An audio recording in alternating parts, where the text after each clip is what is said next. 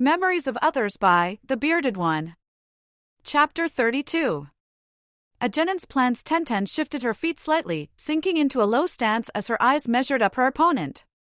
His larger sword would allow him to deliver blows too powerful to block, but its size would limit how fast he could swing it, allowing her to intercept and redirect it. The odd two-handle design would aid with slashes and blade twists, but would cut down on precision.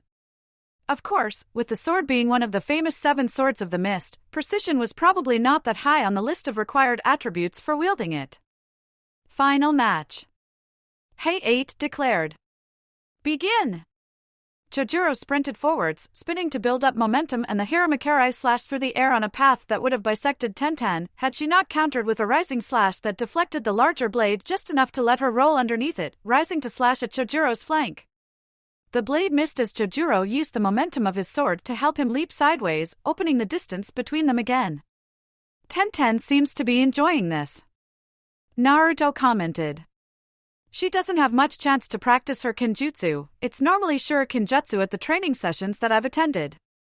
The clashing of metal versus metal interrupted him as Tenten pressed home the attack while Chojuro shifted his grip, releasing one handle in order to place his hand against the flat of the blade, allowing him to use it like a shield.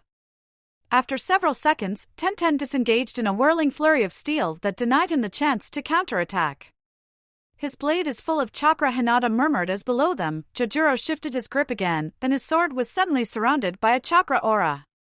What the Tenten began, but she was interrupted by Chojuro as he swung the Hiramakari. Hiramakari Kaiho! The chakra suddenly extended outwards, tripling the length of the blade, and Tenten launched herself into an aerial somersault to avoid the unexpected slash, barely dodging the chakra blade before landing in a 3-point crouch. Right! She growled, then she paused as something hit the ground beside her. All eyes moved to look at the shredded ribbon, then Tenten slowly reached up to touch the ragged ends that had once been her left hair bob. You bastard! She shouted, stabbing her chikudo into the ground and somehow filling her hands with multiple kunai and shuriken. Do you have any idea how long it took me to find a hairstyle that let me have long hair without it holding me back? Chojuro didn't answer, being too busy trying to shield himself against the veritable horizontal rainstorm of metal that Tenten was sending his way. I couldn't even wear it loose, because I'd look like Niji. Tenten ranted as her hands blurred. Sure, he's a dish, but I'd rather not look as if I'm his sister. From how he treats his cousin, I know he doesn't have that fetish, so I can't use that to get him into my bed. Niji turned bright red while Hinata sought refuge in Naruto's arms, biting her lip to stop herself laughing. Now I'll need a haircut to get it looking even again. Tenten continued unabated. And if Guy Sensei or Lee even think about suggesting a bowl cut, I'll use my rising dragons on them. Both males in question seemed to shrink back without actually moving. I'm sorry! Chojuro shouted, and the barrage of bladed weapons suddenly stopped. Carefully, he peeked out from behind the shield of his sword, only to get sent flying backwards as a kunai's pommel ring slammed into his forehead. Bastard! Tenten grumped. Winner, Tenten. Hey-8 confirmed while trying to hide an amused smirk. If the winners could all cough, please come down and form a line? Naruto noted with amusement that the still blushing Niji made certain that he was on the end of the rapidly forming line that was furthest away from his teammate. Naruto! Tenten called up. Once this is done, can I borrow a dozen clones? Naruto bit down on a laugh as Tenten indicated the drifts of metal that would need to be collected, sorted, and resealed. Sure thing! He called back. However, I think Anko-san wants your attention. Tenten jolted back to face front and stared at Anko, before realizing that the elder Kunoichi was holding a box. With a sheepish smile, she reached in and extracted a small ball. Okay, if you can let me see the numbers? Hey-8 asked, then he scribbled the names of the winners down onto his clipboard before turning it round. In 1 month, you will participate in the final exam, he said, before breaking off to cough. Anko filched his clipboard while he was fumbling for a handkerchief and took over. The first match will be Uchiha Sasuke versus Higurashi Tenten. The second will be Haruno Sakura against Inuzuka Kiba. The third is Temari against Shichi Kin, while the fourth will be Hyuga Niji against Yuki Haku. The fifth will be Gara of the Desert against Aburame Shino. The winner of match 1 will fight the winner of match 2. Same thing for 3 and 4. The winner of match 6 will fight the winner of match 5, with the victor going up against whoever won match 7. Sheets showing the matchups will be given to your Jonin senseis by the end of the day. Stage 2 is now finished. You will be escorted to the boats and given a ride out of the Forest of Death unless you have alternate transportation already arranged. Dismissed. I really need to talk to Shino. Naruto mused, then he turned slightly. Kurenai, any word on what happened to the other teams? I haven't heard anything about most of them, but I spoke to Asuma-san just before coming here, and he mentioned that his team sought medical attention for Choji on the second day, but they're all fine now. Thank goodness. Naruto sighed, then he frowned. I wonder what happened to them. Ino's getting very good with her trapping skills, you can get the story later. Kurenai shrugged as Shino and Kiba rejoined them. A meal? Naruto suggested. Somewhere where we can talk. All the teams, I think it's probably time they found out. Hinata looked at him, then hugged him as tightly as she could. Interesting, Shino mused. I surmise that the meal will be educational. I know a good restaurant. Kurenai supplied. It's run by a former ninja who knows all about the need for privacy. I'll ask him for one of the back rooms. Thanks. Naruto smiled as teams 7 and 9 moved to join them. All right, let's find a room to use and I'll whisk everyone to one of the training fields. Which one's the most private? I recommend my team's ground. Guy suggested. The tag is in an area shielded from casual observers. Sounds good. Naruto said, summoning a quintet of clones who ran out of the hall. I'll see if I can get Ino or Shikamaru to meet us there, find out what happened to them. Then what's the fifth clone for? Kurenai asked. I needed to inform Gigi about a certain person. Naruto. Shikamaru yawned as soon as everyone had appeared in the training ground. Shika. Naruto replied. You didn't make it to the tower. What happened? Exploding squirrels, which until then, I thought were just a silly rumor. Shikamaru supplied, causing Tenten, Niji and a still groggy Lee to nod in recognition. We were setting up an ambush ahead of one of the other teams when one triggered the trap early. Choji got hit by several of the Senbon, then the squirrel detonated and knocked him over, landing on Ino's kit. We decided to get help rather than risk the various poisons interacting badly. A wise decision. Guy smiled. The health of your comrades is of paramount importance. How is Choji? Sakura asked and Shikamaru smiled. Almost completely recovered, he'll be out of hospital by the end of the day. Tomorrow? Naruto asked Kurenai, who nodded. Tomorrow? What about tomorrow? Shikamaru queried. Hayashi-sama. Niji bowed and Hayashi looked up from the paperwork that he was perusing. Niji. Hayashi replied. I heard that you have made it into the final exam. You have something on your mind? Have you heard how I qualified? Niji asked and Hayashi cocked an eyebrow. No, only that you did. I admit that I had assumed that it was your prowess in our fighting art that secured your victory. Am I mistaken? Niji paused for a long moment. No, but you are not correct either. The elimination match was between Hinata-san and myself. As I half expected. Hayashi nodded. It is an open secret amongst those who have attained the rank of Jonin that the names chosen are only partially randomized. The matchups are occasionally adjusted to either eliminate repetition that would cause the audience of the final stage to become bored, or to give a genin an easier path through if they have a reputation that would lead to Konoha's international standing being reduced should they fail. Since genin from the other hidden villages are not well known enough to be used in the matches in question, the selections tend to pit the Konoha genin that should advance against one who is nowhere near strong enough to be allowed to advance. Niji stared at his uncle for a moment, his sense of betrayal obvious, before he managed to get his expression back under control. So I was to be sacrificed for my cousin to advance? I believe it was meant to be the other way around. Hayashi gently corrected him. My daughter would not use the one move that would have granted her victory, her heart is too gentle for that. As he spoke, Hayashi's hand briefly formed the seal that would let him activate the caged bird seal on Niji's forehead, then he dropped his hand back onto the desk, knowing that Niji had caught his meaning. So how did you win? Hinata declared that she was not yet skilled and experienced enough to seek the rank of Chunin, so she forfeited in order to allow me to continue. Niji replied. My daughter is wiser than she knows. Hayashi mused. Naruto has truly been good for her. Niji cocked his head questioningly as Hayashi refocused on him. What are your feelings on her actions? I do not know. Niji admitted. Finding out that the fight between us was manipulated rather than fated, that I advanced because of her choice, that she thought I would make a better Chunin than her, I just don't know. Hayashi nodded approvingly.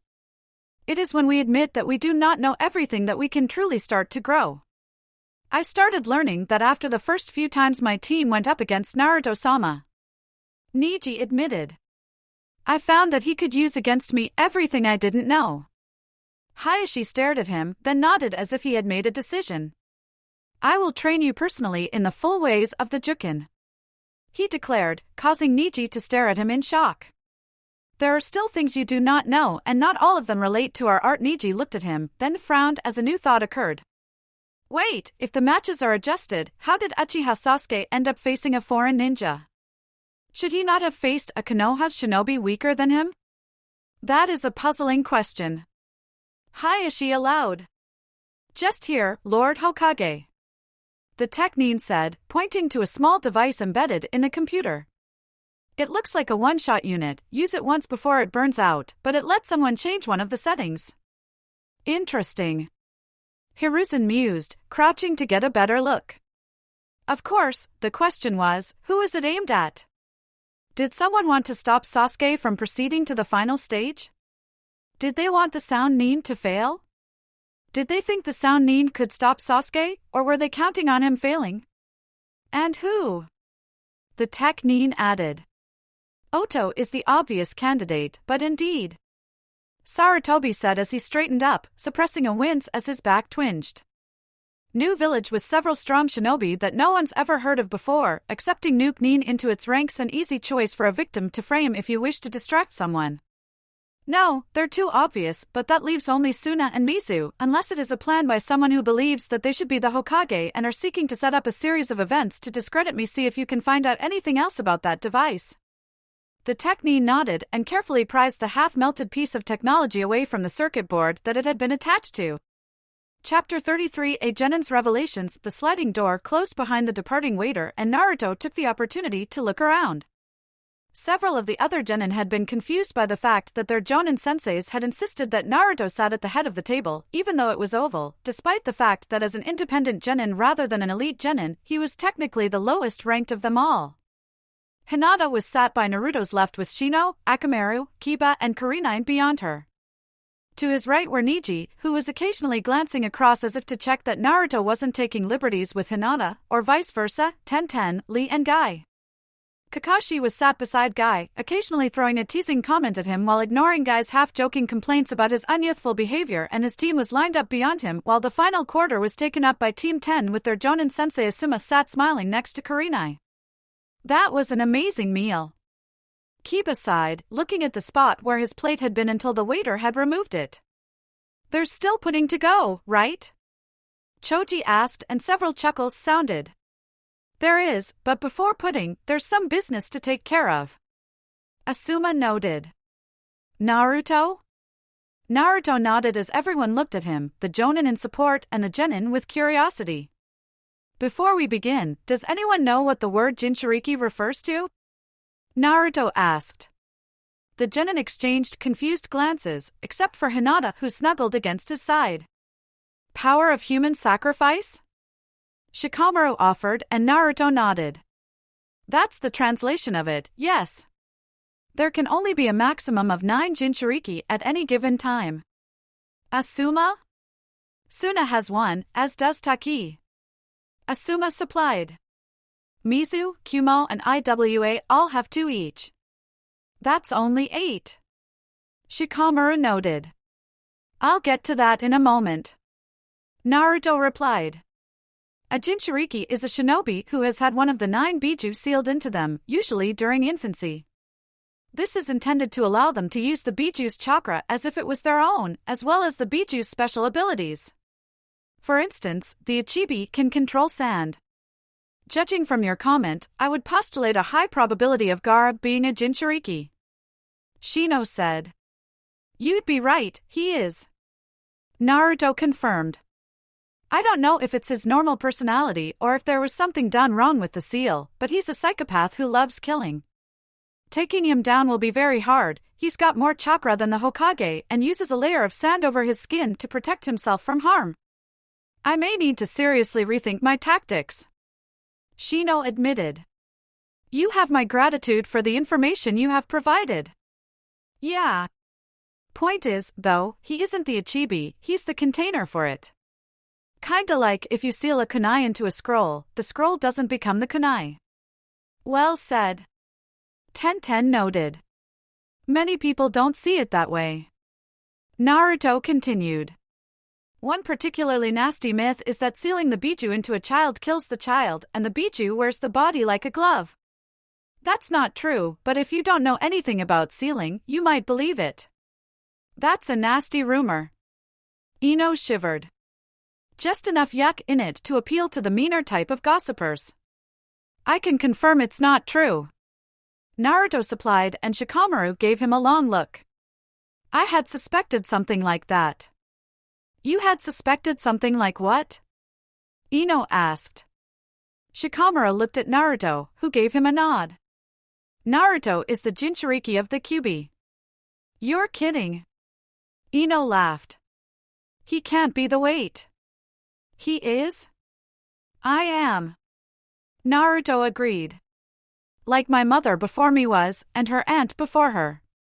You may have heard of them, Uzumaki Kushina and Uzumaki Mido, better known as Senju Mido. The entire room was silent with both Ino and Sakura staring at him wide-eyed. On the day of my birth, something happened and the Kyuubi escaped from its seal. Naruto continued. My father led the fight against it and my parents sacrificed their own lives to seal it away. Wait. Sakura protested. Your father led the fight against the Kyuubi? But all the histories I've read about it said that the Yondaime Hokage, oh. My. Camus. I see you've worked it out. Naruto chuckled as Sakura's eyes widened so much that she could have been mistaken for Lee's sister. My parents were the Yondaime Hokage, Namikaze Minato, and the red-hot habanero, Uzumaki Kushina. Then why are you an Uzumaki rather than Shikamaru began before he paused and facepalmed? IWA. Asuma agreed. Dad decided that he'd let Naruto keep one of his parents' names, but calling him Namikaze was just begging for assassins to flood the village. As for the civilians disliking me, remember the rumor I mentioned earlier? And not many shinobi study Fuinjutsu for more than sealing scrolls and explosive tags.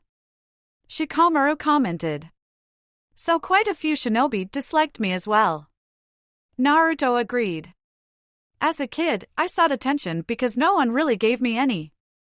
That's why I became such a loudmouth. Even if people were scowling at me and telling me to shut up, they were still paying attention and any attention was better than none at all. No one taught him how to read, or make friends, or anything like that.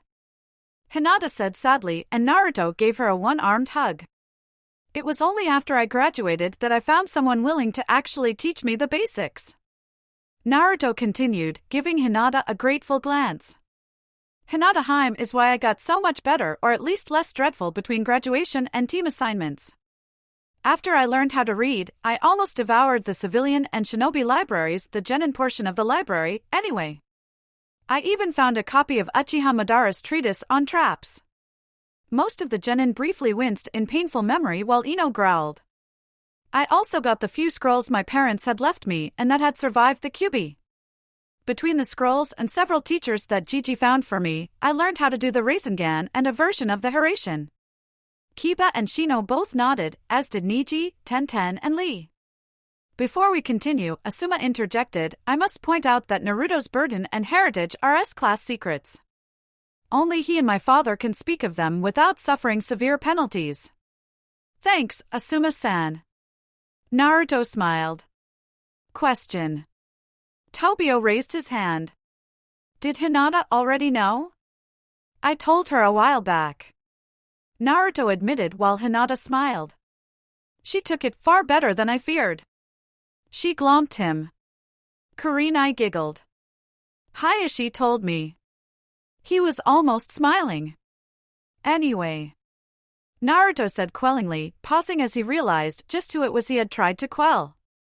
The Kyuubi is the great secret that your parents weren't allowed to tell you, as well as the reason that many of the adults warned their children away from me. Does explain why you smell of fox. Kiba mused, then he grinned. So, Hinata loves snuggling her foxy boy, huh? Naruto opened his mouth, then paused as he glanced down to see Hinata's vacant, happy gaze. Damn it, Kiba. He grumbled. Now I'll have to come up with a new henge. What?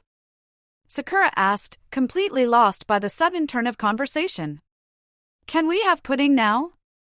Choji asked. Father, I will need assistance in formulating new tactics. Abiram Shibi looked at his son, one eyebrow raised just enough to show above his sunglasses. Elucidate. I have been informed that my primary adversary in the final stage is the Jinchuriki of the Ichibi, who is gifted with the ability to manipulate sand to such a degree that he utilizes it as a protective exoskeleton of his own. This is in addition to his ability to wield large quantities of it in both lethal offense and powerful defense. Then the obvious solution is to prevent him from using his sand. Shibi mused. A thought occurs to me, but we shall need to examine the stadium to determine its validity. You may also be required to learn water walking, if you have not done so already. That was fast. Sasuke gasped, staring at the low, round house in front of him. Naruto helped, and we had a lot of building material in wave that he helped send over. Tazuna shrugged. Once the foundations were niched into place, building the actual house was easy. Can I show you around? Sasuke followed Tazuna through the front door and into a large room that seemed to take up half the total floor space. This is the general area for guests and so on. Tazuna explained. Those stairs lead to the balcony. That door is a small bathroom with a toilet and sink, while over there is a general kitchen area for making snacks and so on. There's a corridor that goes round from that door to that one, but we're going this way. Sasuke followed Tazuna down a corridor to the junction. Kitchen/dining room on that side, general room on that one. Tazuna pointed. Staircase at the back leads up and down, there's a basement below for storage and so on, but we're going up. Sasuke glanced down into the basement before following Tazuna up the stairs and through another, shorter, corridor. For bedrooms of equal size, one bathroom with shower and a windowed area for whatever you need it for. Tazuna said, then he led Sasuke out through a central door. And the roof balcony. The house seems to be based on the Uchiha fan. Sasuke noted and Tazuna nodded. That's right. I like it. Inoki stared at the man standing in front of him. Akatsuchi's team failed? I'm afraid so, Inoki-sama. Kage replied. He sent me ahead to tell you that he's confirmed that Naruto is indeed the son of Uzumaki Kushina and Namikaze Minato, as well as having knowledge of both of his father's techniques. Fuck. Inoki swore. This is not good. Inoki glowered at the far wall, then looked at Kage curiously. Is there something else? On my way back, I made contact with an injured shinobi. Kage said, pulling out a prisoner scroll. When he realized how fast I could move, he asked if I could use one of his scrolls to carry him. As he spoke, Kage unrolled the scroll and applied some chakra to it, causing a figure to appear in a cloud of chakra smoke, and Inoki's eyes widened in shock. Kitsuchi? Your son-in-law, on his way back from his mission. Kage confirmed. Apparently it was a success. Lord Tsuchikage Kitsuchi managed to whisper, and Inoki looked down at him. Stay quiet. He commanded. Report later, for now, I think you need to recover. And don't fake your death again without informing me first, damn it. Sorry, Pops. Kitsuchi managed, then his eyes closed. Medic! What a day! Naruto sighed as he closed his door, then he paused as a flash of golden light from outside reflected off the walls. Turning, he reopened the door just in time to see the three men who had taught him the Hiraishin vanish, leaving Hinata standing alone. Hinata? Hello, Naruto-kun. Hinata smiled as she walked up to him and gave him a quick hug. I told my dad about what you did today and he agreed with my suggestion. Naruto shook his head in confusion. I'm sorry, what suggestion? You just told 11 people your deepest secret. Hinata said, gently pushing Naruto backwards so that she could enter his house. After a day like that, you need some serious snuggle time, right? For a long moment, Naruto simply stared at her, then he grinned and caught her up in a huge hug, causing the bag that she had been carrying to drop onto the ground. You were right, Kiba said, lowering his binoculars. Just as you predicted. Beside him, Shino nodded, lowering his own binoculars with an air of satisfaction. I believe that we should leave them be, he said, and Kiba nodded. Yep. I've got to get some sleep, Mom's going to teach me a new move tomorrow. I shall look forwards to seeing it in the finals, Sheena said as the duo slithered backwards over the ridge of the valley, making certain that they were completely concealed before standing up. See you at the next team meeting, Kiba said, and Shino nodded. Neither of them saw the amused expression of their sensei, watching them from behind a genjutsu while sitting on a tree branch above their heads. As they departed, her gaze moved to the circular window where Hinata was laying out both her pajamas and Naruto's. Sleep well, Kurenai whispered with a soft smile. I am so proud of you, Hinata. So proud. Chapter 34 Discussions and Decisions. Sensei Sakura began and Kakashi gave her a quizzical look as he pocketed his book. About yesterday, it's safe to talk about it, Kakashi said, motioning for the other two genin to join him at the three stumps. The law says that one who knows about Naruto's burden may not speak of it to anyone who doesn't know. What did you want to know? I thought he covered it pretty well yesterday. Sakura looked slightly embarrassed, but plunged ahead. After we had the bell test, I overheard someone say that it was Naruto you asked for. Was it because of his father? It was, Kakashi confirmed. I thought that by being around him, I could try to make up for not being there when he was younger, but he really looks like Sensei, but he thinks almost like Kushina did, so you'd have been happy to train him instead? Tobio asked as he rubbed at the bandages on his neck, and Kakashi hummed in thought. I'm not sure I'd have taught him well, he finally admitted. I only really looked at what I had become because he chose to walk away. If I hadn't done that, I'm not sure how much of a teacher I'd have been. All of the Jinchuriki of the Kyuubi have been from the Uzumaki clan, Sasuke stated, and Kakashi nodded. The Uzumaki clan were renowned for their longevity, endurance, few ninjutsu skills, and their powerful chakra reserves. Only an Uzumaki could survive having the Kyuubi sealed into them.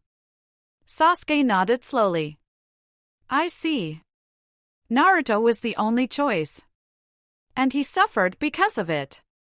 Kakashi sighed.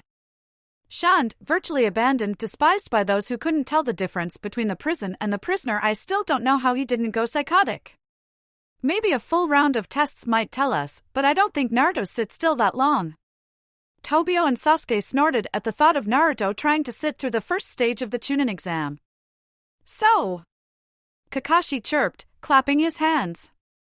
Moving on, training for the finals. Sakura, Anko's expressed an interest in taking time off her TNI duties in order to devote all of her time to your training. Since you still need help with taijutsu and battle tactics, I told her that I'd pass her offer on. If you choose to try elsewhere, I'll do my best to find you another tutor. Since Sasuke's finally managed to develop his third Tomo in his Sharingan and I have a Sharingan, I need to help him finish adjusting, but I'll make sure to check in with you at least twice a week. Sakura nodded. Thanks, Sensei. Tell Anko-sensei I accept. Tobio, you may want to do more than simply train, so I've contacted a Tokubetsu Jonin called Ebisu who's agreed to take you, Rock Lee and Hyuga Hinata as a temporary team from tomorrow until after the finals. It'll only be for 1 day in 3 since he has quite a few other commitments he needs to attend to, but he'll also oversee your training on those days as well. For the other 2 days, Asuma has offered to take you under his wing alongside Team 10. Thanks, Sensei. Tobio smiled. Anything for my students. Kakashi said with his standard eye smile. Good morning. Kurenai smiled to her trio of students. Hinata, I hope you slept well. To Kurenai's amusement, Hinata blushed bright red while both Shino and Kiba tried to conceal their own smiles. Shino, Kiba, congratulations on your victories. Kurenai continued. However, this does make the month ahead a bit more complex. All 3 genin were looking at her with Hinata no longer blushing. Kiba, Shino, since you will both need to train further in your family's styles, I would suggest that we only train as a team once every 3 days. For each of the other 2 days, I will help one of you two to improve in whichever field you think you need most. Ano and me? Hinata asked quietly. Since Tobio and Rock Lee didn't make it to the finals, I would like you to join them as part of a temporary team under Special Jonin Ebisu. Kurenai said with a gentle smile.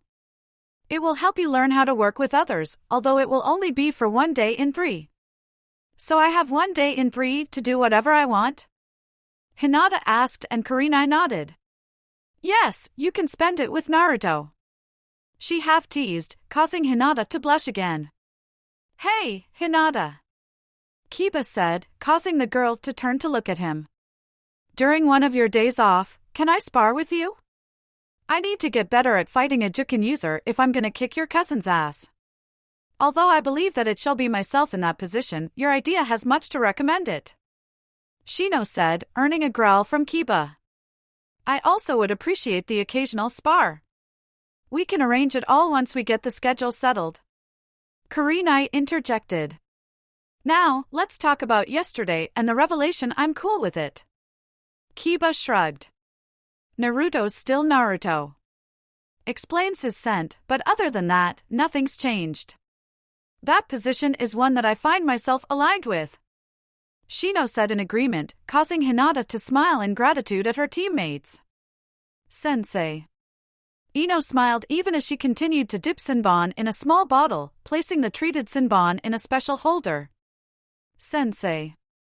Choji nodded, quickly finishing off his bag of crisps. Shikamaru merely waved from the slight rise where he was cloud-watching. So. Asuma said. You've had all night to consider what you've learned yesterday. I said it before and I'll say it again, Naruto is still Naruto. We know. Shikamaru yawned. We were discussing it before you came, as well as what it means for Naruto. He'll be a target. Ino stated, glancing up from her work. His parents, the Kyuubi, that reminds me.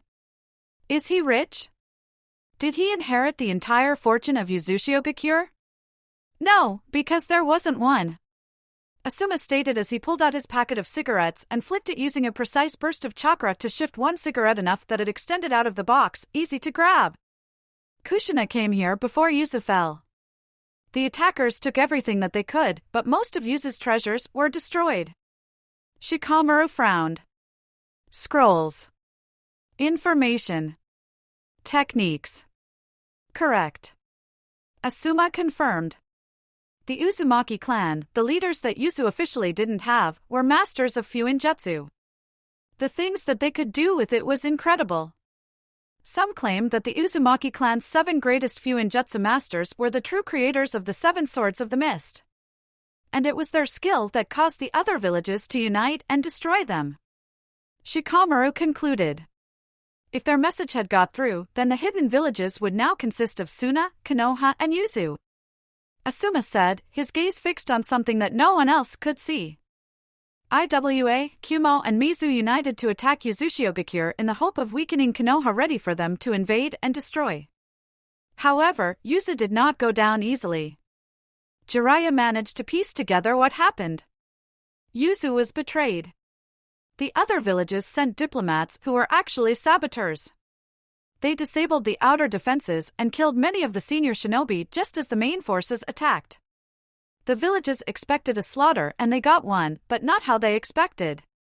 The actual records are sealed, but for each Yuzu shinobi who fell, 7 attackers died. Even the Yuzu were taking on Jonin and holding their own. When they ran out of swords and kunai, they used stones and sticks. When they ran out of those, they used their teeth and bare hands. They never ran out of courage, but in the end they ran out of time. Yuzu was destroyed.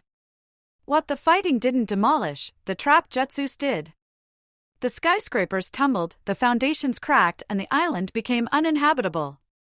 And Konoha's forces arrived 3 days too late, just in time to see the enemy ships sail away, carrying only a tithe of the army that had assaulted the swirling tide. The genin all stared at him. Did you ever wonder why Konoha won the last shinobi war when Suna effectively sat it out and the others allied against us? Asuma asked. Sure, quite a bit of it was the yondaime, but even he wouldn't have been able to turn the tide had Yuzu not inflicted so many casualties on the armies that attacked it. And Naruto is an Uzumaki. Shikamaru breathed. No wonder he can be so troublesome. Speaking of troublesome, Asuma interjected, we're getting a temporary member from Team 7. Sasuke. Ino squealed and Asuma shook his head. Nope. Tobio. Makes sense. Shikamaru muttered just loud enough for the others to hear him. Like us, he didn't make it through. But Sakura and Sasuke did. Asuma confirmed. He's not going to be here every day since he's also on another part-time team, but he will be doing some of the missions with us. Good morning, my youthful students. Madogai declaimed as he somersaulted into the training ground. Good morning, Guy-sensei. Lee shouted back, almost drowning out the greetings of the other two. Guy motioned for them to approach as he sat down. Before we get started for the day, may I say once again how proud I am of all of you. Guy stated with none of his usual bombastic personality in evidence. Niji, you made it through without having to reveal the depth of your skills, a fact which will help you during the finals as your opponents will not know what to expect. 10-10, your opponent will be able to match any jutsu you use and will have a perception advantage, but I believe that you can defeat him and I will gladly give both of you whatever help I can. Lee, it is unfortunate that you went up against a kunoichi who is strong in the art of genjutsu. I have spoken to Tokubetsu Jonin Ebisu about that and he has promised to cover genjutsu and how to fight them in more depth than I did. I failed you, Lee, and for that I apologize. You did not fail me, Guy-sensei. Lee protested. Without your help and example, I would never have become a ninja, let alone one who has completed as many missions as I have. Before this goes mushy, Tenten interjected, what are we doing about training? I mean, Niji has his entire clan to help him. Niji nodded in agreement. But I don't have a shinobi clan to help me learn new things. I will be your primary tutor, aiding you in improving your skills. Guy said. I made a study of how to fight a user of the Sharingan when I was younger, and since Uchiha Sasuke will be your first match, I will gladly teach you all that I discovered regarding it. Why would you do that? Niji wondered. Was it Itachi? It was my eternal rival. Guy corrected. When Kakashi lost his teammate but gained the Sharingan, I began studying for the matches I would have against him. That actually makes sense, Tenten mused. Ibiki frowned at the sound of cackling echoing through the base. Filing away the report on the failed capture of the now fugitive Genin Iryo nin Yakushi Kabuto, he rose from behind his desk and stalked out of his office, his trenchcoat flaring dramatically behind him. It had taken a very expensive tailor to achieve that effect, but it was generally worth it. Striding down the subterranean corridor, he came to a halt by another door and rapped once on it, causing the cackling to halt as if a switch had been thrown. A few seconds later, the door was flung open. Oh. Hi, Ibiki. Need me for another job? Actually, no. Ibiki rumbled. However, you have piqued my curiosity. Anko went blank for a moment. What? You were cackling. Ibiki explained. I actually cannot remember the last time that I heard you cackling. What happened? Oh, it's awesome. Anko snickered. Not only have I seen Kakashi without his mask, I'm about to go and get my Sword of Apprentice full-time to train up for the finals. Ibiki blinked, unable to decide which of the two facts were more important. Kakashi showed you his face? He finally asked and Anko bounced up and down with excitement. Yes. Ebisu owes me a bottle of sake. He's not buck-toothed. Chapter 35.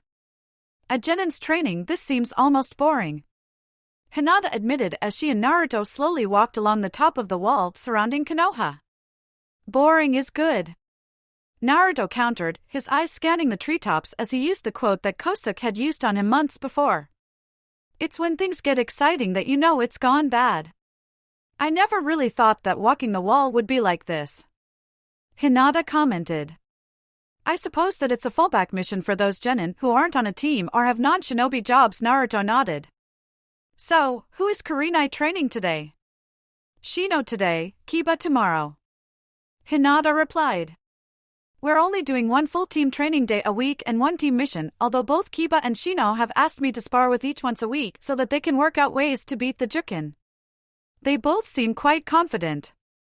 Naruto laughed, earning a confused look.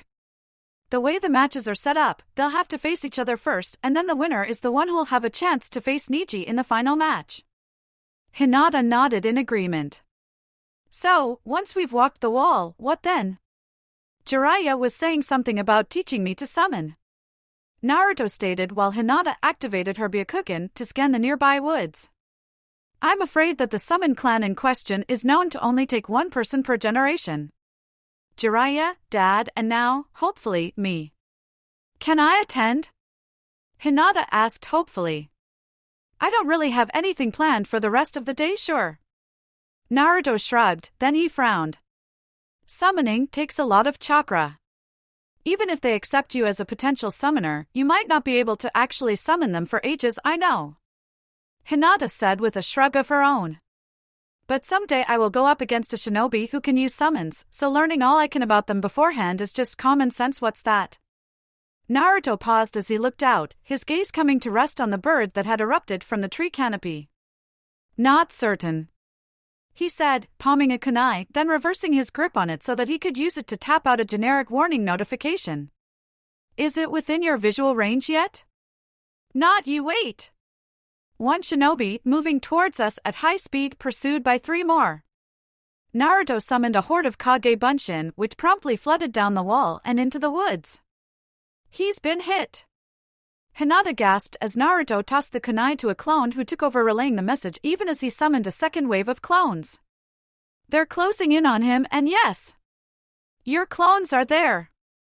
A flash of light lanced up through the trees even as masked ANBU started appearing beside the 2 genin. They're retreating now that they've lost their target. Hinata reported. Moving fast and they've got out of my range. Sorry. Don't be. One of the ANBU said as the others launched themselves into the woods. Good work with the alert. What happened to the runner? I sent him straight to the special cell in TNI with a clone to explain things to them. Naruto said, looking slightly embarrassed. I didn't recognize him, so will we ever find out what this was all about? Hinata asked and Naruto shook his head. Highly unlikely.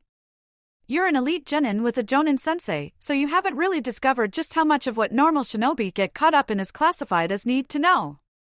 If you don't need to know, Naruto trailed off with a shrug and Hinata made a face, then she frowned in thought. Do you know what happened to that ninja who bowed out? What was his name, Kabuto? Officially, no. Naruto sighed. Unofficially, judging from the rumors I've overheard, he's vanished. Not ANBU vanished, but vanished. Hinata blinked. He's just vanished? His sensei doesn't know where he went. Naruto confirmed. I don't know any more than that at the moment. Need to know, right? Hinata sighed and Naruto nodded. Need to know. Ah, the lovebirds have arrived. Jiraiya smirked as Naruto and Hinata appeared in a flash of light. Naruto turned to face his sensei even as his clone moved into the house to begin making lunch. Jiraiya-sama. Hinata said politely as Jiraiya put his notebook away. Hyuga-sama. Jiraiya returned. Naruto sent a clone ahead to inform me that you would be here as an observer. Hey, brat! I heard you let in the other rookies on the secret of your burden. Sure, if that was wise. Given what's already been revealed about me, it was only a matter of time. Naruto sighed. Better to control it, rather than have them get part of the truth and a ton of lies. True. Jiraiya agreed. At least you had a good reason. I assume you had backup, just in case things went wrong? Hinata and the 4 Jonin senseis. Naruto supplied, and Jiraiya smiled at him approvingly. Excellent. In most circumstances, you can never have too much backup. Most circumstances? Hinata queried. Covert infiltration. Jiraiya replied. The more backup you have, the more likely it is that someone will slip up and blow the whole thing, or your backup will be discovered and things will get freaking difficult to escape from. Nice correction. Naruto smirked and Jiraiya gave him an amused glare. Be nice, brat, or I might decide to wait until you're a chunin for this. You wouldn't do that to my fiancé, would you, Jiraiya-sama? Naruto took a moment to admire how Hinata had managed to pull off the perfect kawaii no jutsu, widening her eyes, summoning just a hint of tears in the corners, while her posture had changed from competent kunoichi to totally cute and innocent mo. Arg! Damn it! Jiraiya shouted, raising his hands to cover his eyes. Stop her! She's too damned cute. I'll teach you anything, just stop her before she destroys my defenses. Thank you, Jiraiya-sama. Hinata said, ending the technique. Jiraiya peeped between his fingers, sighed in relief, and then took his previous stance as if nothing had happened. So, summoning. Jiraiya said. All summon tribes have different strengths and weaknesses. Some are stealthy, some are used mainly for transport, some are used in combat, but they all have the same thing in common, they all need the same summoning technique. But simply doing a summon is a bad move, as if you don't have a signed contract, you'll be reverse summoned to the summons tribe that best matches your personality, and most of them don't actually like humans. Some of them live in places that would kill a person instantly, so unless you've signed a summons scroll, don't even think of trying it. Both genin nodded at the sheer sincerity in Jiraiya's warning. And speaking of scrolls, Jiraiya added, unslinging the giant scroll he was carrying across his back. Here we go, the Toad summoning contract. Naruto looked at the long scroll, then his eyes moved to the last 2 names exposed on it. Who's Erasure? What? Jiraiya stared at Naruto. Erasure? It's the name just there, Erasure. Jiraiya looked at it, then he shook his head. No, that says Minato. It looks like Erasure, Hinata mused as she followed Naruto's gaze. Jiraiya humphed as he pointed at the first empty space. Okay, Naruto, before we go any further, you need to sign there, in blood. Blood is very important for things like this, so good. Naruto plunged the kunai into the ground to clean it even as he used his right hand to sign his name. Good calligraphy. Hinata said approvingly as she used the mystical palm technique on Naruto's left hand, closing and healing the cut across the ball of his thumb. Excellent. Jiraiya smiled. Now, these are the seals. Boar, dog, bird, monkey, ram, blood, and hand on ground. Naruto slowly ran through the seals. How much chakra do I need? And how does it need to be released? As much as you can. Jiraiya replied. Half and half. Half through the seals, the rest when you've drawn blood and put your hand on the ground. I'd suggest biting your thumb for the blood. Naruto nodded, then frowned. As much chakra as possible, right? Jiraiya nodded, then blinked in confusion as Hinata quickly stepped back. Kaimon! Kumon! Simon! Jiraiya's eyes widened in shock as a chakra aura roared into life around Naruto and his skin turned red. Then Naruto blurred through the 5 hand seals, bit the tip of his thumb and slammed his hand down. Kuchios no Jutsu. A cloud of smoke briefly blotted Naruto from sight, then a new voice spoke. Jiraiya? We were just about to eat. Oh, hush, I'm sure that he has a good reason for summoning us. Ma? Pa?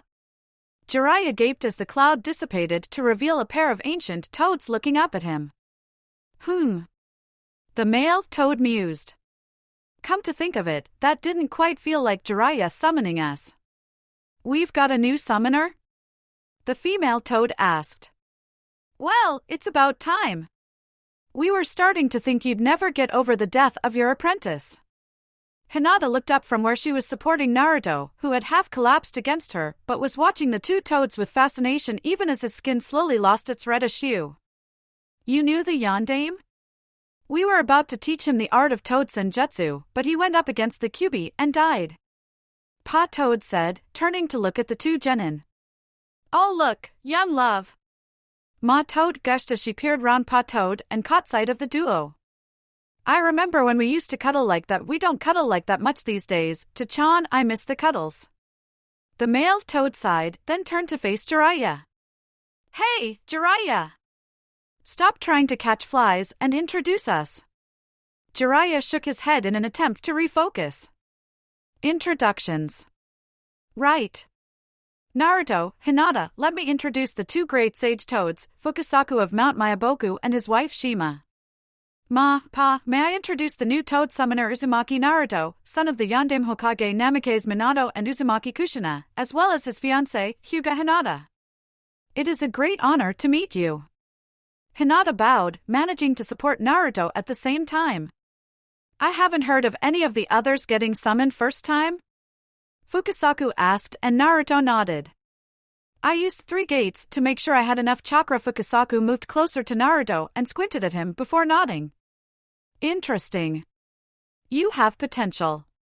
Once you get old enough, you'll do well as a sage. First of all, we need to get him confirmed as a summoner. Jiraiya interjected and Fukasaku waved him off.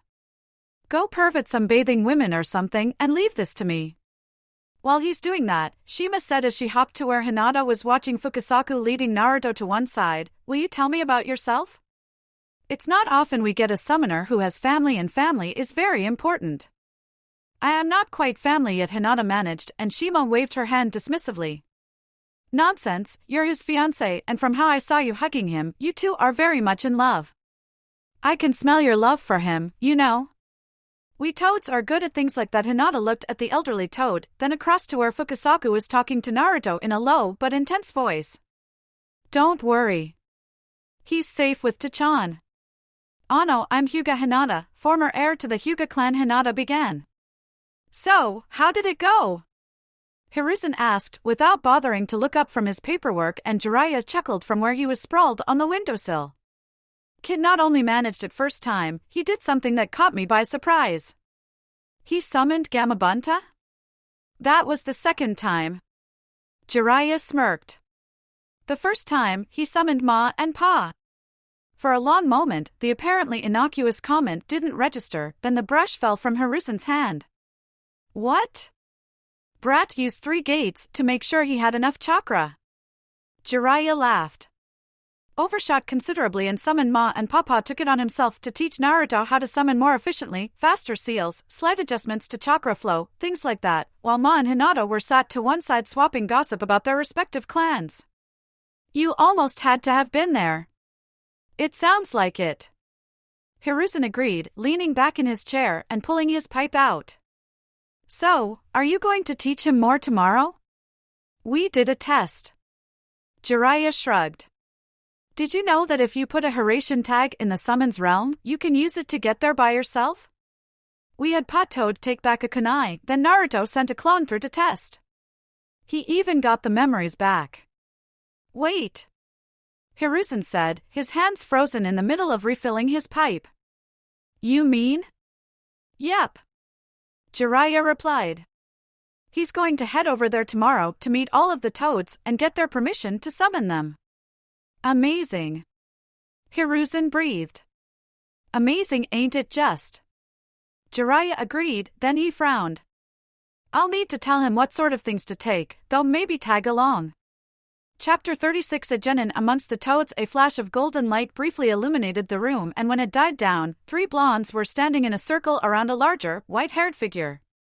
For a long moment, no one moved, then 2 of the blondes vanished in clouds of smoke. Well, pervy sage, you now know beyond all doubt that it works. I can transport others between realms, not just myself. Pervy sage? A large voice chuckled and Jiraiya frowned at his younger companion. Damn it, brat. Now Gamabunta's going to be calling me that every time I summon him. What? Naruto shrugged. I've been calling you it almost since we first met. He's got you pegged, pervy sage.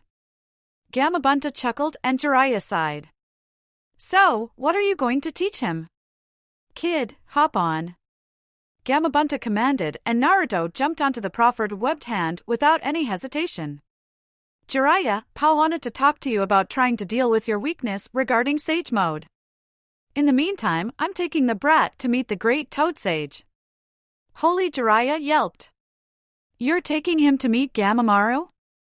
Kid, be respectful. Jiraiya! Where have you been? Fukakasa shouted as he seemed to appear from nowhere, holding a large stick. We have training to do. Not the stick. Jiraiya winced. Please, there must be another way. There isn't, and you know it. Fukakasa said, jumping onto Jiraiya's shoulder. Now, to the sacred oil fountain. Naruto watched from Gamabunta's hand as Jiraiya reluctantly set off. Do I want to know what all that is about?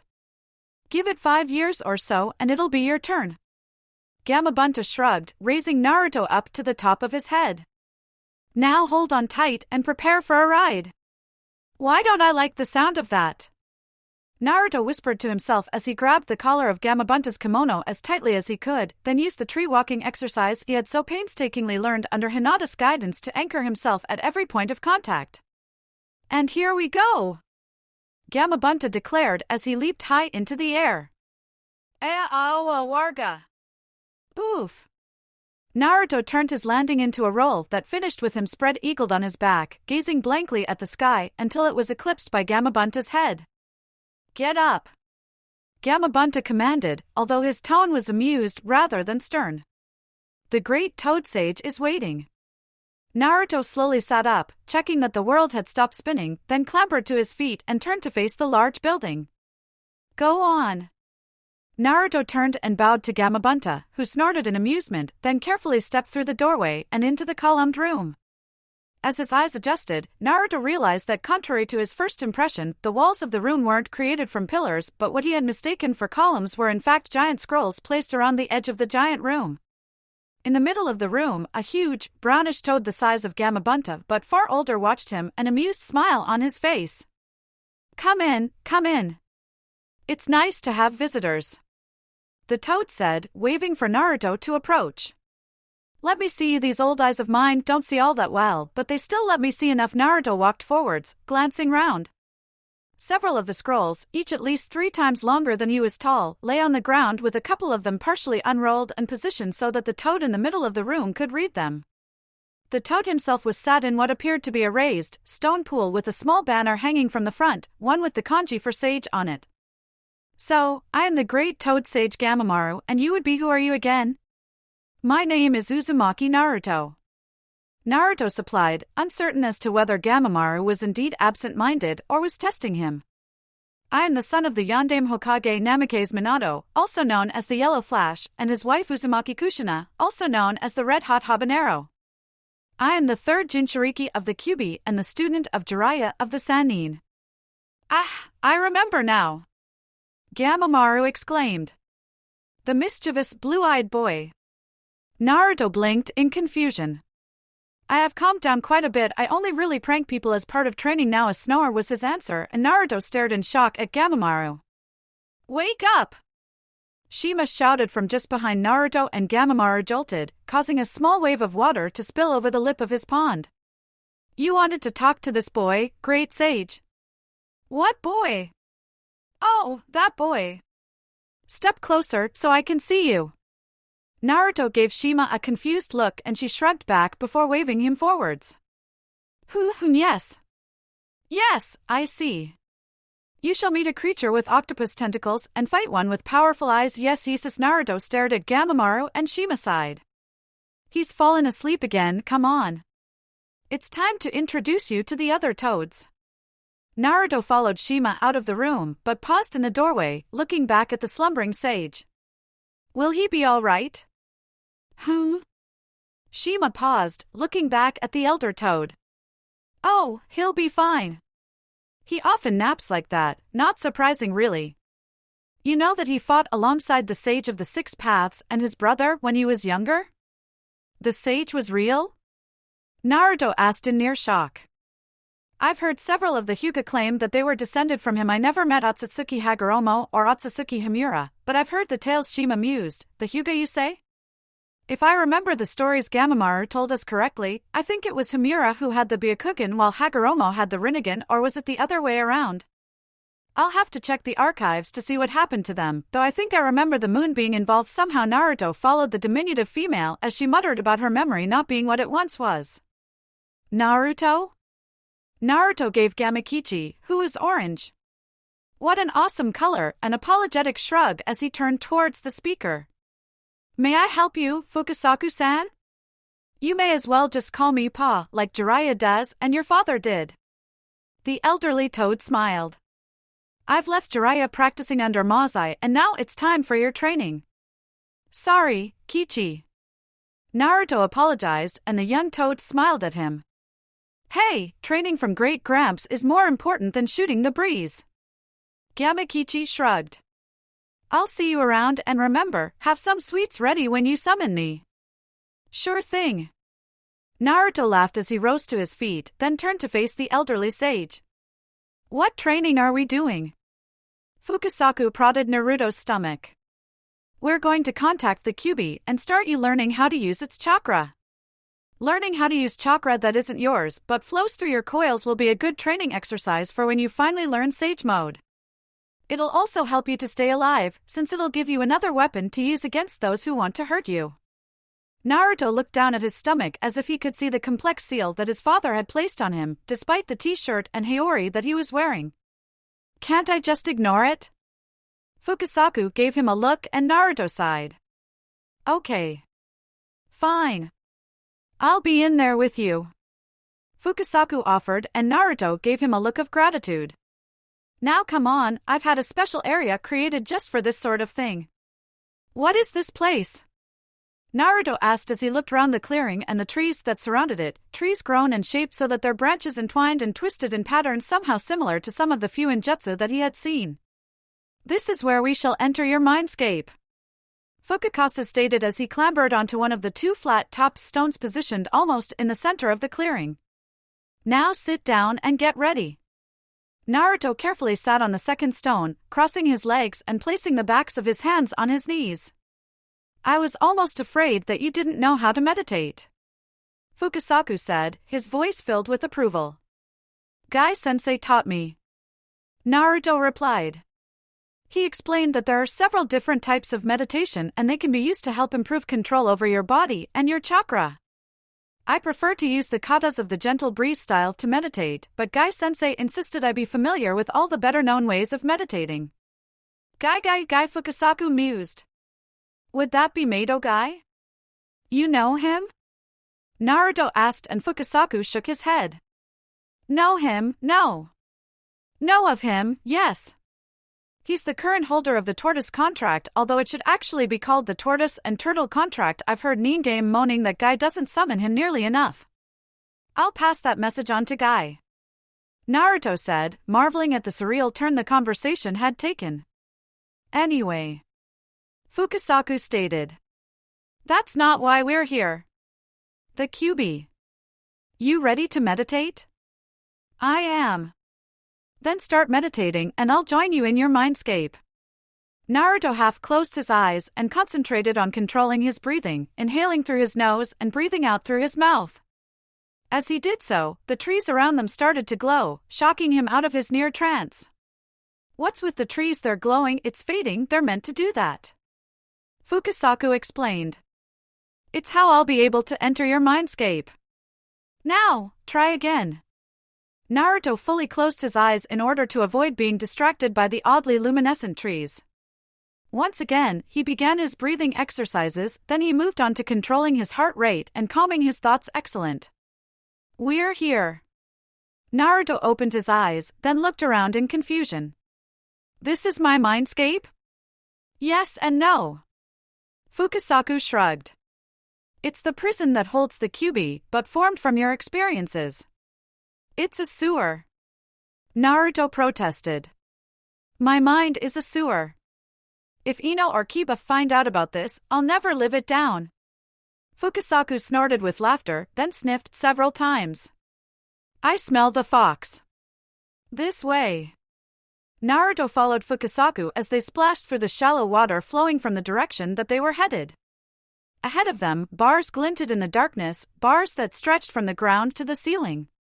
As they drew closer, it became apparent that the bars were actually a pair of gates with the hinges deeply embedded in the side of the tunnel, while the gates were held closed by a slightly tattered piece of paper with the kanji for seal inscribed on it. This is the seal that Dad used to trap the Kyuubi? Naruto asked rhetorically. And where is the Kyuubi? So, my jailer finally deigns to meet me. A deep voice rumbled and a pair of glowing red eyes opened slowly, their malevolent gaze fixed on Naruto. Odd, Fukasaku muttered as he moved closer to the bars. I sense an echo, a trace of a genjutsu control? In the past, but the echoes still remain. What are you babbling about, frog? The deep voice growled and Naruto swallowed as he saw giant fangs glinting in the shadows. I suppose that it's a mystery for another time. Fukasaku allowed. Gamamaru said that you were less than you were, but would be whole once again in time. The great toad sage said that? Naruto blinked as the threatening voice suddenly changed to one that was less vengeful and more hopeful. Your father's friend did indeed. Fukasaku said, and Naruto felt his mouth go dry as the Kyuubi appeared from the darkness, looming above them both. Tell me more. Well, Fukasaku said as they opened their eyes and found themselves back in the glade. While that could have gone better, it could very easily have gone worse. Thanks for adjusting the seal like that, Naruto remarked as he stretched. Being stuck in the dark like that isn't my idea of fun. I have no clue how the Kyuubi didn't go mad in there. Probably slept a lot, Fukasaku replied as he levered himself back onto his feet. Just remember, you control the link. For now. The Kyuubi's voice seemed to echo. I'll have to go through all those damned exercises again to get used to the new flow.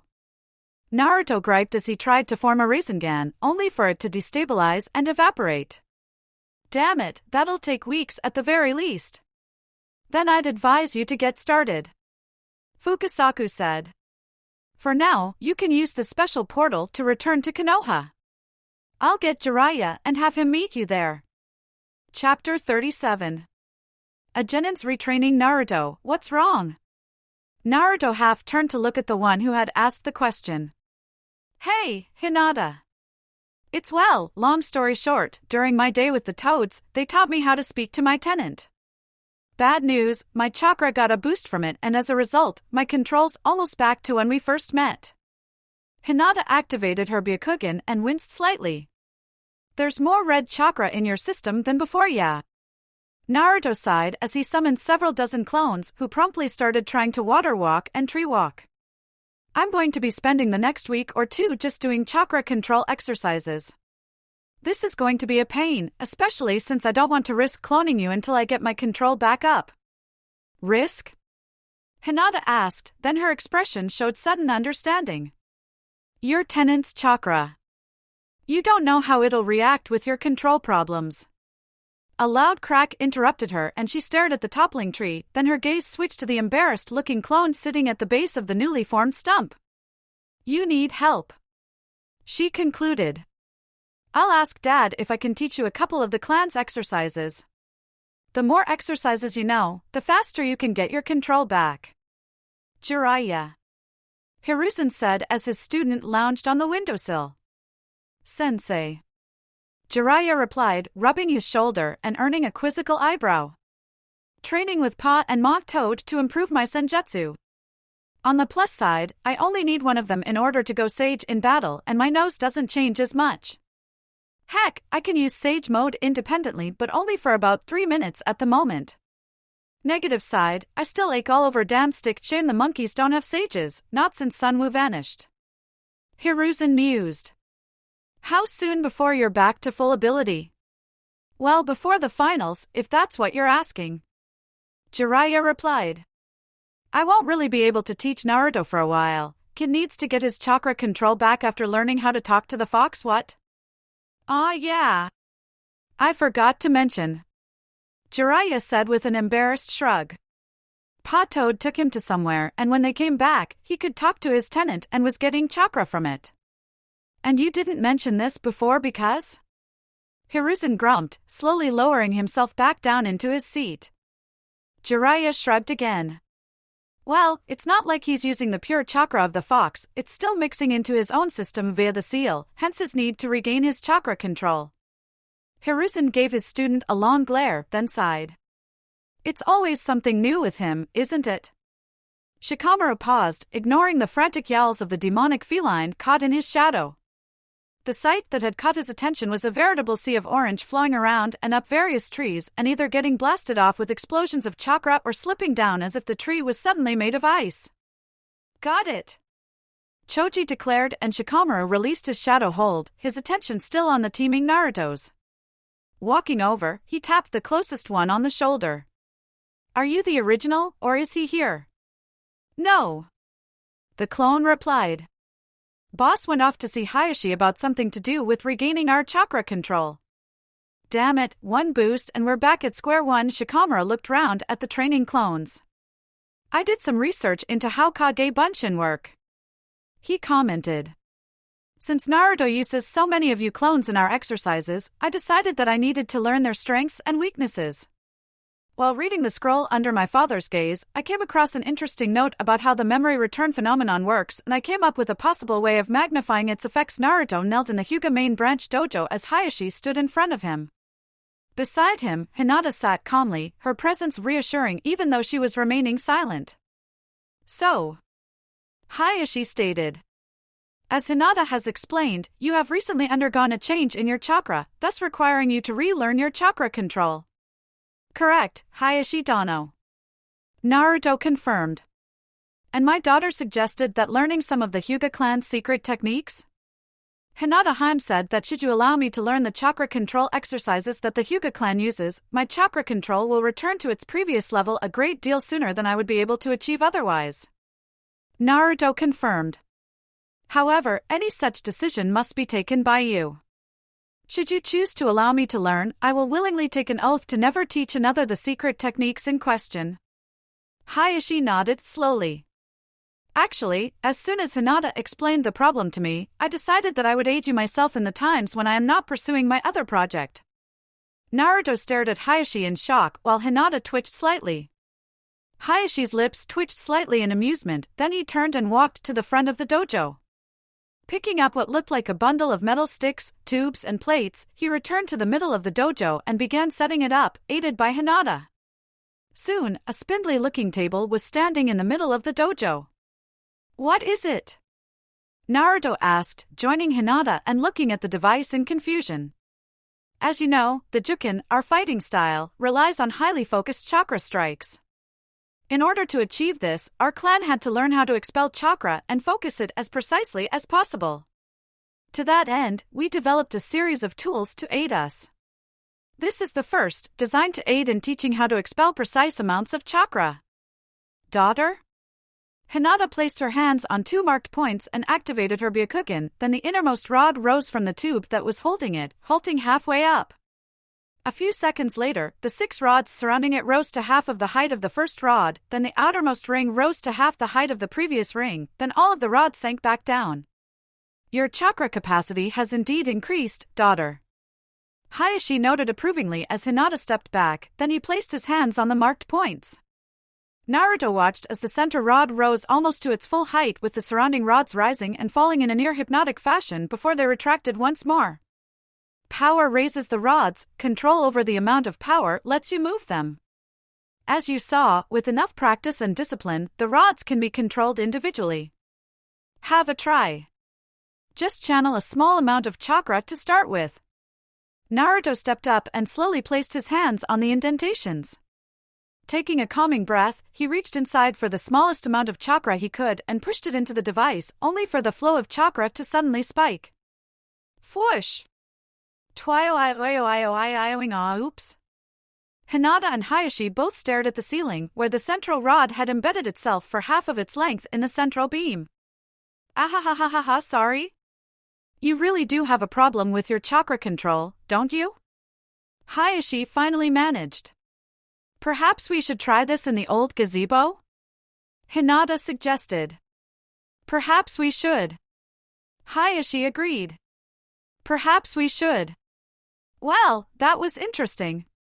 Hinata giggled as she and Naruto walked down the narrow path. At least your father was understanding. Naruto sighed. Although if I keep it up, it's going to cost me a great deal to keep repairing the gazebos, still cheaper than paying to rebuild the dojo, though. Hinata's giggles turned into musical laughter and Naruto smiled at her while he wrapped an arm around her shoulders in order to prevent her stumbling. Once I get my control back enough to do the Hiraishin again, I'll bring Tazuna over and pay him to build a new gazebo for your clan. Naruto said as Hinata managed to bring herself under control again. I'm sure you'll do better tomorrow. Hinata smiled. I hope so. Naruto sighed. What the? Hayashi stopped as he heard the cut-off exclamation, then turned round and hurried to where the speaker was stood, staring upwards in shock. To-san. Hayashi. The elder replied almost absently. What happened? I do not recall those holes being there before. Hayashi looked up at the multiple holes that marked the support beams or actually penetrated through the wooden roofing. The result of a chakra control exercise, he said in explanation. However, there are fewer holes than I expected. His control must have improved significantly. What?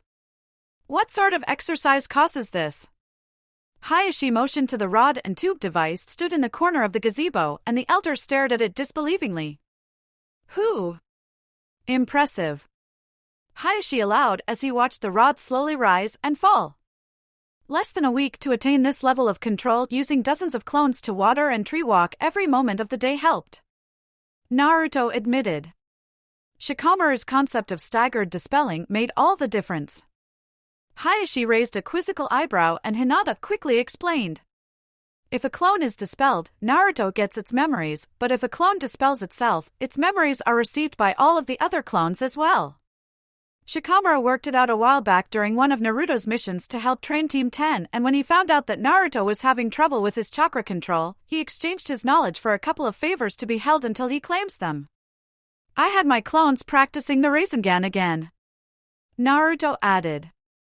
At first, they kept destabilizing, but I can do it again now. As soon as I manage a couple of test Hiraishin jumps, I'll be ready to do that as well. Your chakra has smoothed out, Hinata noted, deactivating her Byakugan. There aren't any red blobs in it anymore. True, although the actual shade of color has changed slightly. Hayashi agreed, deactivating his own Byakugan as he spoke. Maybe we can start using clones again, Hinata suggested hopefully. By training with them, I was finally getting better in Jukin. That reminds me, Hayashi said. I took the liberty of speaking to Mato Guy after Niji mentioned that Guy had corrected one of his stances recently. He has seen you practice and he says that the standard Jukin is not optimal for you, given how you move. I have tasked one of my aides with searching the archive for the variant that your mother used, the version known as Juho. Hayashi stopped speaking as Hinata threw herself at him, hugging him tightly before suddenly releasing him and stepping back, blushing furiously. My apologies, Hayashi-sama, Naruto said quickly, earning a confused stare from the Hyuga clan head. The clone practice technique has, amongst its other effects, a tendency to cause Hinata and myself to occasionally respond as the other would. That was my standard happy hug. It's a side effect that we hadn't really considered a problem until now. It was unexpected, Hayashi agreed. But I feel no need to take issue with it. Hinata sagged in relief. Nice, Jiraiya said as he examined the swirling sphere of chakra in Naruto's hand. I'd say you'd managed to get your chakra control back to where it should be. I've got my Hiraishin working again, Naruto agreed. Just in time, too. I've got a load of messenger missions waiting for me. Happens when you're faster than even the best messenger birds. Jiraiya chuckled. Fortunately, the three who taught you have been picking up some of the slack. You know, Naruto mused, if I give Hinata a couple of clones to work with, she could help out as well, and what happens if one of the clones is popped? Jiraiya countered. Until she has enough chakra to create 2 clones on her own and be able to make a jump, she'd be technically at risk every time she did one of the relay missions. I guess you're right. Naruto sighed. It's just I know, kid. Jiraiya agreed softly. You want everyone else to know just how awesome she really is, and how lucky you are that she wants you. Naruto gave the older man a questioning look, and the Toad Sage gave a lopsided smile in return. You're not the first person to fall hopelessly in love, you know. Let me tell you of my old teammate Tsunade. I had a crush on her for years, but when she became engaged, I swore that I wouldn't do a thing that could stop her being happy. Chapter 38 Research of a Genin. Hey, sis. Wake up! Hinata was jolted out of her pleasant dreams in which she was snuggled up to Naruto in the middle of a field of flowers, awakened by the impact of her sister landing on her bed. Hanabi? What are you? Hinata, you may wish to get up. Hayashi said from the doorway. Naruto has inquired as to whether you will be able to aid him in a mission today. I think so. Hinata yawned, fighting to shake off the last vestiges of sleep. When does Naruto-kun want me? All the time. Hanabi sighed. What? Have you watched him whenever he has to say goodbye? It's like watching a kicked puppy. Both Hayashi and Hinata stared at Hanabi, who blushed slightly under their combined attention. I was talking to Kiba, she muttered. His dog's really cute, he loves to have his belly rubbed, and it's really soft. I mean Akamaru, not Kiba. Akamaru loves to have his belly rubbed. Hinata started giggling as her sister tried to justify herself, and Hanabi stopped talking, choosing instead to stamp her foot and glare at her older sibling. Stop laughing at me. Naruto. Hinata. Naruto grinned back. Glad you could make it.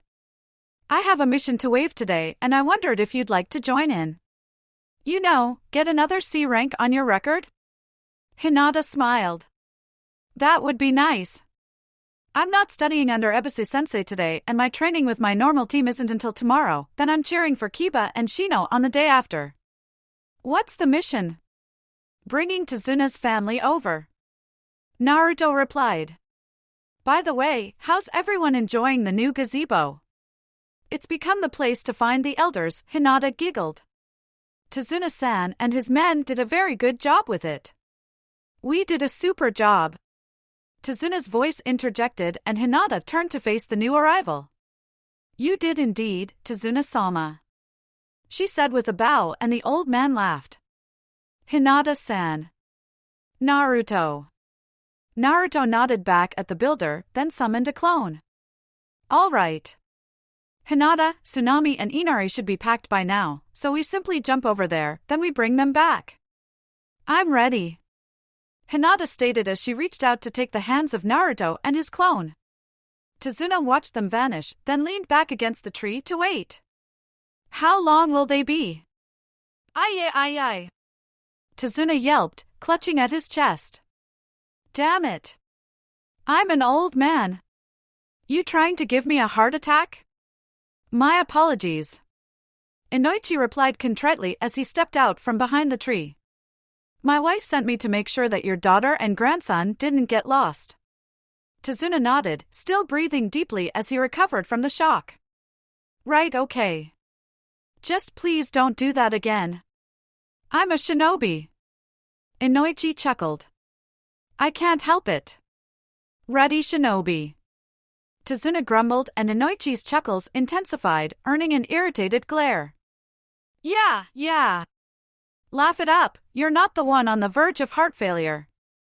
Inoichi opened his mouth to answer when a double flash of light marked Naruto and Hinata's return, along with 4 clones and 2 very familiar people. Hey, Gramps! Inari shouted, ducking under Naruto's arm as he dashed across. Hey, Uncle Inoichi! I managed to do the leaf exercise for 5 minutes. Well done. Inoichi said with a smile. You are making very good progress. Inari grinned even as his mother joined him. Hello, Inoichi-san. She smiled. Thank you for offering to house us for the finals. Ayaka would have it no other way. Inoichi shrugged, his eyes crinkled in amusement. Where's Ino-ne-san? Inari asked curiously. I thought she'd be here to say hello? Training with her team. Inoichi replied. But she should be finished before tea, so you can surprise her then. Cool. Inari laughed. Tazuna, Inoichi, if you will sign? Naruto interjected as he extended a clipboard and Inoichi nodded. Of course. Pay attention, Inari, this is one of the differences between an elite genin like Hinata or Ino and an independent genin like Naruto. Naruto needs to get his customers to sign directly so that he can get paid, whereas those on a team can leave it to their jonin sensei while learning other stuff. In other words, in order to learn enough to get promoted fast and high, being on a team really helps. Naruto supplied. I lucked out by finding people willing to teach me for very little money, or even free, but that rarely happens for independent genin. We generally have to rely on scroll learning or trying to teach ourselves, since hiring chunin or jonin to teach us can be very expensive. That's why so few of us ever get good enough to be promoted. Inari frowned as he considered what Naruto had said. That doesn't seem fair, but any chunin or jonin who started as an independent genin is generally considered to be better, since they didn't get the shortcuts that being on a team provides. Inoichi said as he handed the clipboard to Tazuna for him to sign. In addition, should a team lose a member, the replacement is usually drawn from the ranks of the independent genin in order to ensure that the newcomer is at least trained in the basics rather than being simply fresh from the academy kunai fodder. Quite often, the newcomer is actually better trained in the basics than the team simply because they have so much more practice using them in actual missions. Cool. Inari breathed. Hey, where'd they go? Ninja. Tazuna sighed, glancing at his now empty hand. They can't help it. Ruddy ninja. Inoichi agreed, earning a look from Tazuna. That was fun. Hinata smiled as she followed Naruto in sneaking away. Just got to cash this in, then is there anything that you want to do with me? Naruto asked even as he sealed the clipboard into a storage seal on his belt. Fortunately for Hinata, Naruto was concentrating on getting the clipboard into the correct seal, so he missed Hinata's brief, albeit rather intense blush. Hinata managed to refocus as Naruto finished his task. Well, perhaps we could try to go through your father's scroll again, she suggested. Maybe we can work out exactly what we're missing when it comes to trying to make your father's technique work properly. Good idea. Naruto agreed as he summoned a clone which saluted and dispelled. Okay, my clones will have things prepared for us by the time we get there. Sounds good to me. Hinata agreed, using Naruto's distraction to wrap his arm around her and lean her head on his shoulder. Naruto blinked for a moment, then tilted his head slightly so that his cheek was pressed against the crown of her head. Hey, lovebirds! A voice called and both genin looked round to see Team 7's genin smirking at them while from behind the trio Kakashi gave them an eye smile. Hi, Naruto managed. Correct me if I'm wrong, but shouldn't two of you be well training? The final takes place the day after tomorrow. Well, we make sure to have at least one team training session a week. Kakashi shrugged. I like to keep track of how my cute little genin are doing. Naruto managed not to smile at Kakashi's description, although the look of annoyance on Sasuke's face and the way Sakura rolled her eyes made it harder. Are you getting a mission? Sakura asked and Hinata shook her head. Naruto-kun, and I have just done one. D ranks. Tobio grumped, rolling his eyes. Oi. Well, if we don't see you before the finals, good luck. Naruto said as a clone formed behind him. Hinata? Good luck. Hinata called as she took Naruto's hand as well as the hand offered to her by Naruto's clone, then they moved, the world blinking round them and reforming into Naruto's living area. Lunch is almost ready, called the clone in behind the kitchen counter. You lay the table and I'll get the scroll for after? Naruto suggested and Hinata nodded as she walked round the end of the counter to open the cutlery drawer. What does this part mean? Hinata asked as she pointed at the scroll spread on the dining table. HM? Oh, that's one of the chakra pulse dissipators for the location tags. Naruto said. The others are here, here, here, here, here, here, and here. They all look different. Hinata noted and Naruto nodded. As you can see, this one's Raiton, judging by symbol in the middle. The one you pointed to is Suiton, this one's In? Ha! Didn't realize In was an element. I wonder what elements your father used? Hinata asked. He started as a wind type, but branched out into using fire and lightning by the time he made Chunin. Jiraiya replied from where he was lounging on the couch, causing both genin to jolt in shock. Damn it, pervy sage! Naruto half shouted. Don't do that to us. Jiraiya chuckled as he rose from the sofa and strolled over to them. Sorry, but you needed to learn never to get so absorbed in your work that you forget to keep a lookout. If it helps, I was only there for a few seconds before I replied to your query. Besides, your dad gave me permission to pop in whenever I wanted. From now on, please knock. Hinata requested and Jiraiya nodded. Okay. Anything to avoid having that kawaii no jutsu directed at me again. He agreed and Hinata blushed slightly. So, let me have a look to refresh my memory. The genin moved to let Jiraiya examine the scroll, then he nodded. Yep, I thought so. Thought what? Naruto asked curiously. Well, you know I'm a seal master, right? Jiraiya asked and both genin nodded. All I really did was start Minato off, then he blazed his own trail, although Kushina helped him with some of it. He managed to fuse the Uzumaki and the Konoha sealing styles together, creating something that even I had difficulty with. This was his masterwork. I only understand some of it, things like this bit still flummox me. That's a modified summoning seal with the dimensional axis replaced with a variable vector linear translocation. Naruto said, then he looked up to meet Jiraiya's shocked gaze. What? I've studied really hard to stop sounding like the idiot I was before Hinata started teaching MPH. Jiraiya barely managed not to snigger as Hinata grabbed Naruto and gave him a long kiss. What was? I warned you about calling yourself an idiot. Hinata smiled. Wow, Naruto breathed. I have to thank Kiba. What? Jiraiya asked in confusion. Kiba looked around curiously. What is it? Some asked and Kiba shrugged. Not sure. I just felt amused satisfaction. Some looked at her son, then shrugged. They're your emotions, not mine. Now, show me the Getsuga again. You need to get the revolutions higher. Wow, Naruto said again. I felt like I was just floating like light hay. That's it. Thanks, Hinata, I get it now. And for those of us who weren't on the receiving end of a kiss by the Hyuga princess? Jiraiya prompted, only for Naruto to ignore him as he grabbed a pen and started scribbling notes. Is it this annoying when I do that? Jiraiya asked Hinata, motioning to where Naruto had flipped over one page and was writing even more notes. Yep. Hinata chirped as she moved closer to her fiancé. What caused this? Hiruzen asked, looking at the corpse of one of Konoha's greatest kinjutsu specialists. From the sharpness of the cut, we believe it to have been a wind blade. The medical technician reported. From the marks on his sword, he tried to fight, but his blade got caught in some sort of armor. Hiruzen inspected the proffered blade, noting the location of the scuffing.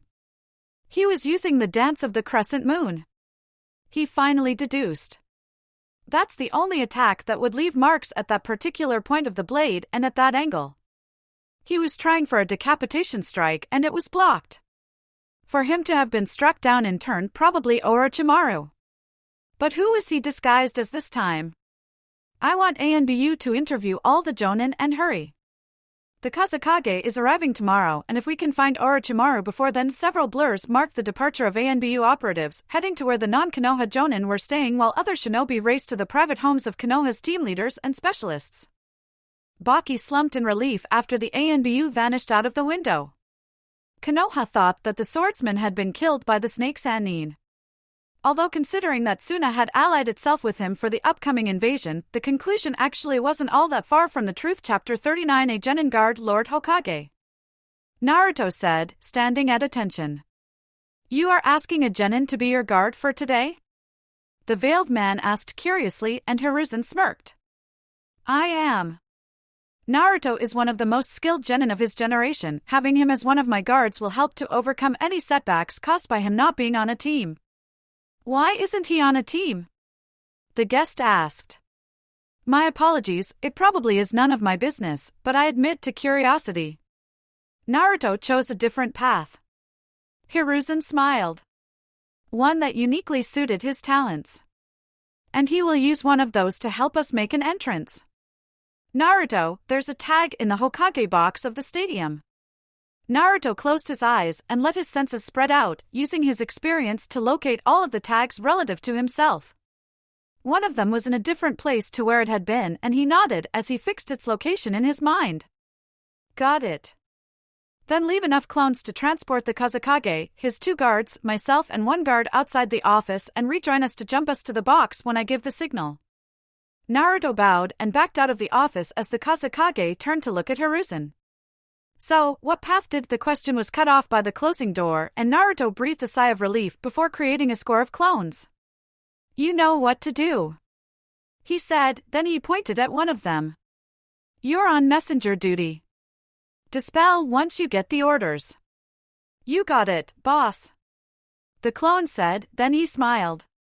Going to see Hinata Haim? Not today. Naruto sighed. She's going with her family, and why am I telling you this?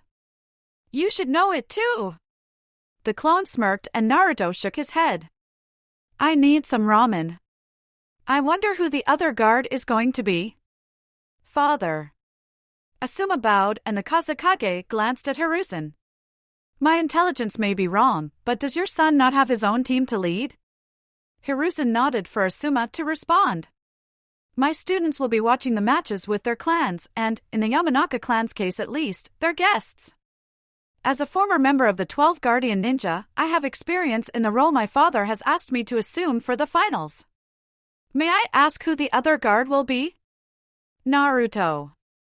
Hiruzen smirked and Asuma blinked in thought before smiling. Very clever, father, and it certainly explains the blonde mob in the outer office. I thought so. Hiruzen smirked. And yes, it certainly does. Naruto paused in the middle of eating a bowl of ramen and looked round suspiciously. Something wrong with the ramen? Tsuchi asked from behind the counter, and Naruto turned his attention back to the steaming bowl of noodly goodness on the counter in front of him.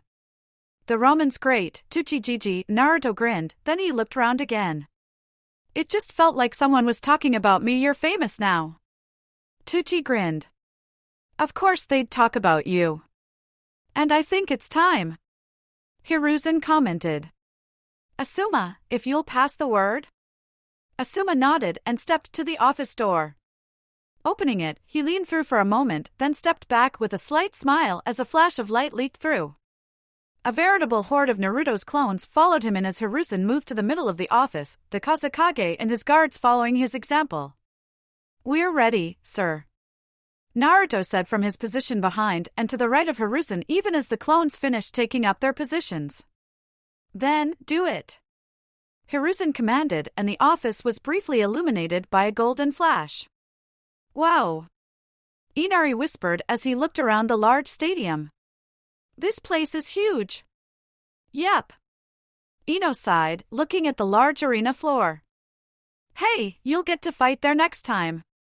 Inari said reassuringly, earning a smile from Ino. This could be troublesome. Shikamaru sighed as he settled down in front of them and accepted a bag of crisps from Choji. 9 matches to watch, and the 5th I heard about what Gaara did going up against a Jinchuriki. Even after all the research I've done, the only way I'd be willing to go up against a Jinchuriki is if I've learned Fuinjutsu to the level of Jiraiya or the Yondaime. You're getting very good with the ceiling scrolls, and your shadow explosion is pretty cool. When you can get it to work, that is. Choji commented before taking another bite out of his crisp, and Ino frowned. Shika? My son is learning to combine Fuinjutsu with our shadow manipulation. Shikaku said from nearby. Although he has only been studying since the 2nd stage, he has made quite a bit of progress. At long last, we have enough ceiling scrolls to meet our needs without having to purchase them. It currently takes about an hour due to a scroll. Shikamaru shrugged. But in exchange, my clans arranged few ninjutsu lessons to help me get better. Choji gave his friend a long look, then he sighed. Looks like I need to learn something new if I'm to keep up with you. Just my clan techniques won't really cut it, will they? They worked for me. Chisa shrugged, then he glanced at his son. But as the new generation Inoshika-cho, you do need something to help you differentiate yourself from what was that? A golden flash of light from the Kage box caused everyone to look at where the Hokage and the Kazekage had appeared. I am just so pumped! Kiba exulted as he stood at the edge of the contestants' platform, one hand gripping the railing as he looked at the crowd. Yeah!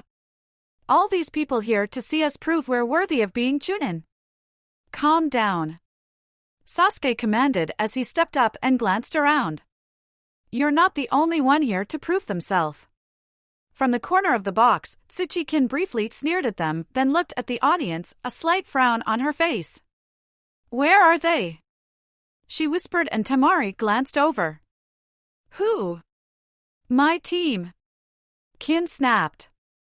My idiot teammates aren't here. They should be over there, but there's no sign of them. Probably jealous. Temari shrugged as she returned to polishing her fan. Kankuro's been grousing over having to forfeit rather than go up against an Aburame for the last month. He even considered sitting it in a sulk out, but Baki-sensei dragged him along. Must be nice to have teammates you can trust. Kin sighed, earning an odd look from Temari. He's my brother. As is Gaara, unfortunately Kin glanced across at the red-haired boy in the opposite corner and shuddered. I saw what he did in the preliminaries. She half-whispered. Is he normally like that? Unfortunate what the? Temari's reply was cut short by a flash of light in the Kage booth, a flash that announced the arrival of the two Kages and their guards. Niji's going to win. Hanabi declared as she accepted a drink from her older sister. I don't know. Hinata mused, earning a curious look from both her father and sister. His first match is against an ice user and our style relies on having a solid footing, a valid point. Hayashi agreed, causing his youngest daughter to stare at him disbelievingly. While the Jukin is indeed virtually unbeatable in normal circumstances, those who choose to use different techniques that do not allow us to engage in taijutsu may claim victory. As Hanabi frowned, Hinata fought down the urge to snicker. You tried out one of Naruto-kun's trap courses, didn't you? I was curious as to why Niji was grumbling and reading that book by Uchiha Madara. Hayashi admitted with a slight wince as he remembered the events in question. Fortunately, he went easy on me. So that's why you started insisting on everyone learning at least the basics of traps. Hinata exclaimed in realization, then she smiled. You know, if Naruto's not around, Ino's turning into quite a trap mistress. Hayashi glanced at the section reserved for the Nara, Akimichi and Yamanaka clans, plus their guests, then his attention was caught by the flash of light from the previously empty Kage box. Still can't believe that I was meant to go up against an Aburame. Kankuro groused, then he flinched as Baki slapped the package on his back. You've had a month to get over it. Baki snapped. Now, stop whinging and remember why we're here. Yeah. Kankuro grumbled. I'm ready. Good. Baki growled, then he turned his attention to the distant platform where the genin competitors were standing. The hell?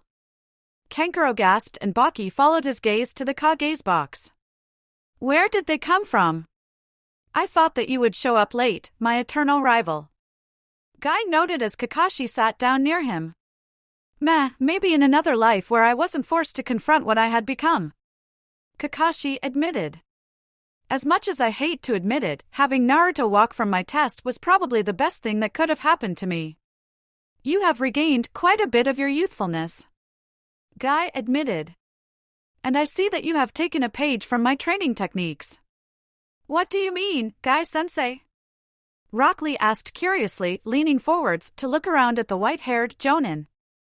I mean that Sasuke is wearing weights to increase his speed. Guy explained. I do not believe that they are anywhere near your youthful aids, but he is wearing them on his wrists and ankles. Looks like the Hokages arrived. Kakashi interjected. Go, Gramps! Konohamaru shouted from where he was sat beside Lee, and Kakashi stared in horror at the sight of the Hokage's grandson and his two friends clad in green unitards with orange leg warmers. That was certainly unusual. And what happened to all the clones? The Kazekage commented as he made his way to the padded seat set up for him. You get used to it. Hiruzen replied as he lowered himself into his own chair. As for the clones, the way the Hiraishin works means that they dispel as the jump is completed. Using clones to move someone via Hiraishin imposes a chakra cost of 3 Kage Bunshin for each person moved. So not something that can be used to transport any significant numbers into battle. A single shinobi can be significant in the right circumstances. Hiruzen countered. And 2 of them, if unexpected, can easily turn the tide of a confrontation. I had heard that you and another had driven off the nuke Nin Orochimaru. The Kazekage acknowledged, and behind them, Naruto briefly smirked before a glance from Asuma quelled him.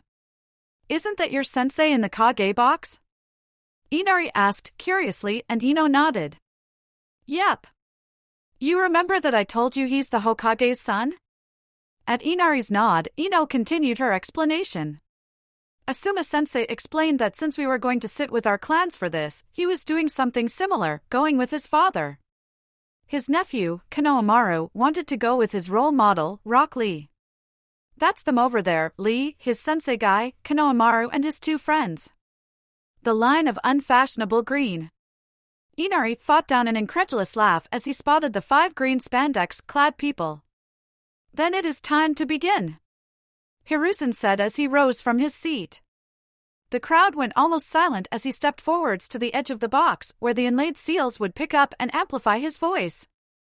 A glance across the arena showed that the contestants had left the platform and were filing out into the middle of the arena, under the instruction of Shiranui Ginma, the proctor for the fights who had been appointed after Hayate's death.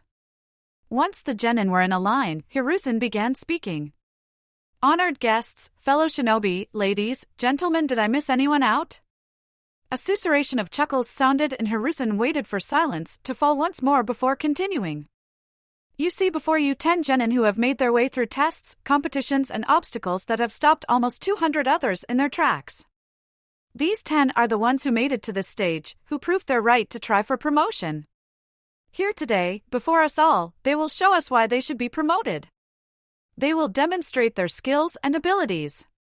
They will each represent their village as well as they can, but the fact that they are here now is already proof that they are the best. A roar of cheering erupted from the stands as several of the genin in the arena waved at the crowds, and Hiruzen stood back, nodding to his son to take over. Asuma stepped forwards, glancing at the line, then he spoke. From left to right, we have Gaara of the Desert, Temari of Suna, Tsuchikin of Odo, Haruno Sakura of Konoha, Uchiha Sasuke of Konoha, Yuki Haku of Mizu, Higurushi Tenten of Konoha, Inazuka Kiba of Konoha, Aburame Shino of Konoha, and Hyuga Niji of Konoha. The introductions done, Asuma stepped back and Hiruzen stepped forwards once more. Let the finals begin. Chapter 40. The finals commence. Hiruzen stepped forwards to the edge of the box and looked out at the expectant crowd. Let the finals begin. Dramatic much? Asuma whispered, modulating his voice low enough that only Hiruzen could hear it. Naruto choked down a chuckle and Asuma gave him a curious look. Kiba taught me how to enhance my hearing, Naruto whispered. He traded it for extra meat. Ah. Listen up, my name is Shiranui Ginma and I am the proctor for the final stage. The man standing in front of the genin stated. This means that you will obey my orders. If I tell you to fight, you will fight. If I tell you to stop, you will. Should you disobey, I am permitted to use anything up to and including lethal force to stop you. I don't want to do that because of the paperwork it causes, so don't force me to. His glare traveled along the line of genin, then he held up a piece of paper. The first match will be between Higurashi Tenten and Uchiha Sasuke. The rest of you, return to the waiting area. Sakura paused long enough to wish Sasuke good luck as she followed the others to the staircase leading up to where they would wait for their own matches. Sasuke nodded at her, then turned his attention to Tenten while running through a couple of stretches, using his movements to covertly run through a set of 5 seals. A slight upwards twitch at the corner of Gunma's mouth showed that he had caught the preparation and approved. Take your positions. Sasuke stepped backwards, opening the range, and Tenten smirked as her hands suddenly filled with kunai. Gunma glanced at the shining blades and sidled backwards. Begin! Tenten's hands blurred and the kunai slammed into Sasuke's thighs and shoulders, throwing him backwards in a spray of blood. The Uchiha hit the ground and a brief cloud of chakra smoke covered him before dissipating to reveal the kunai jammed into a log. Fast! The Kazekage whispered, leaning forwards. No hand seals? He did them during the warm-up. Hiruzen chuckled. It would seem he learned about preparation from that young girl from Odo and what she did in the preliminaries. Tenten spun to face the small copse of trees on one side of the arena and growled.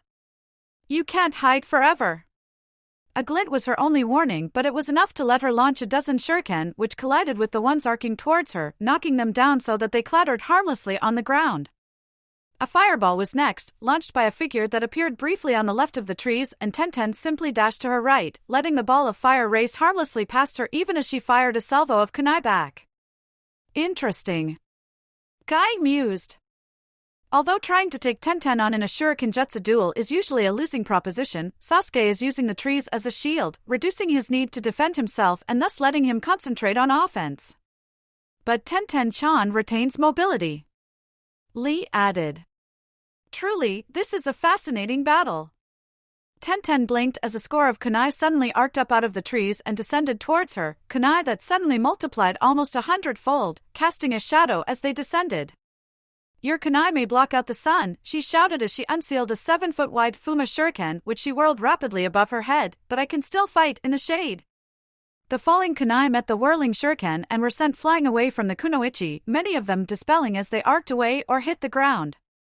Slowing the spin of the shuriken, Tenten paused while holding it to one side, eyes measuring the distance and bearing to the launch point of the kunai barrage, then she spun it with both hands before launching it at the trees. Even as the flying blade howled towards its target, a second wave of kunai was launched, once again multiplying in the air. Shit! Tenten cursed as she sprinted sideways to get out of the area targeted by the kunai. Shit! Sasuke cursed as he hurled himself into a small depression in the ground, allowing the giant shuriken to pass harmlessly a mere handspan above him, then he rolled sideways to avoid the toppling tree that threatened to crush him. Leaping to his feet, his eyes widened and he dived behind a fallen tree just in time to avoid the veritable horizontal hail of kunai that Tenten had launched back at him. There you are! Tenten growled as she unsealed another dozen kunai, this time with tags on them.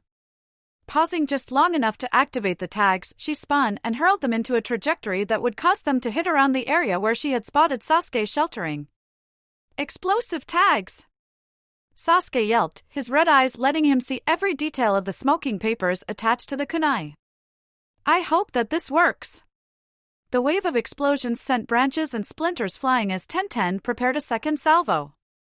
As the debris crashed to the ground, Tenten squinted to see through the smoke. A glint caught her eye and she frowned as she realized that she was looking at a log deeply impaled with kunai gacha. Tenten froze as a sharp blade came to rest on her jugular. Fighting the urge to swallow, she opened her hands and let the kunais drop to the ground to mark her surrender. Winner, Uchiha Sasuke.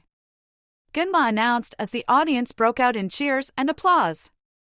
Interesting tactic. The Kazekage mused. Using the log that he had switched with at the start to get behind her in order to claim victory. Naruto smirked in recognition of the technique Sasuke had used. Damn it. Tenten sighed as Sasuke removed the kunai from her throat. That was sneaky. And how did you launch all those kunai at me? Sasuke nodded to the fallen trees and the severely damaged kunai launcher poking up from a tangle of branches. I had another 3 which I unsealed but didn't have a chance to actually set up. I had intended to use them on timers to make you think I was still there while I did the switch and crept up behind you, but that huge blade of yours forced me to change my plan. Tenten nodded, then paused. Weren't you wearing wristbands when we started? My weights are in there somewhere. Sasuke sighed, pointing at the tangle of scorched branches. I may have to hire Naruto and his clones to help me get them back. They have sentimental value. Tenten looked round at the cheering crowds and sighed. Damn it. I thought I had you, you know. For a moment, I thought you did as well. Sasuke admitted ruefully as he started towards the stairway. Who came up with that technique, anyway? Tenten asked. Naruto. Sasuke shrugged. He pulled it on Shikamaru's team once, and Shika's been trying to create a counter ever since. The pair moved aside to let Kiba and Akamaru run past, then Sasuke reached out to stop Sakura. You can beat him, he said quietly. If you can't trust yourself on that, trust me. Thanks, Sasuke. Sakura smiled as he released her shoulder to allow her to continue towards the arena floor. Sasuke watched her vanish round the corner, then turned back to find Tenten giving him a considering look. What? Buoyed by the words of encouragement from Sasuke, Sakura almost floated across the arena floor, coming to a stop in front of the proctor. Inuzuka Kiba, Akamaru, are you ready? Gunma asked, and both boy and dog nodded eagerly. Haruno Sakura, are you ready? Sakura inhaled deeply, then made a show of pulling her combat gloves out of her belt, pulling them on and settling them into position before answering. I'm ready, Proctor-san, she said, carefully channeling chakra into her muscles and bones, a trick she had only realized that she could do during the preliminaries and which she had concentrated on fiercely after Jiraiya explained how Tsunade had attained her super strength. Then begin! Sakura leapt sideways, hurling a kunai between Kiba and Akamaru in order to try and get them to separate. To her shock, the kunai speared the food pill that Kiba had flung at Akamaru, carrying it over a dozen meters away from the astonished genin. The hell? Tenten gasped. I thought I was the only one who could make shots like that. Sakura skidded to a stop by the fallen trees and grabbed one, channeling the chakra through herself to give her half a second of enhanced strength as she twisted almost explosively. Okay, that's two people I'm never peeping on. Jiraiya whimpered. Kiba's eyes widened as he dived out of the way of the descending tree trunk, dodging it by mere inches. Rolling to his feet, he let out a high-pitched scream at the sight of three more arcing through the air towards him, then he spun round and sprinted away, leaving small gouges in the ground through the sheer force of his acceleration. A panicked yelping announced that Akamaru had joined him and Kiba fumbled in his pocket for another food pill, only to spill them as another shattered tree slammed down just beside him. His panicked fingers managed to find the last pill in the pouch and he tossed it to Akamaru, who snapped it out of the air. Sakura paused and took several deep breaths as she fought to bring her chakra back under control. Although she had been able to deliver a couple of punches or throw a boulder or two without any real problem, keeping up a sustained barrage was on an entirely new level of difficulty. Shikyaku no Jutsu. Jujin Bunshin. Oh, crap! Sakura muttered as she heard the names of two techniques that she had seen Kiba use during the preliminaries, then from behind one of the trees that she had thrown, two Kibas sprinted out in opposite directions on all fours, arcing round to flank her. Damn it! She growled as she took in their courses. Only one throw before they get in my range, yeah. Sending a large tree spiraling through the air at the Kiba on the left, Sakura spun round to face the other and punched the ground as hard as she could. The chakra-infused punch shattered the ground, flinging large fragments into the air and knocking her attacker off course so that he sailed past a dozen feet above her head. Yep. Definitely no peeking. Sakura hopped across the shattered area, putting it between herself and her adversaries, then pulled out a soldier pill and snapped it in half. Swallowing half of it to replenish the chakra she had expended on her strength technique, she put the other half back in her medical pouch even as she looked round to try and locate Kiba and Akamaru. That didn't work. Kiba grumbled as he braced himself, then slammed his shoulder against the fallen tree to pop it back into its socket. Grrrararg! Damn, that hurt! Okay, it'll have to hold for now, but we need to end this quick. No choice, to break through her defense, we need to go fawn over fawn, and if that fails, we pull out the big technique. You ready? Sakura raised an eyebrow as both Kibas emerged and sprinted towards her. Idiots. She laughed in relief as she threw another fallen tree at them, only to see something that shattered both the tree and her expectation of victory. Gutsuga! Kiba howled as he gathered chakra around himself even as he started spinning, using the chakra and his claws to turn himself into a flying drill while Akamaru did the same. Around them, the world seemed to vanish in a spinning blur that was punctuated by a rain of splinters, and Kiba closed his eyes, concentrating on homing in on the shampoo that Sakura used. Shit! Shit shit shit! Sakura screamed as she frantically dodged the first flying drill that had destroyed the throne tree, then she managed to do a backflip that she knew she'd never be able to duplicate again as she avoided the second attack, only to see the first one curving sharply around to try and strike her again. Rather than try to run away, Sakura sprinted towards the incoming drill, diving into a roll at the last instant so that it passed over her, then continuing the roll to get back on her feet and run like hell. Nice one! Inuzuka Hana said approvingly. But how are you homing in on her, little bro? You didn't have Akamaru use dynamic marking, he has her scent, or she has a strong scent already on her. Sung deduced from beside her. But his rotation is irregular. He's hurt, left arm, he needs to end this fast or stop and use what I taught him. Sakura skidded to a stop by one of the lighter trees that she had thrown, and her eyes widened at the sight of the hollow trunk. For an instant, she considered simply hiding in it, but the memory of the tree exploding as Kiba slashed through it convinced her that it would be futile. However, since they were coming in almost on opposing vectors, Kiba could smell the shampoo getting stronger when suddenly the air around him was replaced by wood, causing him to bark his knuckles and feet, then a massive impact slammed through his technique and he knew no more. Sakura put down the log and peered into it. It had been a technique of desperation, using it to guide Kiba and Akamaru into a head-on collision, but the two still breathing bodies inside the hollow trunk told her that it had worked. Winner, Haruno Sakura. Gunma said as he looked into the trunk from the other end, and Sakura dropped to her hands and knees, then rolled onto her back as her adrenaline boost gave out. Chapter 41. The finals continue. That was certainly an interesting match. The Kazekage noted as he settled back into his chair. It would seem that you have a potential second Tsunade there. Perhaps. Hiruzen smiled, then he paused. I see your daughter has a flair for the dramatic. Gunma looked up as a shadow briefly blocked out the sun.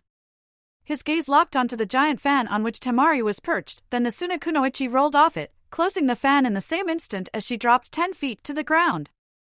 A few seconds later, her adversary appeared from the stairwell and calmly strode across the arena, bells chiming on her belt, before coming to a stop in front of Gunma. So, you both know the rules. Gunma stated, earning a pair of nods. Good. Temari of Suna versus Tsuchikin of Odo begin. Both shinobi remained motionless for a moment, then Temari snapped her hands into a seal. Kai! The pulse of chakra caused the Odo Kunoichi to ripple out of existence and revealed her trying to sneak to the fallen trees. There you are! Temari growled, swinging her fan to send a blast of cutting wind at Kin, who responded by diving over one of the fallen trunks, allowing it to take the brunt of the attack. Splinters briefly filled the air and Temari took advantage of the pause to leap into the air, buoyed on her fan by a rising column of air. Can she attack without her fan? Hiruzen asked curiously. Yes, but her strongest attacks are her wind techniques. The Kazekage admitted. She is concentrated on using her fan, so her other skills may be slightly rusty. That sort of specialization may be good as part of a team, but on solo missions, it'll be a notable disadvantage. Hiruzen mused as he leaned back into his seat. Of course, it would seem like the Odo girl is also a single-trick kunoichi with her reliance on genjutsu. The Kazekage twitched slightly, but didn't reply. Where are you? Temai whispered, scanning the floor of the arena for any sign of her target, then her reflexes screamed at her. As she flung herself into a diving roll, a barrage of discolored Senbon sliced through the space that she had been occupying. Got you! Temari snarled, swinging her fan in a complex spiral as she fell through the air. For blasts of wind slammed into the tangle of logs that the Senbon had been launched from, while a fifth slowed her descent so that she landed lightly, ready to launch another attack. Now I've got what the hell? Kin squirmed out from underneath the half-shattered trunk, dragging her first prize with her. Propping it on the trunk, she squinted at her target, then triggered the kunai launcher that had been abandoned in the first match, sending a score of kunai screaming towards the fan using bitch. As the blonde bimbo used her fan to deflect the kunai, Kin pulled the second launcher out and triggered it before using the carry strap of the final one to sling it over her back. Temari used a blast of wind to send the first barrage skittering away, then to deflect the second. How? How had that arrogant little sound bitch managed to launch the launchers? The launchers that the Uchiha had used. They must have pre-arranged for him to leave some of them there. That traitorous bitch. Sound must have allied with Konoha in order to take down Suna, and only she knew about it. They probably had a way to take down Gaara as well. Temari felt a trickle of cold sweat going down her spine. She needed to end this quickly so that she could tell Gaara that his mission had changed. Futon Okametachi no Jutsu. Kin dived into a shallow recess as the air above her seemed to shatter, along with most of the logs that had been sheltering her. Pulling out a small storage scroll, she unsealed a small bag and swung it round, scattering the contents around her before hunkering down, hoping that her adversary didn't choose to simply repeat the attack until all of her cover was blown away. Temari smirked as she saw her target lying almost motionless in a small dip in the ground. Folding her fan so that she could use it as a club, she crept towards the traitorous genin, stepping lightly so that she wouldn't ow. Temari yelped as something sharp poked through her sandal, cutting into her foot. The pain caused her to fall over, and she found herself looking at a caltrop, one with the tips a different color to the metal used to make it. Realization dawned even as the world faded, and her last act was to move her fingers into a sign used only by Suna. The hell? Baki muttered, lowering his telescope. Did she mean to do that? Do what? Kankuro asked. That sign. As she collapsed, Baki mused. What did she discover that made her use that sign? What sign? Winner, Tsuchi-kin. Gunma announced as he carefully picked his way past the scattered caltrops to pick up the Suna Kunoichi. Managing to collect the fallen contestant without scratching himself on the poison points, he retraced his steps to where the medic neens were waiting. I used a fast-acting knockout drug. Kin supplied as she stepped up beside him. She'll be awake in a few hours, but weak for a few days. The lead Irionin nodded in thanks as one of his assistants gently pulled the caltrop from Temari's foot. Stay here. I'm going to check on her, see if she can be revived long enough to tell me what she discovered. Certainly an interesting match. Hiruzen smiled as he turned his attention to the next pair of contestants. It was. Ha, those two almost look like Kunoichi. The Kazekage chuckled. Niji gave his adversary a glare from the corner of his eye. He was proud of his skin and hair, but Haku's skin was even smoother than his own, while his hair was both longer and more luxuriant. In fact, if not for his Byakugan, Niji might have mistaken Haku for a girl. How could any boy be that pretty? It just wasn't right. Haku glanced at the fuming Hyuga. He didn't know why the boy was so angry, but he put it out of his mind as the two of them came to a stop in front of the proctor. Hyuga Niji of Konoha, Yuki Haku of Mizu, are you both ready to fight? Both shinobi nodded. Then begin! Remembering his research on the Jukin and its weaknesses, Haku dashed away from his opponent in order to avoid the chakra-infused strikes that he had been about to launch. Revive her. But sir, the Irionin protested, if we do, it'll increase the amount of time needed for the poison to fully clear her system. She'll be unable to resume her shinobi career for a fortnight rather than 3, I said, revive her. Baki growled and the med neen seemed to slump. All right, but first, sign here to say that I warned you. Baki scrawled his name on the proffered sheet, then watched as the Irionin used a healing jutsu on Temari's head, causing her to groan and stir. Leave. The Irionin scampered out of the door, closing it behind him, and Baki turned back to look at his student. Baki-sensei? Temari. Baki said quietly. Report. Another underground water cache exploded upwards, the spray turning into a barrage of ice and bon that slashed at Niji, who responded by repeating the move that had caused his cousins to gasp in shock and his uncle to smile proudly. Hakushu Kaiten. Once again, the ice Senbon shattered against the whirling chakra shield, their broken fragments forming a shallow moat around the Hyuga prodigy. That is the third time you have tried, and the third time you have failed. Niji stated. You cannot win with that technique. Indeed, I cannot. Haku admitted as he started making a series of hand seals. But it means that at last, I can perform the technique that will grant me victory. Makio Hyosho! The water around Niji bulged and rose upwards, solidifying into a dome of ice mirrors, and Haku stepped up to the dome, then stepped into one of the mirrors, his image appearing on all of them. Your Kaiten is not strong enough to break my mirrors, Haku said, his voice seeming to come from all 21 mirrors at once. Now, I am afraid that it is time to end this. Niji spun round, his hands covered in chakra as he fought to deflect the Sinbon slashing at him from all directions, but even the genius prodigy of the Hyuga clan was outmatched by the sheer speed of the attacks, and within minutes, he dropped to his knees, Sinbon sprouting from almost every part of his body. I yield! He managed to croak, and the mirrors promptly melted into falling rain as Haku re-emerged. Winner, Yuki Haku! Gunma announced. Well done, Haku. Zabuza said so quietly that even Chojuro and Suigetsu who were flanking him didn't hear. I'm proud of you. What happened? Baki asked as he sat down beside Kankuro. The Mist Dude used a really weird ice technique to win. Kankuro replied. What did Sis say? You remember how I learned the basics of puppeting in order to help you? Baki asked and Kankuro nodded. Good. You need to get to Gaara before he reaches the arena floor, but leave Crow with me to hide your absence. I have a message for your brother. Give this to him. Kankuro nodded as he accepted the folded sheet of paper and then stealthily unsealed his second puppet from the scroll, making sure that nothing showed above seat level. What about Dad? I'll inform him when he looks across. Baki growled. Now switch. Kankuro kawarimi'd with Crow, then crept away, leaving the Genjutsu-disguised puppet sat next to Baki. The Mednin vanished through the archway leading to the medical bay, and Gunma turned his attention to the final pair of combatants. Aburame Shino was the first to emerge from the archway, followed a few seconds later by Gaara. Fuck! Kankuro cursed as he saw his brother step out onto the arena floor barely 2 meters away. Damn it! Too slow! Baki waited for the Kazekage to look at him before his hands moved in a set of movements known only to the Kazekage and those appointed into the secret Suna Nomi organization.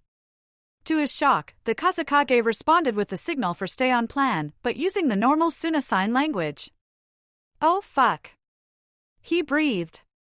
That's not Raza. I didn't make it in time. Kankuro said quietly, having switched with his puppet while Baki was distracted. Then I have a new mission for you. Baki growled. Under his mask, Orochimaru frowned. He didn't recognize a single sequence that Baki had used, but his stay-on-plan signal seemed to have calmed him. It looks like your youngest is going to show us his power, Hiruzen said, and Orochimaru's frown deepened. The Hokage knew something, but he couldn't quite work out what. Aburame Shino of Konoha, Gaara of the Desert, Shinobi of Suna, are you both ready? Gunma asked. I am prepared. Shino droned. I will prove my existence. Gaara growled, earning a quirked eyebrow from Gunma. Then the final match of the first round will begin. A swarm of bugs erupted from Shino's coat and surrounded Gaara. Is that it? Gaara sneered, then he started to choke, spitting as he tried to expel the bugs that had flown into his mouth. Your sand armor covers your skin, but every armor has a weak point, Shino stated calmly. I wonder if your eyes are as vulnerable. You'll never learn. Gaara howled, the cork of the gourd he wore popping off as a torrent of sand flowed out, swatting away the bugs before rearing up and crashing down over Shino, reducing him to a sand-covered lump on the ground. Well, that was fast. The Kazekage smirked. Chapter 42. A genin's bravery. Your sand armor covers your skin, but every armor has a weak point, Shino stated calmly. I wonder if your eyes are as vulnerable. You'll never learn. Gaara howled, the cork of the gourd he wore popping off as a torrent of sand flowed out, swatting away the bugs before rearing up and crashing down over Shino, reducing him to a sand-covered lump on the ground. You missed, Shino said as he stepped out from behind one of the tangles of branches near the edge of the arena, and Gaara's sand retracted, revealing a crushed and splintered log where Shino had been standing. I believe that it is now my turn. A rumbling noise marked slabs of stone rising up to seal off all the doors at ground level, then a dozen scrolls unrolled downwards from where they had been concealed under the lip of the wall, showing large fuinjutsu patterns that almost immediately revealed what their purpose was. Each scroll almost vanished behind a wall of spray as a veritable waterfall poured out, covering the entire arena floor in under a minute and continuing to disgorge their loads. Shino stood calmly on a small coracle that he had unsealed, letting it bob on the choppy water as he watched Gaara. But Aburame hate the water. Kiba spluttered. They have, like, super drowning skills. Obviously not. Sum mused. Interesting, troublesome. Shikamaru sighed. I wonder when he and his clan set that up. Gaara took a jagged breath as another portion of his frantically created sand pillar became waterlogged and peeled off, vanishing into the now 5-foot-deep lake that had once been a solid arena. His gourd cracked and shattered into sand as he fought to stabilize his precarious platform. Water washes away sand. Shino noted as the scrolls finally exhausted their stored water. How long can you hold yourself out of the water, Gaara of the desert? Can you hold yourself above the water?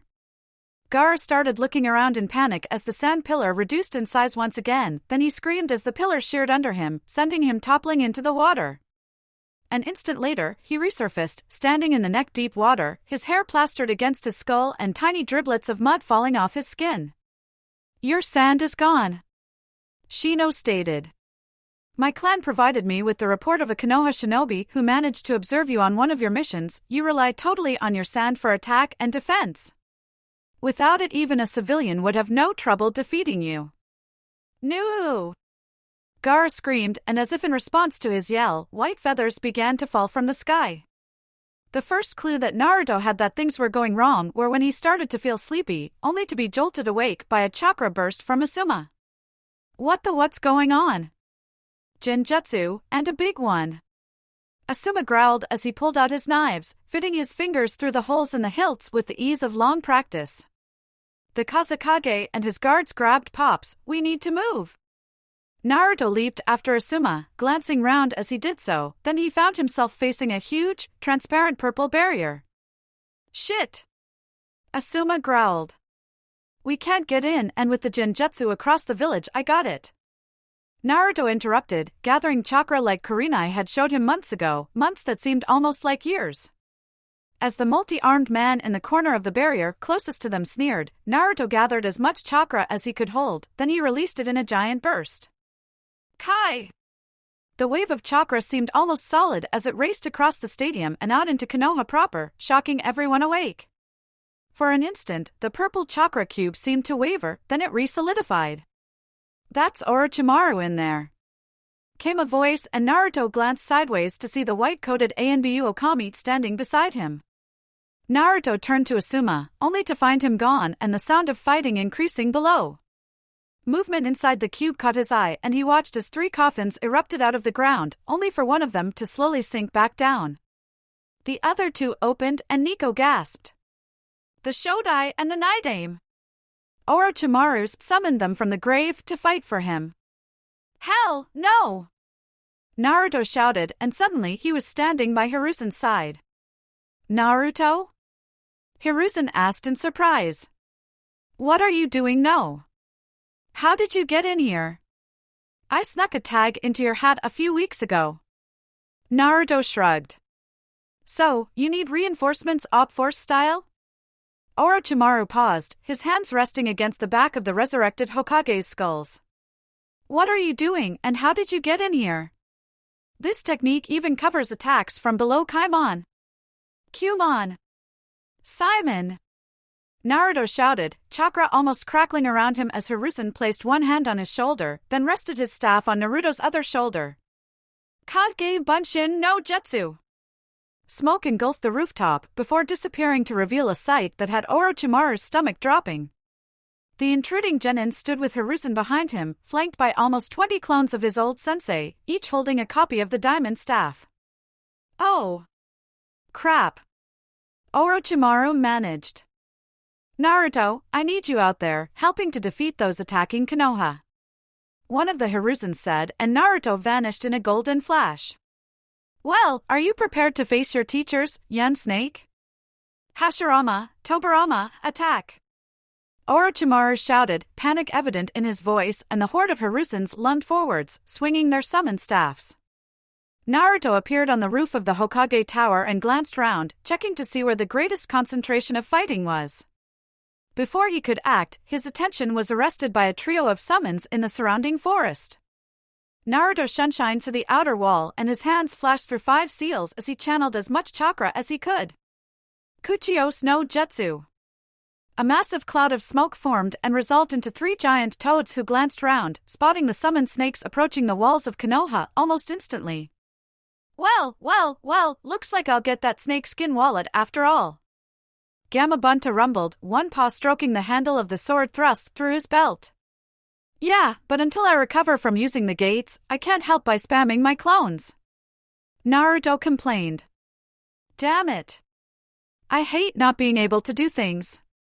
Gamma Hero, take the snake on the left. Gamabunta ordered, and the green toad reached up to unsheath the 2 katanas on its back. Gamakin, you have the one on the right. The 3-headed one is mine. Understood, Gamabunta Dano. The sword-bearing toad responded. I'll do my best, but I am rather clumsy. Go! Naruto held on as tightly as he could as Gamabunta accelerated past the 3-headed snake, his blade almost hissing as it sliced off one of the snake's heads. It's coming after us. Then that means it isn't smashing down the walls. Gamabunta countered as he spun with a lightness that belied his size. As he settled, the ground shook and Naruto glanced across to see Gamakin moving with incredible grace, slamming his Susumuda down again, crushing the head of the snake he was fighting and causing it to dispel. Gamakin's finished his one off. So has Gamma Hero. Gamabunta smirked and the now 2-headed snake paused, glancing at where its brethren had been and the 2 toads leaping towards its position, weapons glinting in the sunlight. Boys, help me pin this one down so that we can ask a few questions. Naruto had never seen a snake swallow nervously before, but the one before him did so before vanishing in a cloud of smoke. What just happened? The coward dispelled itself. Gamabunta grumbled, using the flat of his blade to send a group of roof-hopping Odo shinobi screaming into the air. Looks like that girl over there could use some backup. What? Where? Hinata. Hinata stood in front of the entrance to the shelter where the academy students had been escorted, 3 corpses that had been Odo shinobi lying in front of her. It's only one girl.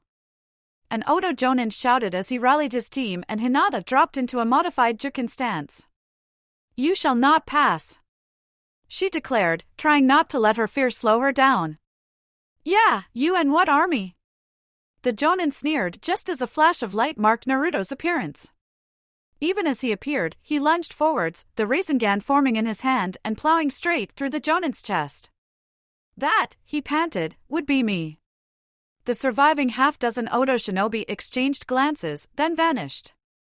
Naruto, we need clones. Hinata commanded and Naruto winced. I'm still using the gates, mine will dispel at once. But mine won't and we need more eyes. Hinata stated. Naruto nodded and pulled her into a hug. Taijuka Gei Bunshin. 24 new Hinatas appeared in a cloud of denser than normal chakra smoke and promptly took to the rooftops, their Byakugan active as they sought out the enemy shinobi still fighting. What's happening on the roof over there? Hinata asked, pointing to the distant purple cube. My Byakugan can't penetrate it. Gigi's laying the smack down on Orochimaru. Naruto grinned. I used the gates to give him almost a dozen clones to help him. Hinata made several hand signals and 3 of her clones dropped down around them, taking up guard positions. Shut those gates and let me heal you so you can start making more clones. Hinata commanded. How's that? Hinata asked, removing her green glowing hands from Naruto's torso. You should be healed enough now. Naruto closed his eyes in concentration and several dozen clones popped into existence around him before leaping off to join the Hinata clones and harrying the retreating Odo shinobi. Thanks, Haim-sama. Naruto smiled. It looks like things are calming down now. Thanks, Gamabunta-san, but I think it's almost over. It was a brief fight, but it wasn't a bad fight. Gamabunta smiled. Call us again when you need us. As he vanished, a white-haired figure landed beside him, a bloody kunai held in his hand. Nice one, Gaki. Jiraiya grinned. Looks like things are almost done, Orochimaru lost. Hold this point until further notice. You got it, pervy sage. Naruto grinned as Jiraiya took to the rooftops, searching for any enemy still trying to harm Konoha, then he grabbed at his head and staggered slightly. Whoa, that's a lot of new techniques. Hinata turned slightly as she focused on the rooftop where the chakra barrier had been. There's 7 Hokages. No, 642 just 1. Yeah, and I'm getting the headache to prove it. Naruto grumbled. Some of those techniques he used, he didn't even pause to think about how to do them, he just did them as if they were as reflexive as catching a kunai. One of his nicknames is the Professor. Hinata shrugged. He wouldn't have earned that title if he didn't know lots of ninjutsu. And how to use them. Naruto added. You alright? Hinata nodded, then she flung herself into Naruto's arms, tears cascading down her cheeks. Hinata? I killed them, Hinata sobbed, and Naruto looked at the trio of corpses, then concentrated on hugging Hinata. Hinata? A voice called and Kurenai landed next to them, her eyes taking in the situation almost instantly. Oh dear, first kill, I'd hoped to delay it until she was at least Chunin. I've got this. Naruto let Hinata's sensei enfold her in a reassuring hug as Hinata sobbed into her shoulder. Uzumaki-san? A voice said, and Naruto turned to see an Anbu standing nearby. The Hokage wants to see you. Go. Kurenai said, looking up briefly from her crying student. I'll help Hinata through this, it's something that all shinobi go through at some point. I still remember my first kill. Naruto looked at Kurenai for a long moment, then nodded and vanished in a flash of golden light. Kurenai stared in shock at the place that he had been. He's learned the true Hiraishin? He's mastered his father's jutsu? Chapter 43 Perspectives of Battle. Kin used a dispel to counter the effects of the genjutsu being placed on the entire stadium and grinned as she saw the other genin start to sag. Heh, guess I'll be winning all the rest of the matches. She sneered as she pulled out a handful of poison Senbon, then she was sent staggering by a wave of chakra that wiped out the genjutsu as if it had never been there in the first place. The fuck was that? She gasped, then she felt her wrist being grabbed by the pink-haired Kunoichi. Poison Senbon? And just what were you planning on doing with those? Kin gulped as she met the furious green eyes. I can explain? Attack! The Jonin in charge of the Odo assault groups shouted into his radio, and the task forces secretly emplaced within Konoha burst out of their hiding places to begin wreaking havoc throughout the unsuspecting city. As the specially trained Chunin used the summoning circles to call forth 3 of the larger summoned snakes to break down the wall surrounding Konoha to open it up for the second wave of attacks, the Jonin was shocked to feel a kunai plunging into his upper back, severing his spine. Why, he croaked, and the Suna shinobi who had inflicted the mortal wound glared down at him. Did you really think we didn't know about the betrayal you planned? The Otonin died in confusion, failing to understand what the Sunanin was talking about. Activating her Byakugan, Hinata caught sight of 3 Odo shinobi descending on a group of children outside the arena.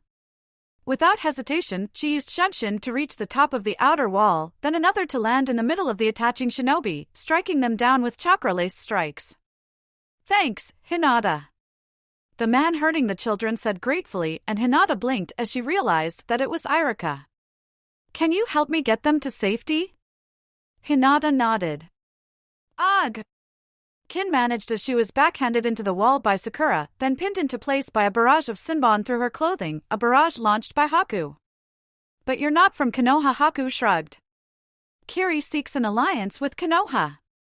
What better way to prove our good intentions than by helping defend Konoha against those who wish to attack? Now, if you will pardon me. Haku dived off the platform and landed atop the water in the arena. A quick move caused a wave of water to engulf the raging Gaara, a wave that promptly froze, leaving only his head free.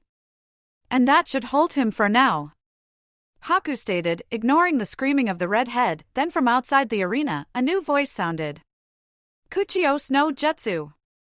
The shapes of several giant toads loomed up against the skyline. Well, well, well. The largest of them mused as he looked at the three giant snakes beginning to smash their way through the village's walls. Looks like I'll get that snakeskin wallet after all. The fuck? Kin gasped. Hey, you forgetting something? Sakura asked and Kin looked back, just in time to see Sakura's fist heading towards her. OCR, the first two Odo shinobi to appear didn't even have time to finish unsheathing their weapons before their heads were separated from their bodies. Chojuro, circle left. Suigetsu, to the right. Zabuza roared as he used his sword to block an attack by an Odo Jonin who had seen what had happened to his teammates. And Suigetsu, no tags. Too much chance of civilian casualties. But they're not our civilians, Suigetsu protested, earning a glare from his sensei. Okay, fine. No tags, damn it. Zabuza spun his sword, taking off the hand of the shinobi trying to attack him, then frowned at Suigetsu. Why the hell are you still standing here? Go! Hi, sensei! Suigetsu yelped as he dashed off. Still got it. Zabuza smirked as he negligently decapitated the screaming Odo nin. Baki palmed a kunai as he glanced round, then he rolled away from an Odo shinobi who landed almost exactly where he had been standing. The newcomer turned, brandishing a large sword, and Baki's hand twitched, sending the kunai plunging into his eye and killing him. As the attacker collapsed, Baki rolled to his feet, a second kunai seeming to materialize in his hand. Damn it! He snarled. I hope to hell my message got through. This isn't good. Haruno Kazashi mused as he almost negligently knifed an attacking shinobi while he and his wife covered one of the exits that the panicked civilians were using. Clang! Kazashi looked round at Mabuki, who had a dented frying pan in her hand and a concussed shinobi at her feet. Dear, he commented, isn't that the pan that you inherited from your mother? So? Mabuki asked as she blocked a shuriken with the aforementioned utensil. You know that she never approved of me choosing to not become a shinobi. You would have made an excellent one. Kazashi pointed out and Mabuki growled. You know that I don't clang like violence. Yes, dear. Kazashi smirked. Oh, look, our daughter just punched someone through a wall. Clang wham crash. Kazashi looked at the new hole and the pair of sandals sticking out from the pile of rubble, then at his wife, who was still holding her, even more dented than before, frying pan. Ah, it's that time of the month, is it? And just what do you mean by that? Nothing, dear Yash. I have defeated 35 of these most unyouthful Odo shinobi. Guy exulted as he spun through a complex series of kicks and strikes that ended with his fist protruding from the back of another Odo nin. Make that 36. How many have you defeated, my eternal rival? Did you say something? Kakashi asked as he stamped down hard, sending a rock spike lunging upwards and through the chest of one of the attackers. I do believe that this makes 39 kills. And this makes us even. Guy called as a spinning kick caved in the chest of another assailant. Really? Kakashi asked, cutting off a lightning technique. You're up to 43 as well? Curse your hip and too cool attitude, Kakashi. Did you say something? Danzo stared in confusion at his root operative. Did you just say that Suna has turned against Odo? What is going on up there? Orochimaru didn't even have the breath to spare cursing as he frantically rolled and dodged the half-dozen staffs wielded by the clones of his former teacher, creating and switching with mud clones almost reflexively as his survival instincts screamed at him almost continuously. In the corners of the far too small enclosure, his two resurrected minions were losing ground against the other clones and he caught a glimpse of Hashirama falling, his head destroyed by the impact of two staffs, thus ending his resurrection. Orochimaru avoided a vertical strike by switching with another clone, then he rolled to avoid a strike that would have decapitated him only to find himself trapped in a horizontal cylinder of 6 enlarged staffs, a cylinder whose ends had been blocked by the ends of 2 more staffs and whose nature as transformed summons prevented him from Kawarimi ing to safety. Oh, bloody Orochimaru started to sigh before the end caps of the staff slammed inwards. What the hell is going on? Baki shouted in frustration as he watched Kakashi shove a lightning-coated hand through the spine of an Odo ninja. Wasn't this an attempt to wipe out Suna? Nope, it's an attack on Konoha. Kakashi replied as the corpse slumped to the ground. Thanks for killing that Odonin earlier, he could have caused quite a bit of trouble had he reached the civilians. Baki nodded, his mind frantically churning as he fought to understand the situation. The Kazekage was obviously dead with Orochimaru replacing him, but Konoha was strong enough that it could probably have fought off Suna and Odo had he not sent orders to his men to ambush the second wave of Odo shinobi before retreating, thus denying Konoha the excuse it would need to flatten Suna. Yet it would seem that Konoha hadn't actually known about the invasion until it started, which meant Camus above, this is so fucking screwed up. He grumbled. Hiruzen didn't even twitch as blood started seeping out between the lower staffs forming the cylinder. Instead, he motioned for the two clones at the ends to repeat the attack. With Orochimaru, you had to make certain. The snake had escaped too many times for any other course of action. Just a couple of old people. The Jonin leading the squad of 6 sneered as he saw the duo standing in front of the Hokage tower. Kill them! Mitokata Homura adjusted his glasses slightly, then pulled at the scroll he was wearing over his chest. The scroll unrolled, revealing lines of Fuinjutsu as beside him, Yututane Kohara shifted into a defensive stance, raising her right arm to reveal that it was encased in a metal gauntlet. Screw this, we need to get out of here. The Jonin half turned to glare at the Chunin who had spoken. What the hell are you talking about, traitor? Hey, just look at them. The Chunin protested. They're old shinobi who are ready to fight. No way they'd be standing like that if they didn't have a ton of experience to draw on, and you remember that old saying? Experience and trickery will defeat youth and skill. We need to fall back. You might want to listen to the young man. Koharu offered, and the Jonin shook his head as he unsheathed his sword. Kill them, then burn the tower to the ground. Well, he tried to warn you. Homura shrugged, his hands moving to the storage seals on his scroll. Time to see if my old skills are still sharp enough. The Jonin lunged, only to come to a sudden stop as Koharu grabbed his blade, locking it with her metal-encased fingers. My turn, young boy. She said with an icy smile. Oh shit, the chakra barrier vanished as the quartet holding it up reacted to the loss of their leader and fought to escape. All around Konoha, the Odo shinobi noted the change in circumstances. The most intelligent of them tried to retreat while those who only sought combat pressed their attack, uncaring that they were surrounded and outnumbered. Only a small fraction of those trying to escape succeeded. None of those who continued to attack lasted more than a few minutes. Well, it looks like it's all done. Hiruzen mused as he stood on the ridgeline of the stadium's roof. If this is how it's normally like, I need to visit more often. Mei will be sorry she had to re-recruit that Jinchuriki rather than attend. Zabuza said as he stood beside the Hokage, his sword covered in blood that was slowly being absorbed into the blade. It'll be interesting to find out just what Orochimaru intended to happen.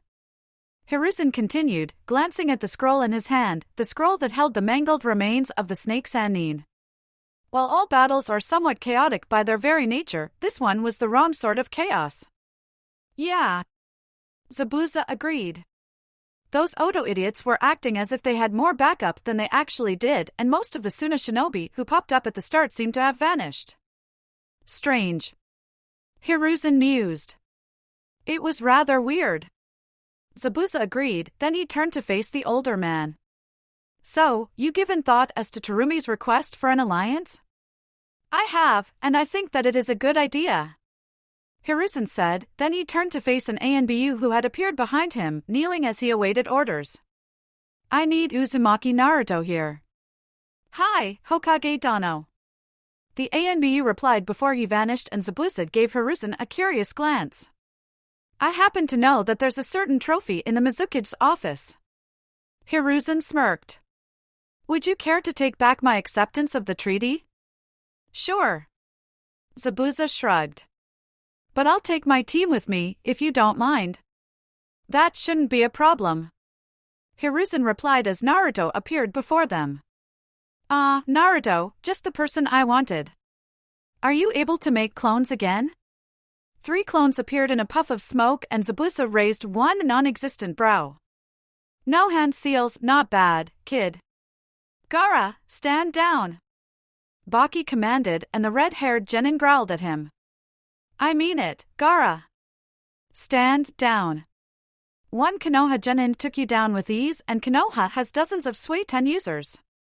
The Jinchuriki of the Ichibi finally stopped snarling even as the ice holding him immobile and separated from his sand melted with unnatural speed. Can someone please get rid of all this water? Baki half yelled, and a moment later, the water started vanishing into a series of grates set around the base of the arena walls. A cloaked man with an ANBU mask picked up a small, white snake that was wriggling its way to the walls surrounding Konoha. Holding it up, he looked at it for a moment before tucking it into a pocket and walking away, leaving no trace that he had ever been there. Chapter 44: A Genin's Recognition. Naruto. Hiruzen smiled as his favorite orphan entered the office. You remember Gaara? Naruto looked to the corner, where the red-haired boy was sat with a surprisingly calm expression on his face in between a boy and a girl who both looked slightly freaked out. In front of them stood an older man with a veil covering half of his face. Sort of, hey, Gaara. Uzumaki. Gaara nodded back. Thank you. For what? Naruto asked, only for a new voice to answer. When I first examined your seal after the Kyuubi's attack, I noted several interesting parts that I hadn't encountered before. Jiraiya said. When I examined Gaara's seal, I noticed that it was subpar is too generous. So I fixed it using some of your father's ideas. Gaara now has all his sand techniques, but the Ichibi can't escape unless he lets it. Naruto nodded. Just like the Kyuubi. That reminds me, I'm going to have to visit the Toads again soon. The Kyuubi wants to experience the world, and I think the great Toad Sages may be able to help me adjust the Kage Bunshin so that the Kyuubi can create a small, temporary avatar for himself. As long as you keep enough control that you can dismiss his clone if he even thinks about trying anything, I don't see too many problems. Hiruzen mused, earning a nod of gratitude from Naruto and a shocked look from Jiraiya. Anyway. Hiruzen continued. During the abortive invasion, and it was meant to be one, but Jonin Baki reached a logical, albeit totally wrong conclusion and had his forces pull out after striking at the Oda forces. The half-veiled man nodded, a look of embarrassment on the visible portion of his face. Your actions prove that you are ready for promotion to Chunin, especially since you managed to do your father's version of the Hiraishin. Naruto opened his mouth, then froze as he replayed the previous day's fight. I did, can you still do it? Jiraiya asked, and Naruto frowned in thought. Well, I think that the world blinked around him and Naruto found himself standing in his house. Yes! He shouted in celebration, startling the clone who was tidying up. At last! Gathering his chakra, he returned to the Hokage's office with a grin. Yes! He exulted. That's how it's done, all three techniques at once and syncing them up correctly to avoid the chakra surges. Interesting. Hiruzen mused. Perhaps you could try to teach my guard afterwards. I'm certain that you'll be teaching Hinata as well. I think it was learning the Rasengan that helped me make the final step. Naruto said thoughtfully. Controlling a spiraling sphere of chakra takes quite a bit of concentration. I'll have to practice to make sure I've got it down first, though. I'll mark it as a Hijitsu of the Uzumaki clan, albeit one shared with the Senju clan. Hiruzen offered. So, I called you here for several reasons. The first is that I'd like to have you take Baki and the Sand siblings back to Suna. Now they know that we have a full Hiraishin user and others learning, I feel certain that they won't be tempted to try and break the alliance between us. Baki nodded quickly. Next here. Naruto accepted the Chunin vest and grinned at it, then he paused. Ah crud, I'm going to have to adjust my wardrobe, aren't I? You are starting to outgrow that Haori, so it shouldn't be too much of an issue. Hiruzen shrugged. Finally, I have several messages that I want you to give out. Congratulations, Naruto. Hayashi said, and Naruto blinked. You've already heard? I am a Hyuga. Hayashi said as if it explained everything, then his lips twitched in what may have been a brief smile. I have my sources. Ah, right. Naruto managed. Anyway, Hiruzen sent me to round up the genin for a meeting at 1:30 in the mission office, which he's repurposing for this.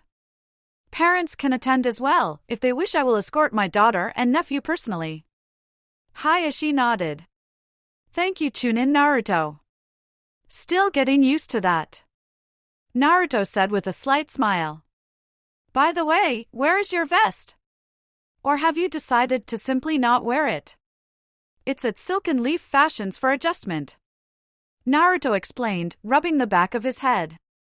I'm also getting a new Haori to go with it. It'll attach with small pop studs by the collar. I am certain that it will look good.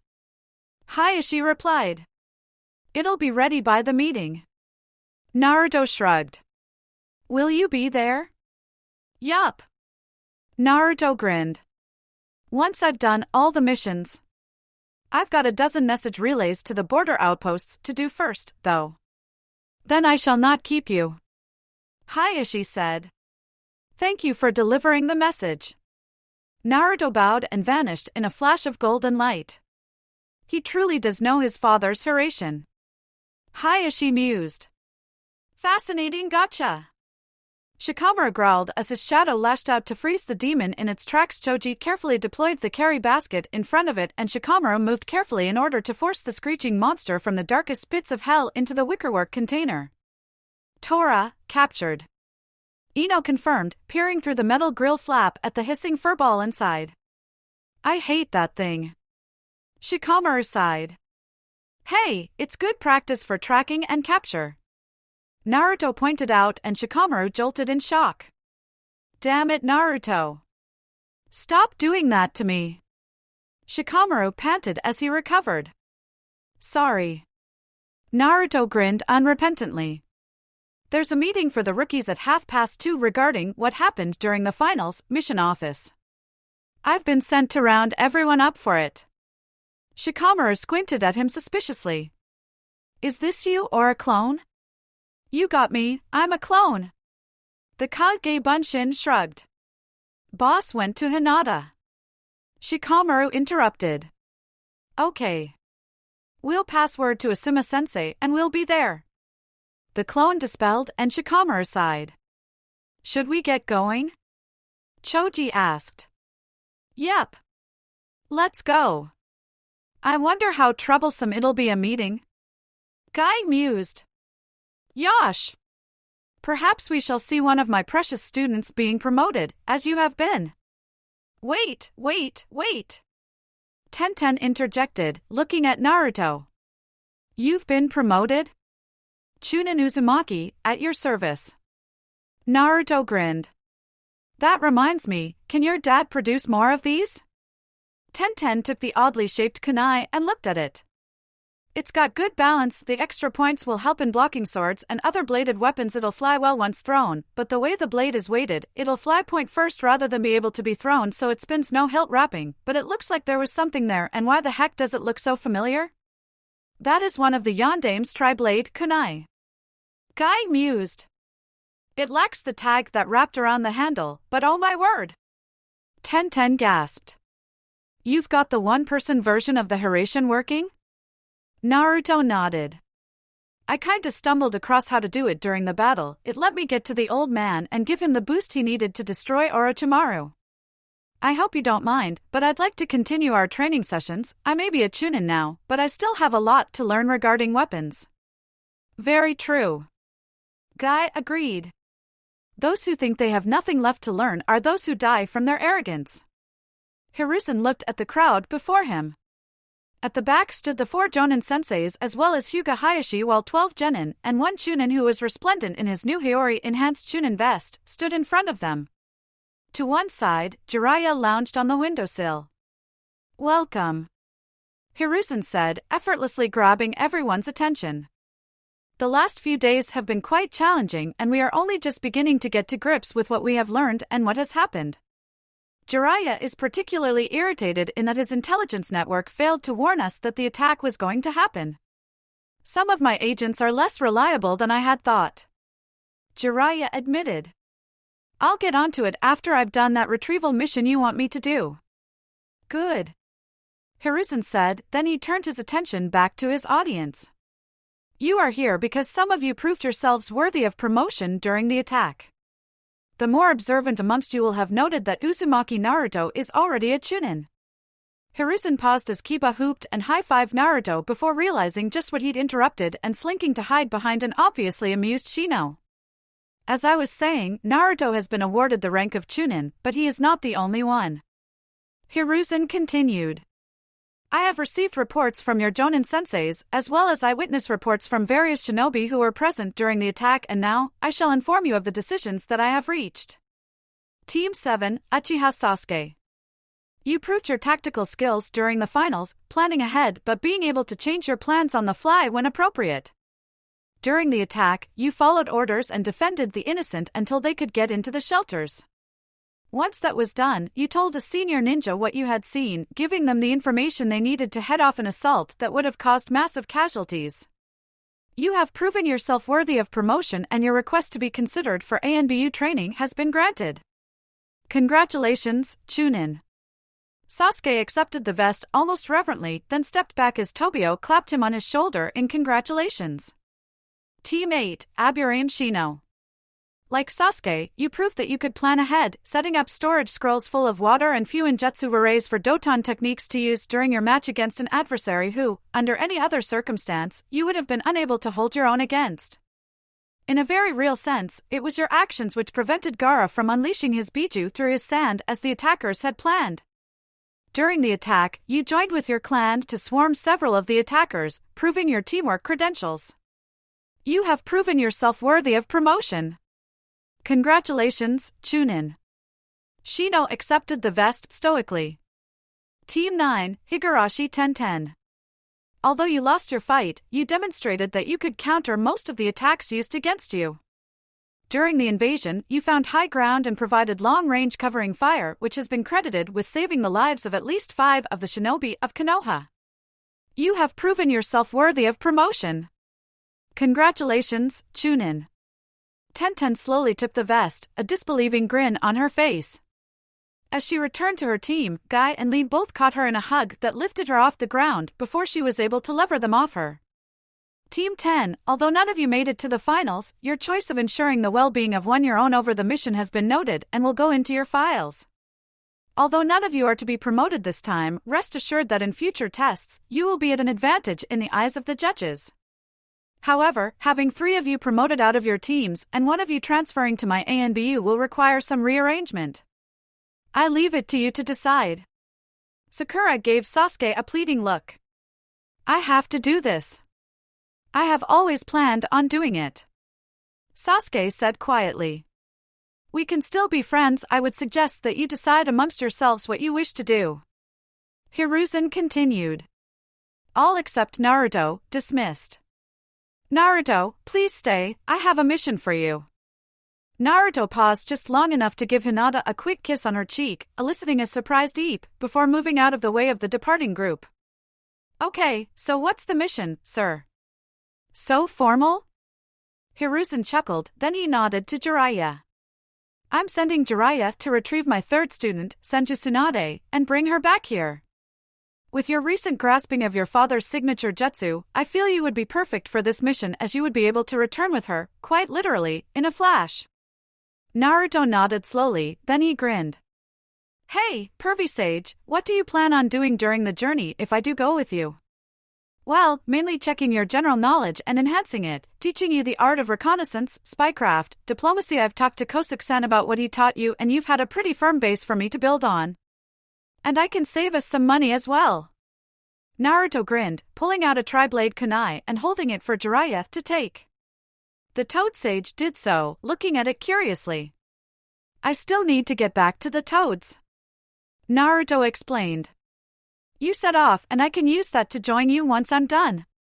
In fact, when I do, we won't need to worry about hotels. I can just jump us back and forth once you find a good place to temporarily hide that as a beacon. Damn. Jiraiya breathed. Why the heck didn't I think of that? Chapter 45 A Chunin amongst the Toads. Welcome back, Naruto. Fukasaku said as the blonde human walked up to where he was sitting. It's good to be back. Naruto smiled, then he glanced round. Where's Shima? She's helping Gamabunta deal with something that came up regarding one of the other summon clans. Fukasaku said, pulling himself onto his feet.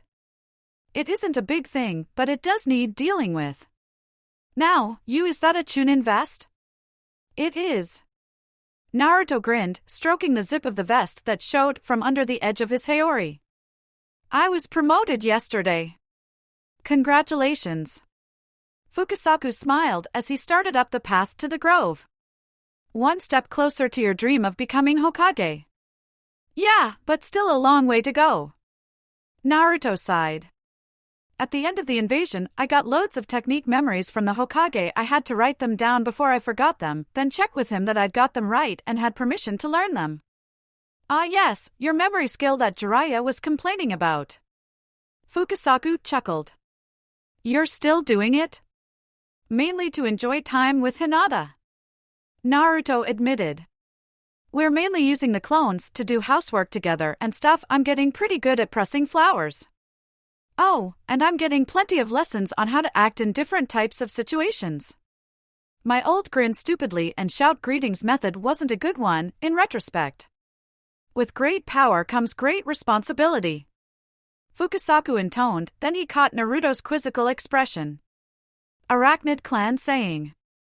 It means the more power you have, the more responsible you are for what you do with it and the outcomes that using it creates. That's deep. Naruto finally managed, then he glanced round. Gamamaru-san? Hello there. The eldest of the toads smiled from his seat on one of the stone slabs. I hope you don't mind, but I wanted to have a talk with the child of my old friend. Was that Uncle Gama? The Kyuubi asked and Naruto nodded slightly. It is, and he was hoping to talk to you. Naruto sent back. Shall we begin? Gamamaru asked and Naruto scurried to the stone slab that had served as his seat the last time he had been in the clearing. Tsuchikin looked up at the looming figure of Marino Ibiki and tried not to let her bladder empty itself as he simply looked at her. Her sense of vulnerability was increased by the fact that she was tied to a hospital bed, with a cast on her left arm and bandages holding her cracked ribs in place, with only a sheet and a few bandages protecting her modesty. Despite her attempt to show defiance, she flinched as Ibiki reached into his pocket. A few seconds later, his hand reappeared, but it was holding two items that Kin recognized instantly. Those are the Hitai Atesh worn by your two teammates before Orochimaru sacrificed them to aid in his attempt to kill the Hokage. Ibiki rumbled and Kin felt her eyes start to tear up briefly before she drew on her anger. As if we were a proper team. She scoffed, then she shrank back as Ibiki raised an eyebrow. Indeed. Not that it matters anymore. Orochimaru is dead. Kin felt her heart stutter at the news. If he was dead, then Otogekure was effectively gone, meaning that she was an independent shinobi. No more beatings to drive out the weakness, no more fear of being the next test subject, no more private quarters with a seal-enhanced lockable door, no one who would watch her back during a mission. Damn, she whispered, and Ibiki nodded. Most of your information is now useless to us. You cannot buy your freedom by informing on one who is dead. Kin felt herself graying out in panic and forced herself to pay attention. You have no Kekiai Genkai to barter with, no treasures to use as bribes. What are you going to do with me? Kin whimpered and Ibiki stepped aside to reveal two people, a blonde male and a black-haired female. You have a choice. Ibiki said from behind Kin, where she couldn't see him. You can have your chakra sealed and be cast into prison, or you can have a loyalty genjutsu implanted in your subconscious and become a provisional Konoha shinobi, although you will be required to divulge all your techniques. At least you're giving me a choice. Kin sighed. I'll take the genjutsu. Then just relax. The blonde man said, reaching out to place one hand on her forehead as the woman began to make a long, complex series of hand seals. Will I still be me? Kin whispered and the man nodded. You will. All that will change will be your loyalty. You have my word. Kin nodded slightly, then she closed her eyes as the world began to spin away. Uncle Gamamaru? Hello, Kurama-kun. Gamamaru said, reaching between the bars to tousle Kurama's forehead fur. It's been so long, Kurama whispered. I've missed you, house tadpole. If Gamabunta hears you still call him that. Gamamaru chuckled while Naruto simply gaped in shock from behind him. He's doing well, he's become quite the leader. Kurama reached up and took Gamamaru's paw in his own. For a long moment, the giant fox and the slightly smaller toad simply stared silently at each other, then Kurama's gaze settled on Naruto. "What's my jailer doing here? And why?" "Because it was necessary." Gamamaru replied calmly. "Give me a moment." Naruto thought that he must have blinked or something, since suddenly Gamamaru was holding 2 large pieces of parchment, a writing brush and a bottle of ink. Putting them down, he drew a complex seal on one piece, a seal that looked like it was not only moving, but somehow existing in more dimensions than actually existed. Then he raised the seal to the paper tag holding the gates closed. The seal writhed, then almost exploded outwards, forming a complex pattern of moving lines, rings and orbiting runes with 2 golden orbs floating near the middle. "Interesting," Gamamaru mused, leaning forwards to examine one of the orbs. "And it gives me an idea, but you will have to become a sage before you can use it, Naruto." "Like Jiraiya?" Gamamaru nodded as he picked up the writing brush again. Once more, it danced across parchment, leaving a trail of ink that occasionally rose off the page or seemed to sink below it, without actually emerging from the other side. "Father was right," Kurama breathed in awe. "You are the greatest at Fuinjutsu." "I dabble." Gamamaru chuckled as he finished the seal, which promptly glowed before expanding into light just like the first seal. "Now, Naruto, your knowledge of Kage Bunshin is the thing that allows me to do this. Is this going to screw up my chakra control again?" Naruto asked suspiciously, causing the aged toad to laugh. "Kage Bunshin no Jutsu!" Hinata called out, and 2 copies of her appeared, one on each side. Pausing for a moment, Hinata held out her hands for her clones to hold, then all 3 of them vanished in a pulse of golden light, reappearing on the training ground used by Team 8. "Amazing." Kurenai breathed as the 2 clones dispelled, leaving Hinata to catch her breath. "Well done." "Thank you, Kurenai-sensei." Hinata panted as she recovered from the exertion. "I don't think I'll be up to transporting other people for a while, though. It's quite draining. Although it is a viable strategic advantage, the tactical capabilities that your capabilities present are, unfortunately, rather limited compared to those of your fiancé." Shino offered, causing Kiba to give him a look. "And that means?" "It isn't very useful for most of the things we do." Hinata offered, and Shino nodded in confirmation. "Well, for now, we have a meeting to get to," Kurenai said after a long moment. "Yeah, let's go," Kiba shouted as he bounded ahead, then he paused. Where are we going?" "By my father, it feels so good to be out again." Gamamaru smiled at the waist-high multi-tailed fox jumping around excitedly. "It is good to have you around once more, little kit." "Huh?" Kurama paused in his gambling to stare quizzically at the Toad Elder, then his gaze snapped to Naruto, who was failing to hide a grin. "I never did that," he declared, sitting down and wrapping his tails around his paws. "You never saw me do that. I'm too dignified to jump around like a small kit." "You can't prove anything." Gamamaru shook with suppressed laughter and Kurama sulked. "Stop laughing." Naruto turned away in an attempt to hide the fact that he was almost about to fall over laughing. It was truly amazing what learning a new type of clone technique in an hour or 2 with an old toad could achieve. Orochimaru swept out of the ritual room, leaving the comatose form of Tatsuya lying unattended in the middle of the floor, the area where her curse mark had once been now showing only inflamed but otherwise unmarked skin. "Welcome back, sir." Kabuto smiled. "I am glad that it worked. I'll need a new member for the Sound 4, but other than that, I think things went not quite as badly as they could have done," Orochimaru said as he donned the kimono that Kabuto had handed him. "Going up against a dozen copies of my old teacher and his pet summon was certainly rather unexpected. If you add that brat's Hiration to that Kabuto followed his master down several long corridors, then they stopped at a large vault door.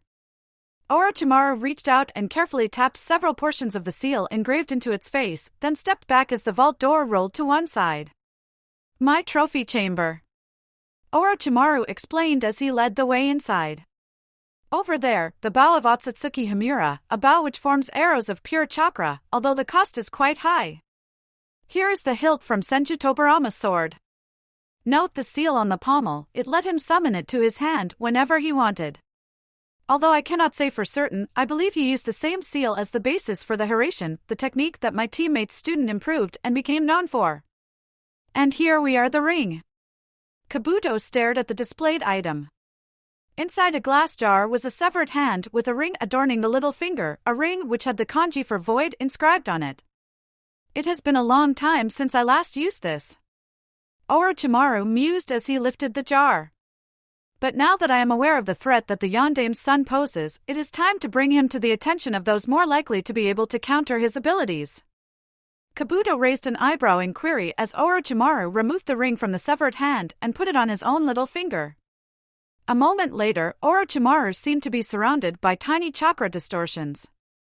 Orochimaru looked around, his gaze taking in the dark cave and the stone pillars upon one of which his chakra projection stood. A moment later, another chakra silhouette appeared, its eyes bearing a series of concentric rings. The Rinnegan. Orochimaru.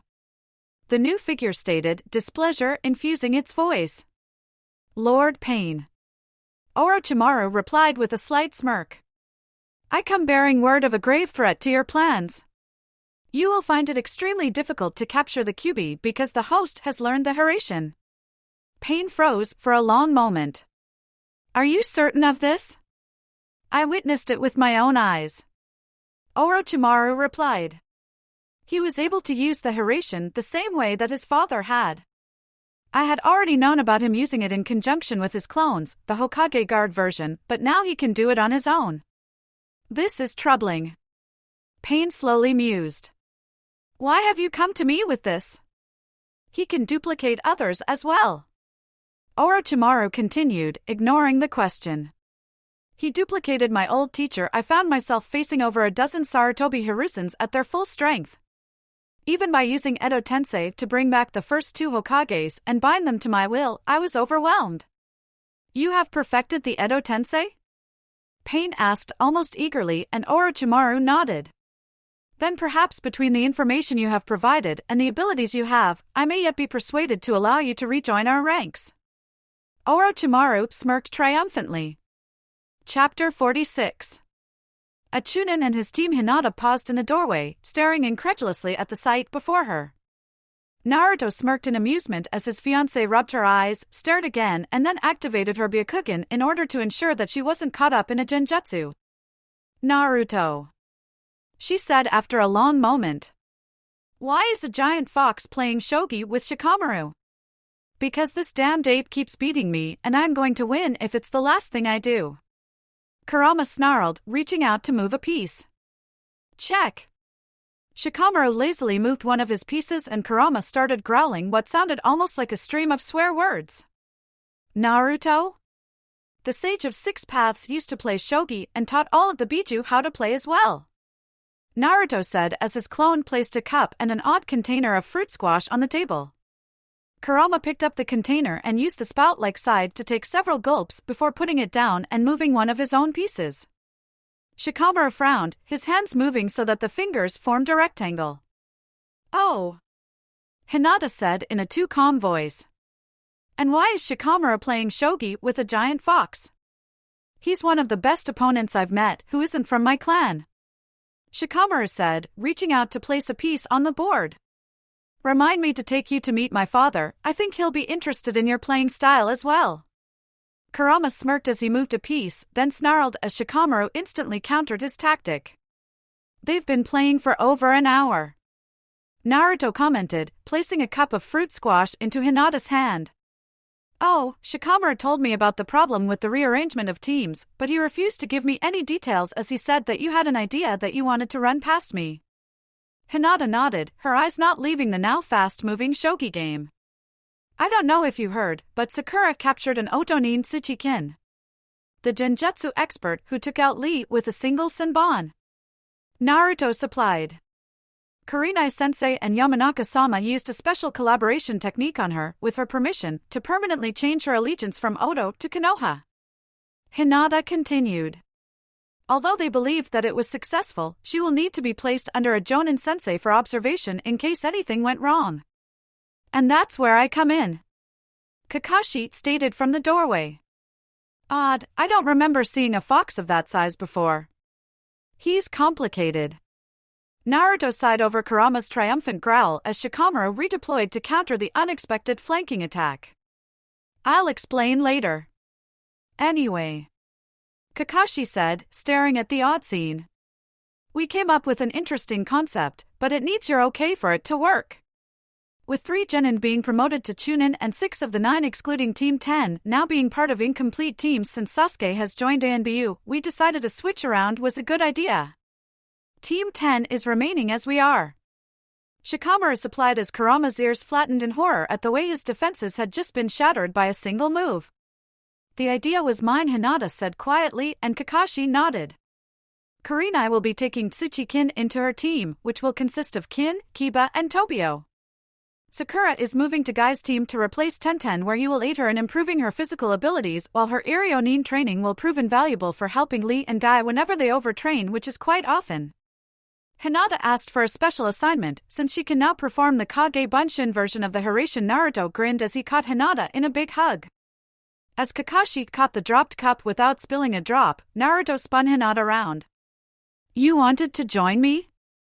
I've been getting lessons in the Hokage Guard Hiraishin technique as well. Kakashi supplied. With me along, you can now do B-ranked missions, or even A-ranked with the proper preparation. If you'll accept me, of course.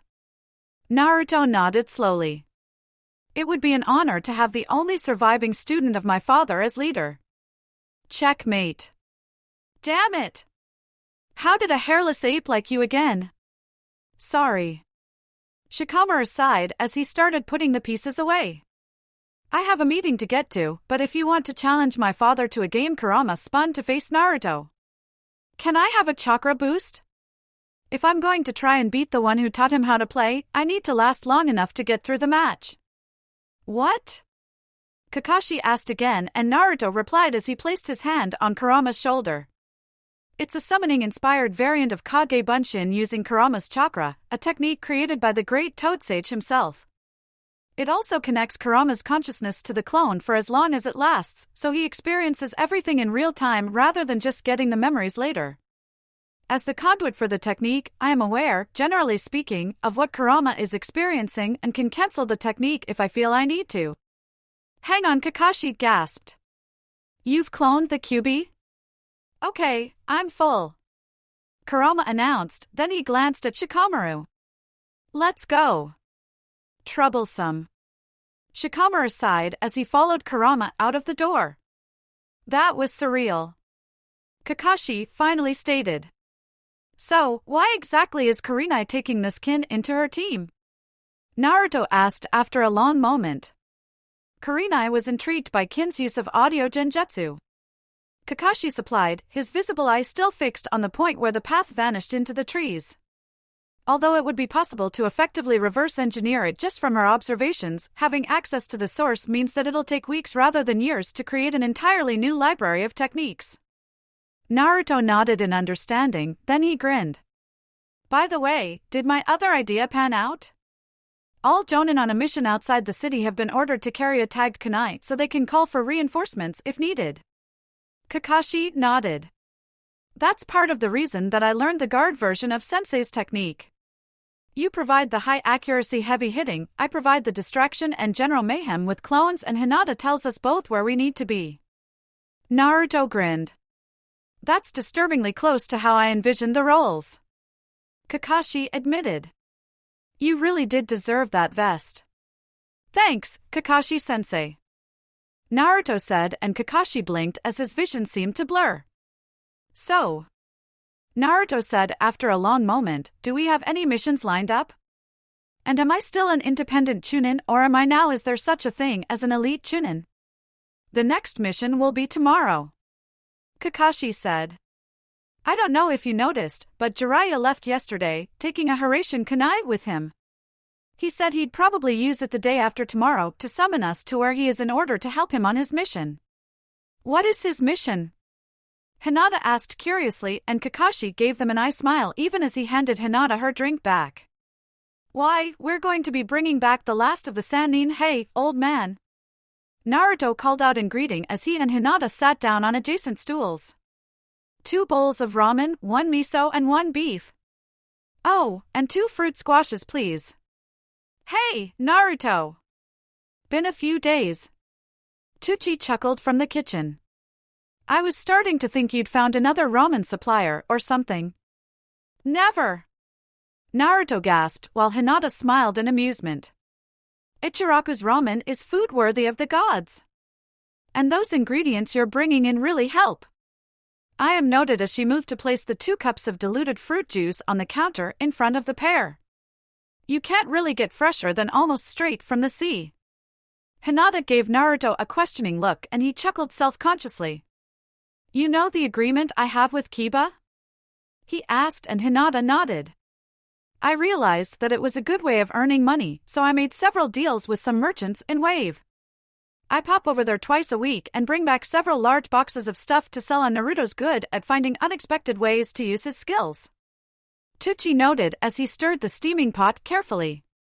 He's studying under several of us shopkeepers, and when things get really busy, I can hire him to provide some clones to help with the food preparation and serving. Hinata nodded. I see. Naruto, that's very clever. Thanks, Haim. Naruto smiled. But since I have a house to run and lessons to pay for, I needed to find ways of getting more money so I could become better. Considering my starting point, Naruto trailed off with a shrug. Here we are. I am said, sliding the 2 bowls onto the counter and handing over 2 pairs of chopsticks. Enjoy. Itadakimasu. Ah, hello there. Kakashi smiled as Naruto and Hinata appeared in a flash of light. Am I mistaken, or have you managed to learn your father's version of Hiraishin? I have. Naruto smiled, then his face fell. But my clones dispel when they do it, which means that I can't simply give Hinata the memories of how to do it like I did with the guard Hiraishin. Add to that the fact that I'm still not certain exactly how I made the final step, and even if I did, I'm not sure how I'd describe it so others can use it well. At least I know how to perform the guard version. Kakashi shrugged. But the fact that you managed to make the final jump means that the technique isn't lost and can be taught or at least learned. Kakashi stopped, his head tilted slightly. Did anyone else feel that? Jiraiya. Naruto nodded, holding out his hands. Hinata took his left hand with the unconscious ease of long familiarity while Kakashi moved to complete the circle. Okay. Naruto said. Let's take this slow, we need to harmonize for this. A flash of light heralded the arrival of the trio, and on one side of the clearing where he was lounging along a low-hanging branch, Jiraiya grunted. Took you long enough. What kept you? Naruto picked up the kunai from where it had been thrown into the ground and reversed his grip on it, holding it up for Jiraiya to take. My fault. Kakashi said with a slight shrug. Harmonizing my chakra took several attempts. It's not something I can use my Sharingan to help with. Speaking of, how's what's-his-name doing in ANBU? Jiraiya asked as he tucked the tri-blade kunai away. Sasuke? Kakashi asked. Pretty good, I think. He's getting regular therapy sessions with Inoichi though. Apparently something is off with his memory of what happened to his clan. Even I know that whatever happened was screwy. Jiraiya agreed as he rolled off the branch and landed on his feet. Sensei didn't order the massacre, he was actually hoping to train Itachi up as the Godame. The massacre happened barely 2 days before he planned to spring the apprenticeship on Itachi. He was furious with Danzo and the 2 fossils, but with the loss of virtually the entire Uchiha clan, he couldn't afford to show any sign of disunity where the other villages could see. If he had the 4th Great Shinobi War. Naruto half whispered. Damn. Did you wonder why Danzo is rarely seen in public? Jiraiya asked as he started to walk out of the clearing. Sensei told him back then that he didn't want to see him for at least 3 years. He only re-emerged from whatever hole he had crawled into after your graduation. Good thing you did, by the way. If you'd remained a civilian, there was a petition gaining ground to have you exiled with the threat of the major trading clans withdrawing from Konoha if you weren't. That would have crippled Konoha's economy. Then why didn't they do that? Naruto asked curiously. Civilians aren't allowed to interfere with shinobi matters. Kakashi supplied as they made their way through the woods. The reverse isn't true, though, for obvious reasons. Apparently someone was behind the petition. Jiraiya added. A shinobi, but I've been unable to find out who. I'm still searching, but the trail seemed to lead to the land of rice paddies, and Orochimaru Kami's only know what they wanted with you, father, or burden, most likely. Naruto mused as they exited the forest and paused at the top of a hill overlooking a small city. Where are we? Tanzaku quarters. Jiraiya smirked. And somewhere in there is Tsunade. So how will we find her? Hinata asked. Chapter 47. A Chunin and 2 Sannin. This place is totally different from Konoha, Naruto stated as the quartet of shinobi wended their way through the crowds. I've barely seen any shinobi, and only one was roof hopping. Tanzaku Quarters is renowned for its artists and authors, Jiraiya commented as he paused for a long moment to look round for a moment. You know, I was thinking about getting a small house here, maybe with a couple of scantily clad maids to you know what? Let's just find Tsunade, shall we? Naruto gave Jiraiya a confused look, then his gaze slid to where Hinata was looking far more innocent than he had ever seen her looking before. What did you? No, I probably don't want to know. Hinata somehow managed to look even more innocent at Naruto's abortive question. So, how do we find Tsunade? Well, she's a blonde woman with big ahem and a blue diamond tattoo on her forehead, Jiraiya said. She travels with her assistant Shizun and their pet pig, Taunton. Then that's probably them in the 3 streets that way, Hinata said, her Byakugan active, and Jiraiya whistled. Okay, that is a very handy skill to have. Please, lead the way and we'll be right behind you. Hinata caught Naruto's hand and pulled him forwards to lead the group with her, causing Kakashi to chuckle slightly. There he is. Interesting. I recognize the old man with him, and the girl has to be the Hyuga, but who is the other one? Hatake Kakashi, former sensei of Team 7 before it was dissolved. Interesting. Let us rejoin our partners and plan our attack. Hey, Tsunade! Jiraiya shouted as he barged into the inn. Good to see you again, Jiraiya. The blonde woman growled as she lowered her sake dish. What are you doing here? Is that how you treat your only remaining teammate? Jiraiya mock-mourned, earning a shocked glance. Yep, Sensei killed Orochi a week ago. Nothing left but some spatters which he burned. The Sannin are down to 2. Tsunade stared at him, unmoving, and Jiraiya waved his hand in front of her face. Is something wrong with her? Naruto asked, and the dark-haired woman sat next to Tsunade stirred. It's just how I helped, Naruto said, earning a disbelieving look. I did. It's how I earned this vest. Naruto-kun used a special hijitsu to duplicate Hokage-sama, allowing them to deal with the snake Sannin. Hinata supplied softly. The technique created a dozen sandames at full power. The hell? Tsunade finally asked, seeming to drop out of her shocked state. What sort of hijitsu can do that? The closest I can think of is the Kage Bunshin, and that requires the user to split off a portion of their chakra for each clone. It's related to the Kage Bunshin, but you need huge chakra reserves to use it. Hey! Tsunade grabbed his wrist and frowned as green medical chakra briefly flickered around her hand, then she released him. That's a lot of chakra, she said, sounding shaken. More than even you, Jiraiya. Yeah, I know, Jiraiya agreed. I've read his file and talked to the Toads about how they helped to boost him further. Plus, there's his heritage. Tsunade raised a quizzical eyebrow and Jiraiya facepalmed. Damn it, I haven't introduced them to you, have I? Senju Tsunade, Shizun Taunton. Allow me to introduce the student of my student, Jonin Hatake Kakashi, Chunin Uzumaki Naruto, and Genin Hyuga Hinata. A sage, a Jonin, a Chunin, and a Genin? Tsunade scoffed. All you need now is a Kage, and you'll have all the ranks represented. You forgot a special Jonin and a student, Naruto said, earning a long glare from the female Sannin that stopped as soon as Tsunade noticed that Hinata was glaring at her. What? Tsunade asked as Jiraiya sniggered. Sorry. Jiraiya gasped as he brought himself back under control. Hinata's very possessive, sorry, protective about Naruto. Not surprising, really. They've found a way of swapping thoughts that isn't a Yamanaka technique.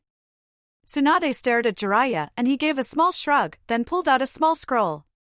Rolling it across the table, he motioned for Tsunade to open it. Senju Tsunade. Jiraiya said formally as Tsunade stared at the scroll as if it had turned into a rabid chipmunk that was threatening to attack her. By order of the Sandaime Hokage, your self-imposed exile is ended. You are required to return to Konoha within a week or you will be declared to be a nuke and lose Konoha's protection. Of course, if that happens, I'd be happy to give you my protection. Half a second later, the wall exploded outwards as the Toad Sage was sent flying by a backhanded punch delivered by an enraged blonde Irionin. Fuck! Anoki growled, and by the door, Akatsuchi looked at him in worry. Sir? You remember that group with a name similar to yours that I've been hiring for the more deniable operations?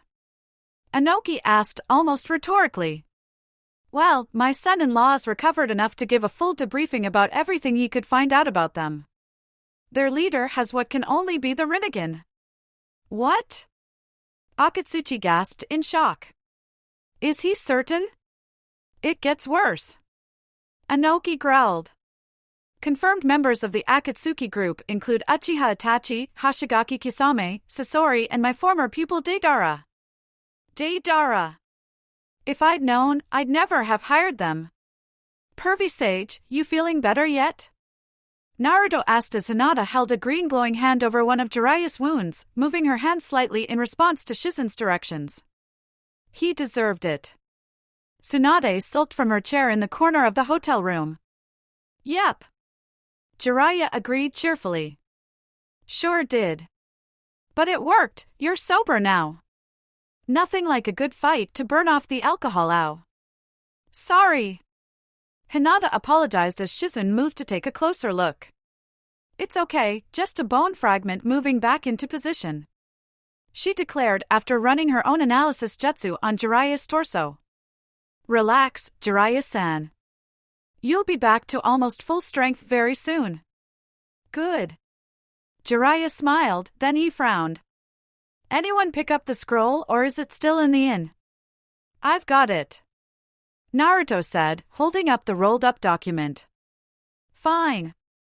Give me the damn scroll. Tsunade grumped and Naruto held it out. Tsunade grabbed it from his hand, unrolled it and frowned. The hell?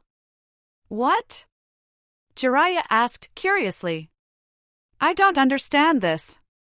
Tsunade complained as she unrolled the short scroll, then turned it round to check the back in case anything had been written there. What does I need to talk to her personally? Come and get me mean? Naruto blinked, then he grinned and vanished in a flash of light. Tsunade stared at the empty space, then Naruto and two clones flashed into existence, surrounding a very familiar robed figure. Sensei! Tsunade gasped as Hiruzen stepped forwards, holding his arms out. Tsunade's eyes filled with tears and she almost threw herself into the Hokage's arms, letting him hug her as she burst into tears. How's Pervy Sage? Naruto whispered. I've done all I can, why? I think we should leave them alone for a while. Naruto replied, glancing at Kakashi, Shizen and Jiraiya, who both nodded in agreement. Come on. The group left the Hokage and his crying student behind as they silently slipped out of the room and made their way downstairs to the small bar. As Jiraiya ordered a round of drinks, the other four moved to claim one of the few tables available. So Naruto started, then he sagged. I have no idea how to start this conversation. Kakashi? Hinata? So, how's the princess been over the last few years? Jiraiya asked as he sat down, sliding beakers of watered fruit juice to Hinata and Naruto, then pouring out small saucers of sake for himself, Kakashi and Shizen. Shizen shrugged as she took the proffered saucer. Doing some healing to raise funds, keeping just ahead of the debt collectors, but I'm sure that your spies have been reporting virtually everything we've done to you. True. Jiraiya confirmed with no trace of embarrassment. So back to Konoha? Shizen asked with a wistful smile. It's been years since I was last there. Why does Hiruzen-sama want Tsunade back? Is he getting sick? He looked okay. Sensei wants to retire, Jiraiya said, and Shizen stared at him in shock. I'm too busy trying to keep Konoha safe from outside threats, even if my sources did drop the kunai regarding the finals. Of the other candidates, Kakashi has the skills, but not the drive. Asuma hates politicking due to his time in the daimyo's court as one of the 12 guardian shinobi. Madogai, Jiraiya and Kakashi both shuddered. Danzo is too much of a warhawk to be considered, and he hid away during the finals. Although we can't prove anything, we think he knew it was going to happen, Jiraiya continued. Hyuga Hayashi is a possibility due to his experience as a clan head, but since you can't be Hokage and clan head, he need to find a replacement, and there aren't that many potential leaders in that clan. Hinata stared in shock at Jiraiya. Tu-san is one of the Godame candidates? Jiraiya nodded. The last candidate is one very few suspected, Yumino Iruka. No way! Naruto gasped. Iruka-sensei? He's one of the best teachers at the academy, Jiraiya noted. He's also ex-ANBU, and when he was younger, he helped with several missions vital to the security of Konoha, missions he's never talked about. He knows how Konoha works and where quite a few political bodies are buried. On the downside, he hates being in a position where he has to choose who to sacrifice for the mission, which is why he became a teacher. The more I hear about Iruka-sensei, the more badass he becomes. Naruto marveled and Hinata nodded in agreement. I think that sensei will convince Tsunade to take the hat, Jiraiya said between sips of his sake. I don't think I could call Iruka old man if he took the hat, Naruto mused, causing Hinata to giggle and Kakashi to eye smile. By the way, just how are you drinking that through your mask? Naruto asked Kakashi curiously. It's an ANBU trick, Kakashi evaded. I did teach it to Sasuke, though. How's he settling in? Naruto asked, and Kakashi cocked an eyebrow at him. He's still going through the integration protocols, Kakashi stated. It'll be another couple of weeks at least before he goes back into the field. Then there's finding a partner for him, since ANBU always deploy in pairs or multiples thereof. He did seem rather quiet during the meal. Had he been told about the possibility of him joining ANBU? Hinata asked, earning a respectful nod. He had, Kakashi confirmed. He was considering the pros and cons. He was listening, though. Okay, Naruto replied. So what do we do now? So, Lord Pain, what do we do now? Orochimaru asked as he twitched his newly bestowed black with red clouds cloak into a more comfortable position. Beside him, a teenager stood, his right eye a red Sharingan, something that was earning the occasional glare from Itachi, who was standing beside the hulking form of Kisame. Before the four shinobi stood 6 men, all of whom boasted facial piercings and eyes with the characteristic ripple pattern of the Rinnegan. We shall move in at dusk, the foremost man decided. Itachi, you and Kisame will enter through the back, keep a low profile and be ready to block them should they try to retreat. Orochimaru, you and Shin enter through the front. Get their attention and pull them onto the street. Since they believe you deceased, it should not be difficult. I shall be waiting. The 4 shinobi vanished, leaving the 6 paths of pain standing on the rooftop, looking in different directions. Soon the emaciated man in the crab-like life support chair croaked in a clearing several miles from where the 6 who had the same eyes as him stood. Soon we shall start to collect the Biju, and we will bring peace to the world, as you say. The woman standing just behind him agreed, her expression calm, but with an undertone of long-suppressed sorrow. As you say, Chapter 48, a Chunin endangered. They've certainly been talking for a while, Naruto said as he accepted another card. Haim and Sensei have a lot of catching up to do. Jiraiya shrugged as he gazed at his own hand. Call. Full house, 9s and 3s. 3 of a kind, 7s. Hinata sighed as she put her cards down. Do I get a bonus for having a totally random hand? Kakashi half-joked as he put down his cards, none of which were anything resembling useful. 2 pairs, 5s and 8s. Shizen said, showing her hand. 2 pairs as well. Aces, Naruto said, putting down 2 of the cards, and aces. Jiraiya groaned. How? You haven't lost a single hand. I know you aren't cheating, I've been watching, so how? At least we're not playing for money. Shizen pointed out. Naruto shrugged, hiding a smile. Maybe we should order some food, Kakashi suggested, glancing at the window. It looks like it's about to get dark. Some rooms as well, or are we going back to Konoha? Interesting thought. Jiraiya mused, glancing at Naruto. That skill of yours really changes things. I think I should hire the rooms, though. Tsunade may not want to head back at once, and if the rest of us go back without her, she may change her mind and try to sneak away. Shizen gave Jiraiya a look and he shrugged helplessly. What? She's been running for over a decade. Sensei's good at persuading people to see things his way, but people don't change their habits that quickly without some sort of physical reason. Jiraiya turned to Kakashi for support, only to blink at the sight of the empty chair where Kakashi had been sitting. A quick glance round showed the Cyclopean shinobi to be at the bar, handing a small roll of money over to the grinning barkeep. Ha! Kid pulled a ninja vanish on me, Jiraiya said, his voice a curious mix of pride, awe and embarrassment. Haven't had that happen for a long time. I must be getting old. How old are you? Naruto asked before he could stop himself, and Jiraiya chuckled.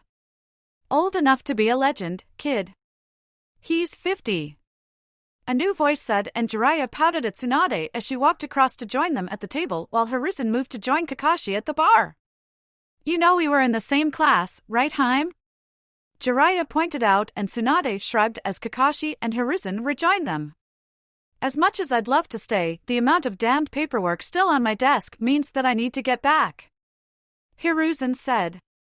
Naruto, if you would? 3 clones popped into existence behind Naruto as Hiruzen patted Tsunade on her shoulder. I'll see you again soon, Tsunade-chan. Okay, sensei. Tsunade agreed with a smile. Just look after yourself until I get back. You've strained yourself enough already. But I'll soon have the best medic Nin in the elemental nations helping me, Hiruzen countered as the trio of clones took position around him.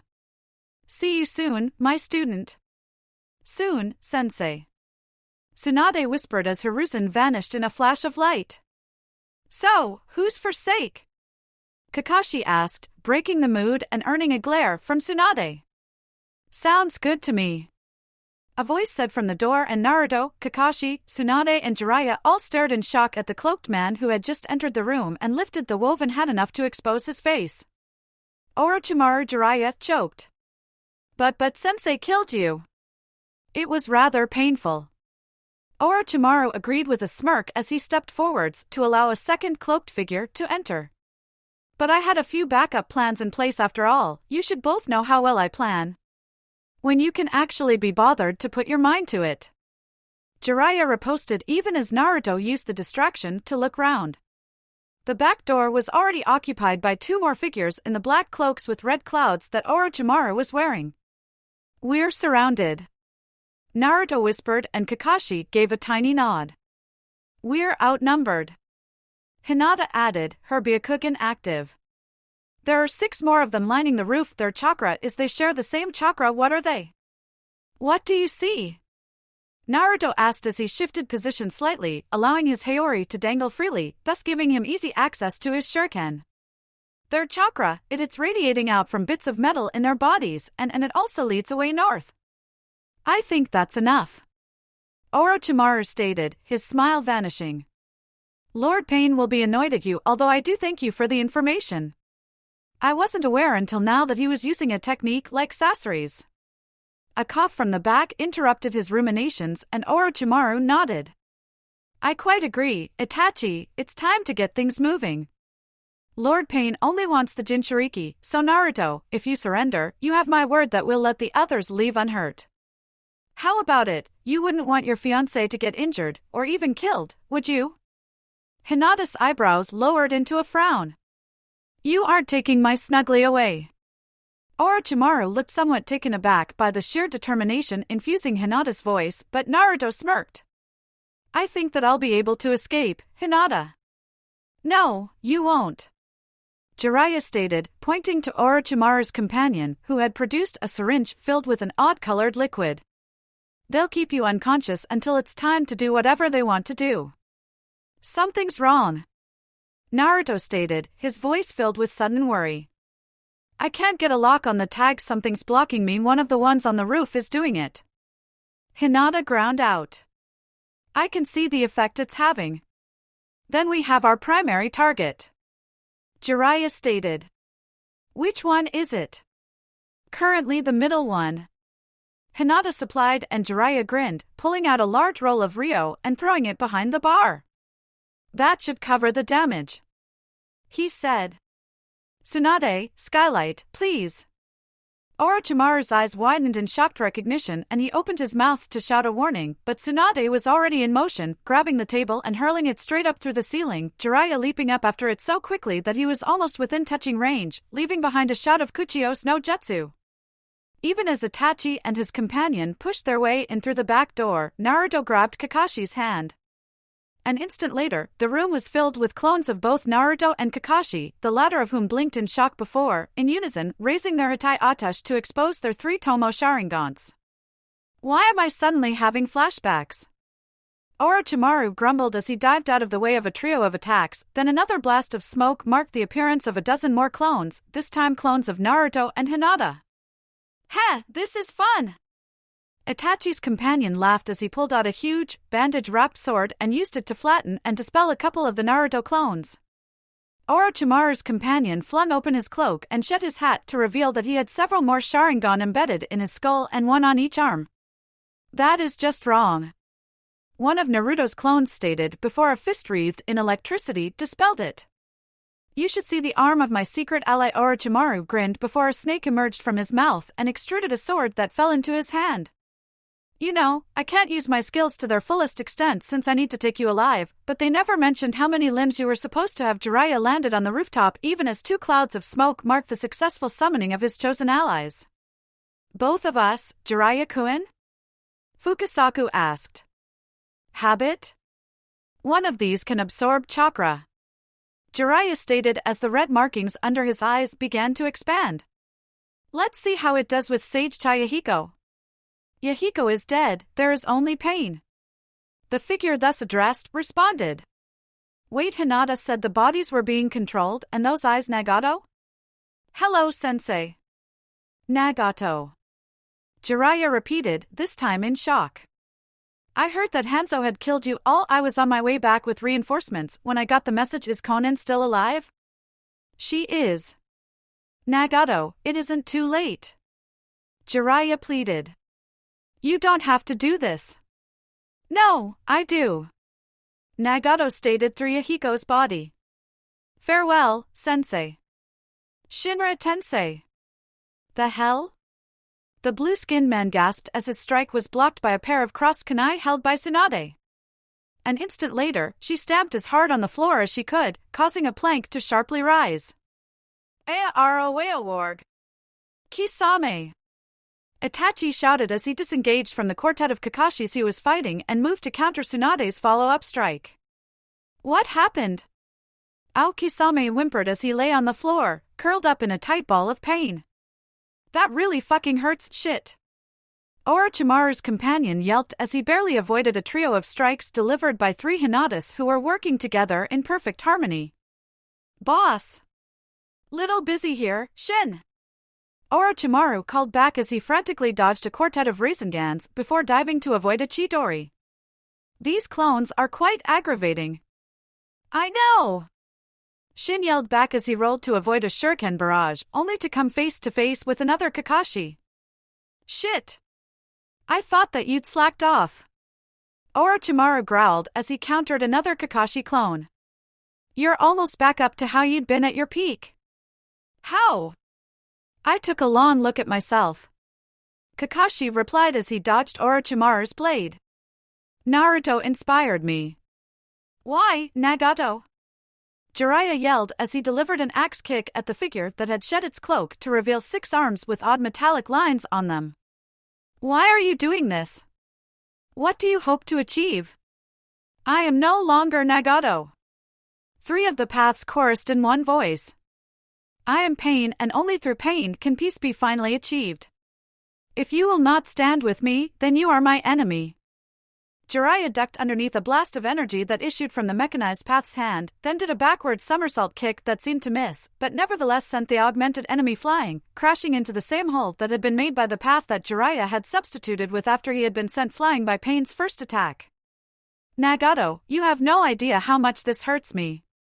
He grumbled as he delivered another senjutsu-enhanced strike that sent the animated corpse of his former student flying. Now, which of you is the one blocking Naruto? It's that one! A clone of Hinata shouted as she was launched out of the gap in the roof an instant before a chakra beam from the multi-armed path forcibly dispelled her. Thanks! Jiraiya shouted down the hole, then he ducked a missile barrage. Pa, I need as much sage chakra as you can. Do you know what you're doing? Shima asked worriedly and Jiraiya nodded. Trust me. Arg! Shin stumbled backwards, clutching at the stump of his left arm. Hinata backed away, throwing the severed limb into the corner of the room, then ducked the backswing of Orochimaru's blade, a backswing that was in turn blocked by one of the 5 remaining Kakashi. Heh, these two haven't trained together. One of the other Kakashis noted. Not like those two. Less talking, more fighting. Tsunade snapped as she jerked Shizen out of the way of a kunai thrust from Itachi, then dived to one side as a wind-enhanced kunai hurtled back at the Akatsuki member, missing him by a fraction of an inch. They're dispelling my clones too fast! Naruto shouted as he wrapped wind chakra around a second kunai. We can't hold, we're going to need a miracle, ask, and you shall receive. Jiraiya shouted from above and a statue looking like a humanoid frog crashed into the floor. Yes! Naruto shouted in glee. All non-Naruto clones, attack! Originals to me! Tsunade and Shizen disengaged from their battle against Itachi, allowing a trio of Hinata clones to take their place. Orochimaru tried to press his attack, only to be sent flying as Jiraiya plummeted through the ceiling and delivered a snap kick, using the recoil to land next to Naruto. Here! Jiraiya shouted and one of the clones grabbed him. Pervy Sage ready! Medic ready! Apprentice ready! Cyclops ready! Naruto caught Hinata in a hug. Hi, ready! Jump! The 2 remaining paths still upright on the roof stared at the hole where multiple flashes of light had briefly illuminated the shattered wreckage within. What happened? They got away. Itachi stated as he blurred into visibility next to one of the paths. It would seem that Naruto has managed to learn his father's version of the Hiraishin rather than simply the guard variant. Gonna kill that bitch. Kisame grumbled from below as he finally managed to stand up, using his sword as a crutch while his other hand remained cupped around the abused portion of his anatomy.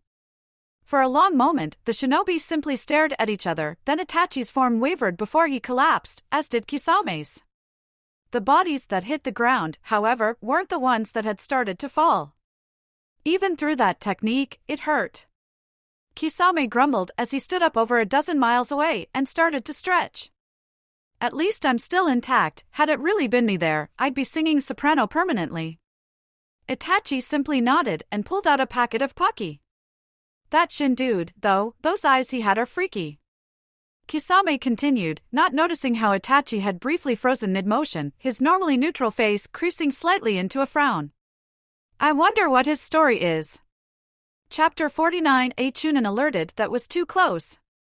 Naruto gasped as he dropped onto one of the settees in his living area, Hinata snuggling up to him. I agree.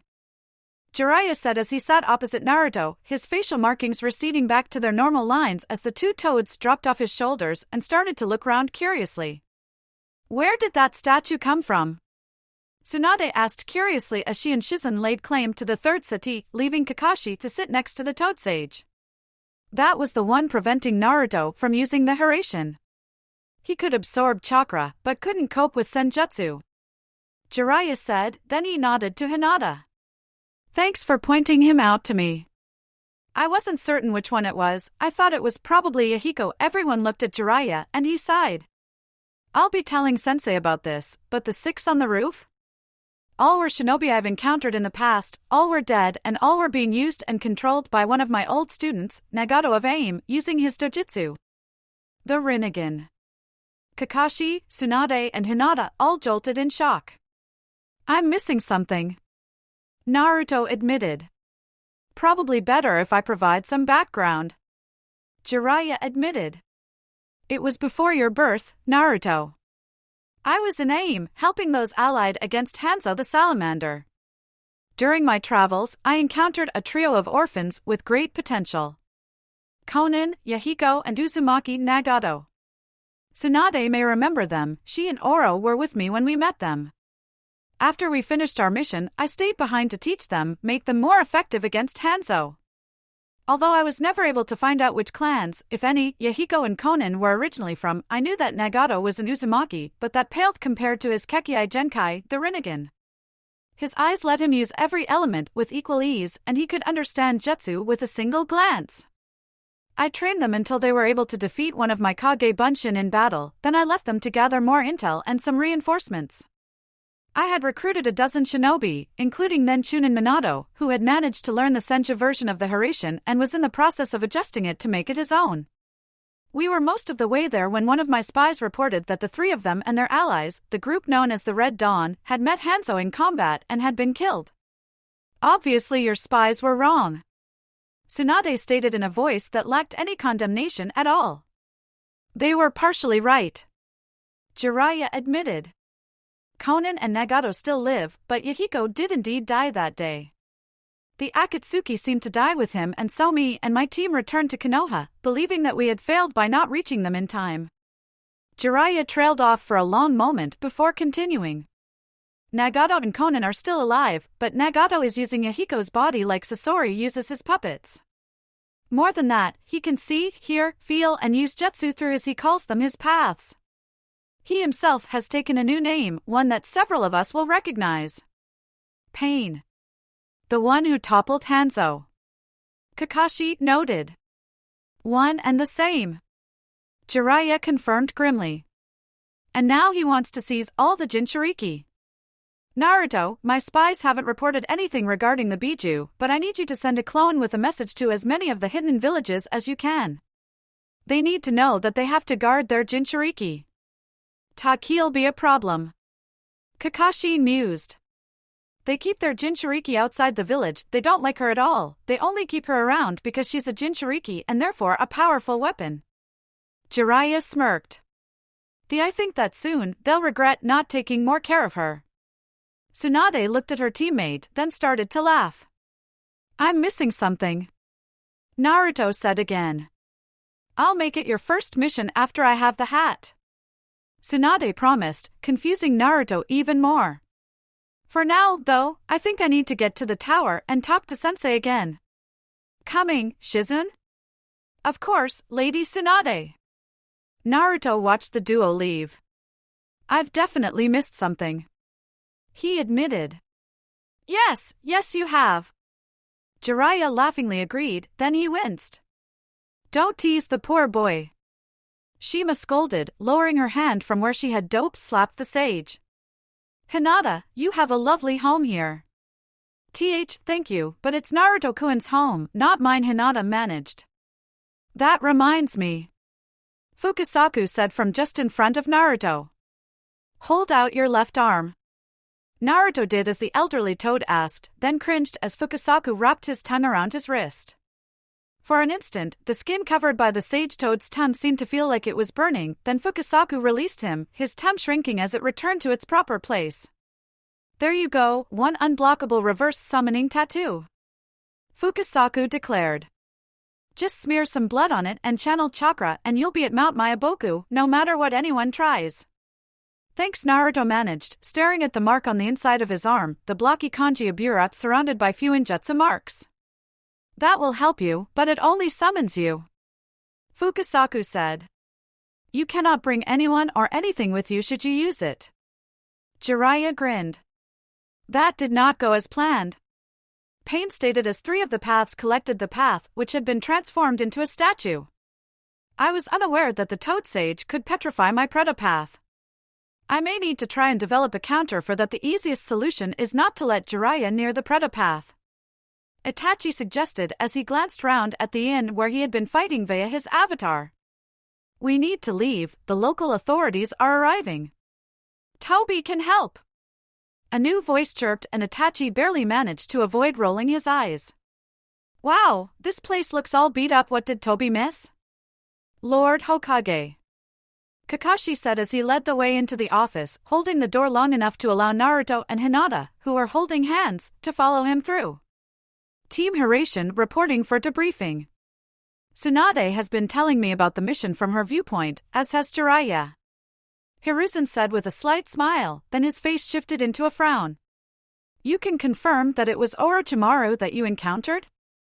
It was, Kakashi responded, one hand stroking the Hittite covering his eye, and Hiruzen nodded in understanding. I have no clue as to how he survived, but it was him. No doubt about it. Damn! Hiruzen cursed and Naruto's eyebrows shot up at the shock of his grandfather figure cursing.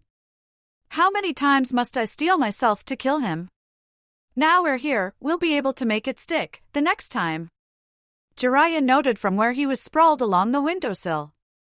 I agree, Tsunade said from behind the second, newer desk in the office, one placed near the side of the room. If Orochimaru returns, we'll make sure that he never leaves. Except that now he's back with the Akatsuki, Jiraiya noted. I've managed to get the full list of members and Orochimaru's nowhere near the strongest. He's not the weakest, but he's not the strongest either. I find myself wondering what he offered them to let him return a knowledge of my skills. Naruto said. The one you turned into a statue? He was the one blocking my ability to simply teleport out of there. If they can find another to learn that skill, they'll be using it to come after me again, and the next time, they'll be ready for whatever you did. They still have one knowing that skill. Jiraiya sighed. They have Nagato. You are certain it was the AIM orphans? Hiruzen asked and Jiraiya nodded. But they were all reported dead, or so I recall. I'm checking my reports, but I think that my spies weren't the only Konoha spies in AIM at the time. Jiraiya grumbled. Someone managed to drop a false report into my network, and I really need to find out who. Shimura Danzo stifled a sneeze. Looking round at his subterranean office, he sighed. Dust got everywhere, no matter how many times he ordered his subordinates to clean. So, changing the subject, when are you receiving the hat? Jiraiya asked. Well, by the end of the week, I should have caught up with the basics, so I'll be receiving it then. Tsunade replied, glancing at Hiruzen. And I'll be able to retire again. Hiruzen chuckled. I don't think any Kage has ever managed to retire twice before. Gigi, what do you plan to do? Naruto asked and Hiruzen chuckled again. Well, for a while, I think I'll enjoy retirement by catching up with my family, then teaching you both a couple of things. After that, maybe I'll take another genin team of my own. See if I can train them up without having them fall apart this time, you know. I learned the guard version of the Hiration too after I retired for the first time, just in case one of the three fell ill and your father needed a replacement guardsman. I may be a bit rusty, but I'll be happy to join you on a mission or two to blow the rust off ready for when I get my own team. I'll see what I can find for you, sensei. Tsunade laughed. Hey, Shika, Hino, Choji. Naruto called out as he jogged onto the training ground. Where's Asuma? Over here. Asuma called as he walked into the field from the other side. You got the course set up? Yep. Naruto grinned as the trio of genin all groaned with realization. Just as you wanted. Good. Team 10, head to Training Ground 14 where one of Naruto's clones will direct you to the starting point for the course. Naruto? You will make your way from marked area to marked area, avoiding or countering the traps that have been set. Naruto recited. Squares marked out in yellow rope are safe points and each has inside it an arrow pointing to the next square. Oh hell! Ino groaned. Tenten's told me about those type of courses. Apparently Lee still triggers every single ankle noose. He's taken to carrying a kunai on his belt so he can cut the rope. Naruto shrugged. It's quite impressive, he can start cutting before his other foot is pulled off the ground. It usually ends up with him doing a somersault these days. Let's go. Shikamaru sighed as he walked towards the edge of the clearing in the same manner that a prisoner would walk towards the headsman's block. The sooner we do this, the sooner we get to replace our ruined clothes and get some food. And the sooner you can help me set up Team 9's course, Ino.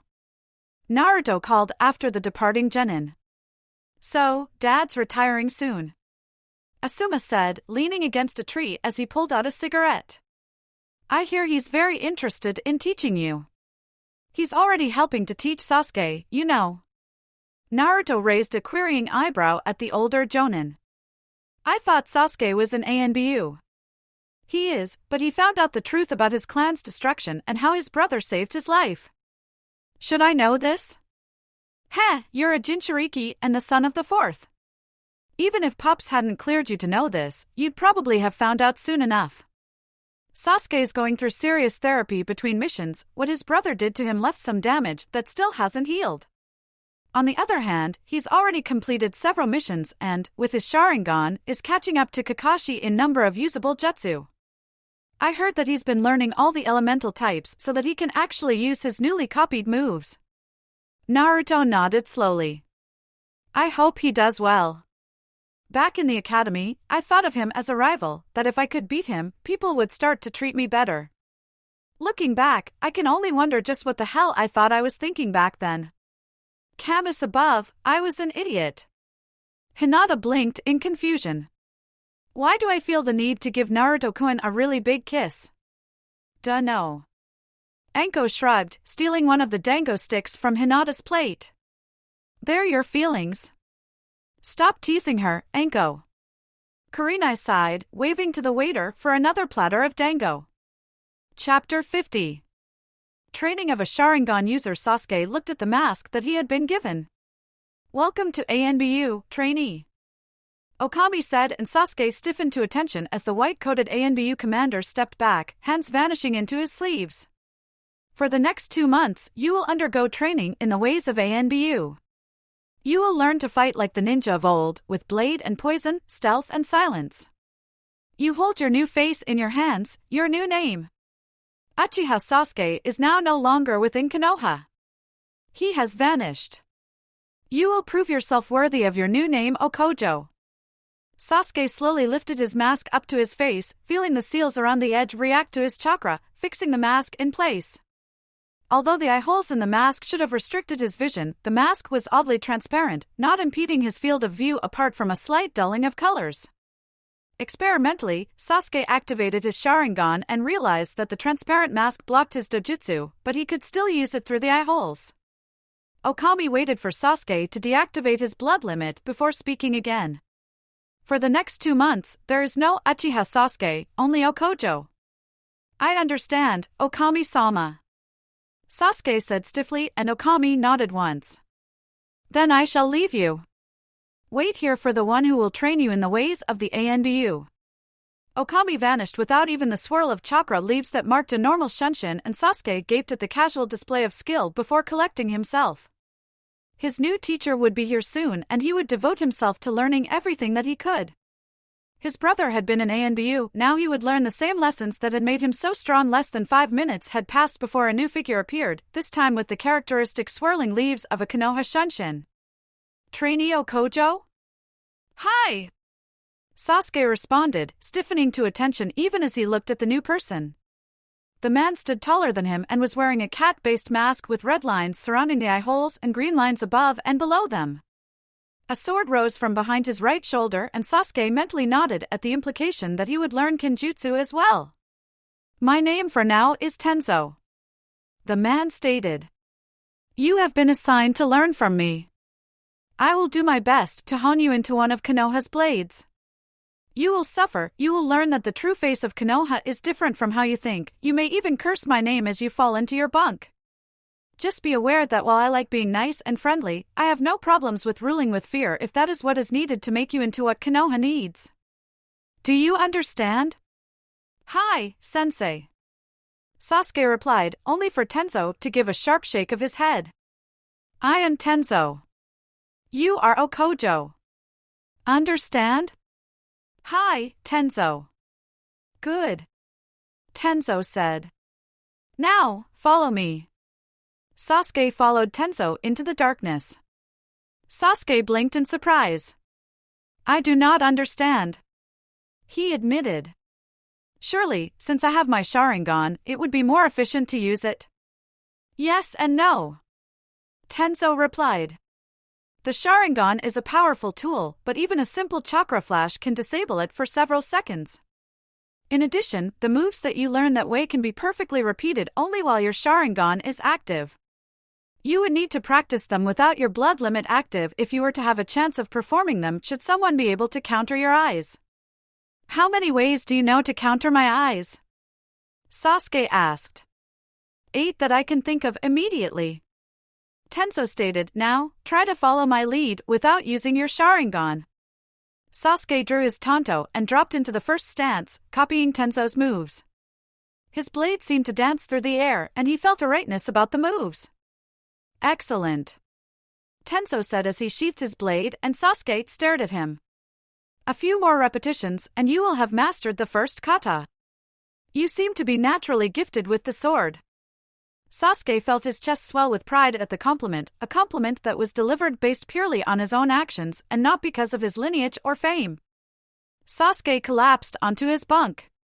Although it had seemed to be less comfortable than the bed in his flat, right now it was the most comfortable surface ever as his exhausted body seemed to mold itself against the firmness of the mattress. A slow-moving hand removed the mask from Sasuke's face and he carefully placed it on the shelf beside the bed before allowing his eyes to close. Even at his most driven, he had never been this tired, but he would succeed. For he was Uchiha Sasuke, the avenger of his clan, and he would prove his worth to the world. Again! Tenzo barked and Sasuke turned to face the course once more. The ANBU course was deceptively simple, but every inch of it was trapped or set up to cause whoever was trying to use it to fail. Taking a deep breath, Sasuke leapt to the first platform, landing on the edge rather than the middle since the last time he had done so, the apparently solid surface had split and dumped him into a pit filled with icy water. Report. Okami said as he materialized beside Tenzo. He's learning fast. Tenzo said. He isn't as naturally skilled as his brother, but he makes up for it with determination and study. Good. Okami noted. And his loyalty rating? Middle to high. Tenzo stated. It will have to do. Okami finally said as, on the far side of the course Sasuke managed to do a spinning leap that let him deflect the incoming shuriken. Before he can take the final oath, he needs to learn the truth about that night. He will react badly. Tenzo stated. He used Tsukiyomi on Okojo. Yamanaka is still working on undoing it, but it will take as long as it takes. Okami said philosophically. Do what you can to aid him. I feel that Okojo will be a great asset to Konoha once he finishes his training. Tenzo nodded as Okami vanished once more. Sasuke opened his eyes and Yamanaka and Noichi gasped at the sight. The past few weeks of dawn to dusk training in ANBU had caused Sasuke's eyes to evolve to the full trio of Tomoichi, but now they were different. The formerly red eyes now looked like red flowers unfolding against a black background. Itachi Sasuke whispered. You were crying your eyes, Noichi managed, but Sasuke ignored his comment, still caught up in the memory that had been blocked by the genjutsu that Itachi had used to overwrite it. Who is that masked man? Sasuke mused. And why did Itachi why? I think you need to see the Hokage. Inoichi decided. Hiruzen looked up as 3 figures entered his office. Inoichi led the way, followed by Okojo with Okami bringing up the rear. The ANBU commander peeled off and moved to one corner where he seemed to fade into the background. Okojo, you may unmask. Hiruzen said and Sasuke removed the stoat mask. Lord Hokage, he began. I have activated my Mangekyo. Hiruzen hailed sharply. How? May I answer that? Inoichi asked. We finally broke the genjutsu that Itachi had used on Sasuke during the event. The memory it had been blocking indicated the situation back then was rather different from what we had been told. Hiruzen nodded and motioned for the duo to sit, allowing Okami to remain inconspicuous. Sasuke. Hiruzen began. I was unaware of this genjutsu, but I knew that the events of that night were not as clear as you believed. How much do you know of the events leading up to it? I knew that my father was rather tense about something, as were some of the others, but I didn't know what. Sasuke admitted, and Hiruzen sighed. There is no easy way to say this, Sasuke, but your father and the Uchiha elders were planning a coup. They were unsatisfied with the clan's position in Konoha and sought to take control. Sasuke glanced at Okami, who nodded in confirmation of Hiruzen's statement. When he turned back, his face was pale with shock. But we the other villages had the coup gone ahead, Konoha would undoubtedly have followed Uzushiogakure. Hiruzen stated. Kumo and Iwa had heard that the tensions in Konoha were rising and had prepared their forces, massing them ready to invade as soon as we turned upon ourselves. Kiri would have followed them, as would the smaller villages of Amigakure, Tanigakure, Takigakure, and Kusagakure. Suna we had no way of knowing which way Suna would go with the odds stacked against us like that. At best, they would have remained neutral. What was father thinking? Sasuke hissed. I had decided to defuse the situation by declaring that I was going to train your brother as my apprentice and the future Godame when the massacre happened. Hiruzen continued.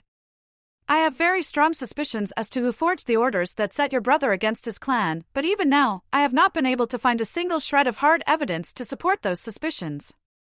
If I had, that person would now be dead by my hand or by yours. As it is, he is currently politically untouchable and is skilled enough that you would stand no chance at all against him. Sasuke gave a jerky nod, his eyes almost glowing with suppressed rage. When Itachi discovered the orders hadn't been from my hand, he suggested that he should take the blame. He left that night carrying the stigma of being the killer of the Uchiha clan, but his loyalty to Konoha never wavered. He still reports regularly via Jiraiya's network, using his Pocky addiction as a cover to hand his reports to the shopkeepers who work as agents of the Toad Sage. Even though he knows that most of the shinobi of Konoha would kill him because of his actions, he remains loyal. Itachi has successfully infiltrated a group known as the Akatsuki, an organization based in Amigakure. He has sent us descriptions of all the members and their skill sets. While he is one of the stronger members, he is not the strongest.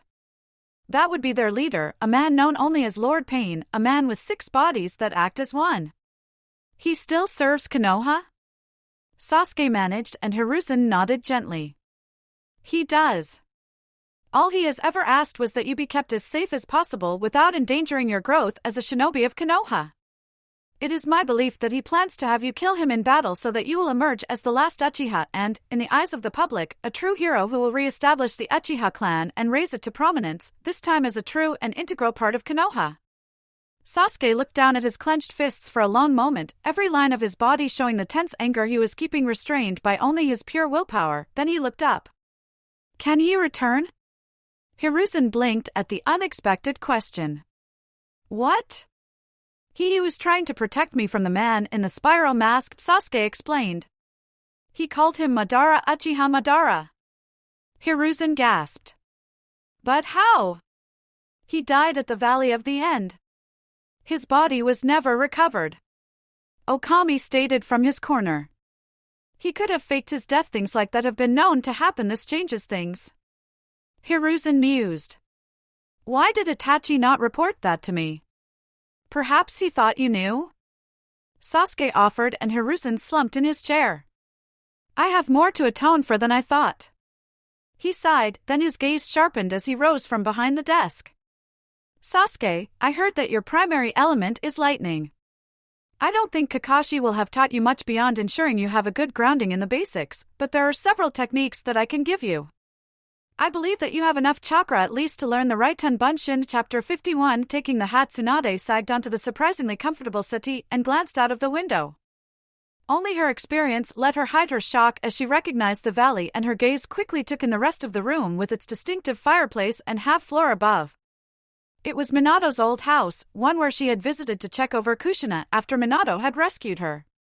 the house where she and her then-fiancé Dan had eaten their final meal together before the mission that had taken Dan away from her, a meal personally cooked by then Jonin Namake's Minato. Were shinobi I've encountered in the past, all were dead and all were being used and controlled by one of my old students, Nagato of AIM, using his dojutsu. The Rinnegan. Jiraiya stated, causing Tsunade to focus on her teammate as he explained how he had met them and how his spies had relayed word of their deaths. Obviously your spies were wrong. Tsunade mused, mentally trying to figure out who would have profited from Hanzo remaining in power. For a long moment, she allowed herself to lose the thread of the conversation, trusting her well-trained memory to record it in case she needed to quote from it later, then a familiar word brought her back. Jinchuriki. Naruto, my spies haven't reported anything regarding the Biju, but I need you to send a clone with a message to as many of the hidden villages as you can. They need to know that they have to guard their Jinchuriki. Jiraiya said. Taki will be a problem. Kakashi mused. They keep their Jinchuriki outside the village, they don't like her at all, they only keep her around because she's a Jinchuriki and therefore a powerful weapon. Jiraiya smirked. I think that soon, they'll regret not taking more care of her. Jiraiya smirked. Tsunade looked at her teammate, then started to laugh as she followed his logic and deduced the plan that he had probably developed. I'm missing something, Naruto said, causing Tsunade's amusement to deepen. I'll make it your first mission after I have the hat.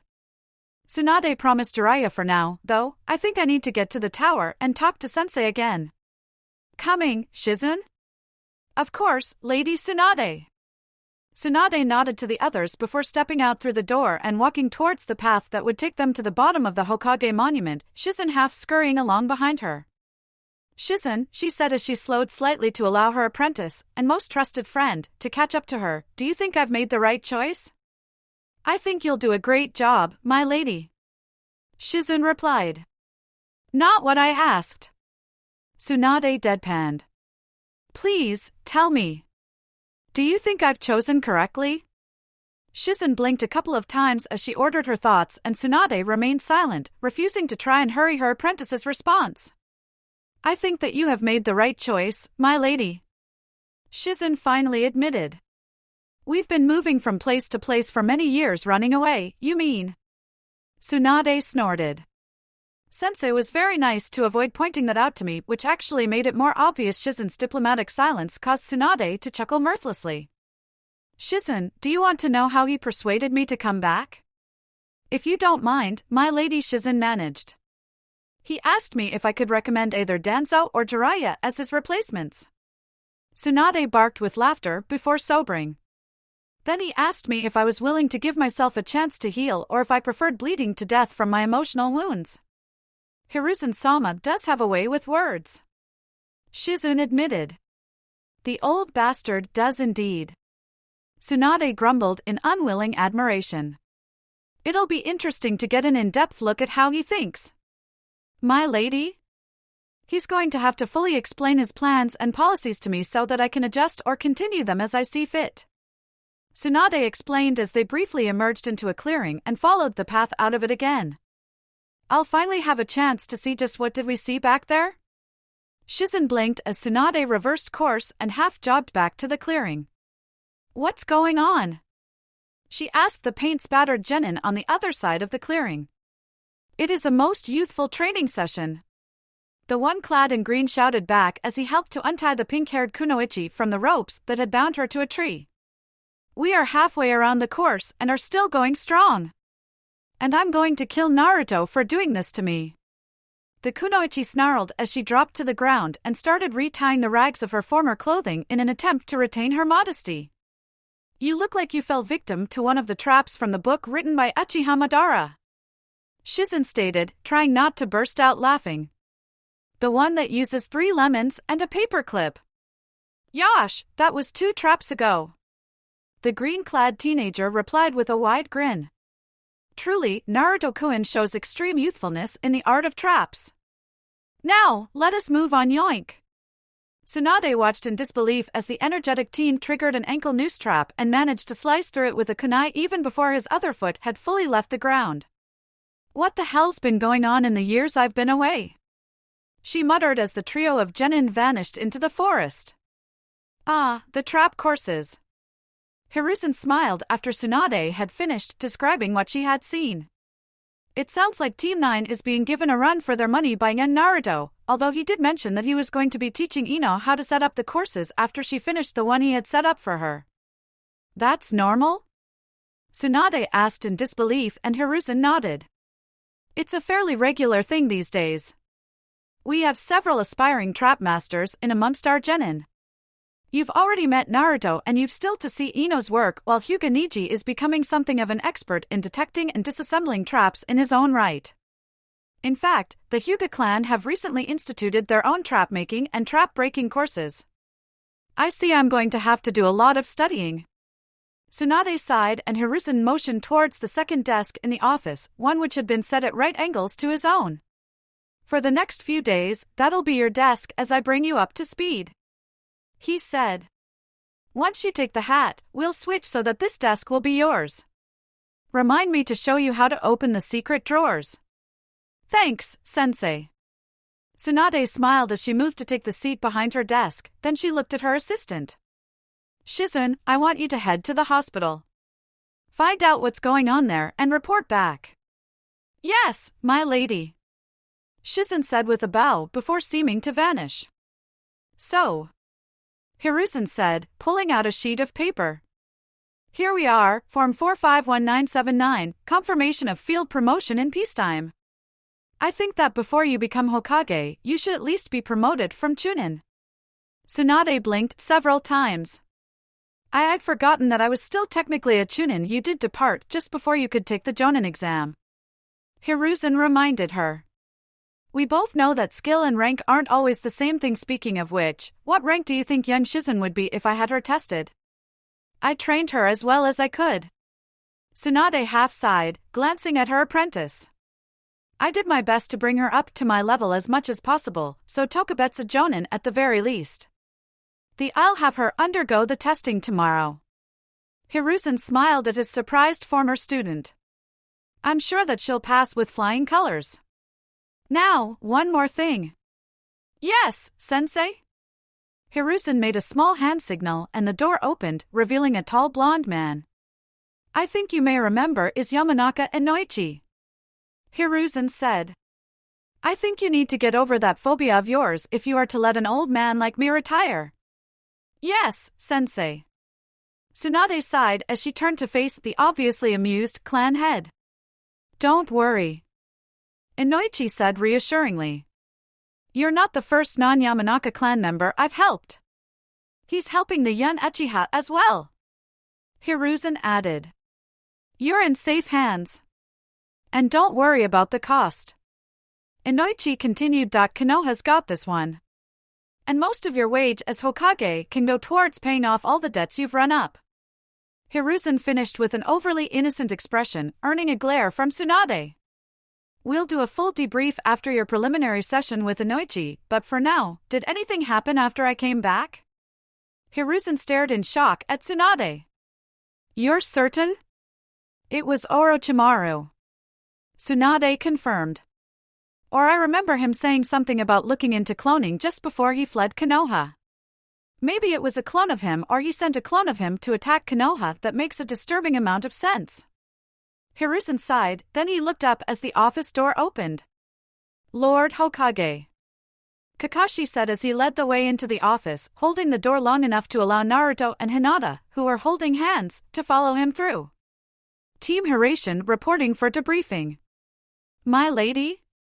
Shizun queried as Tsunade looked round the newly emptied Hokage mansion. We're going to need some furniture. Indeed we are, Shizun.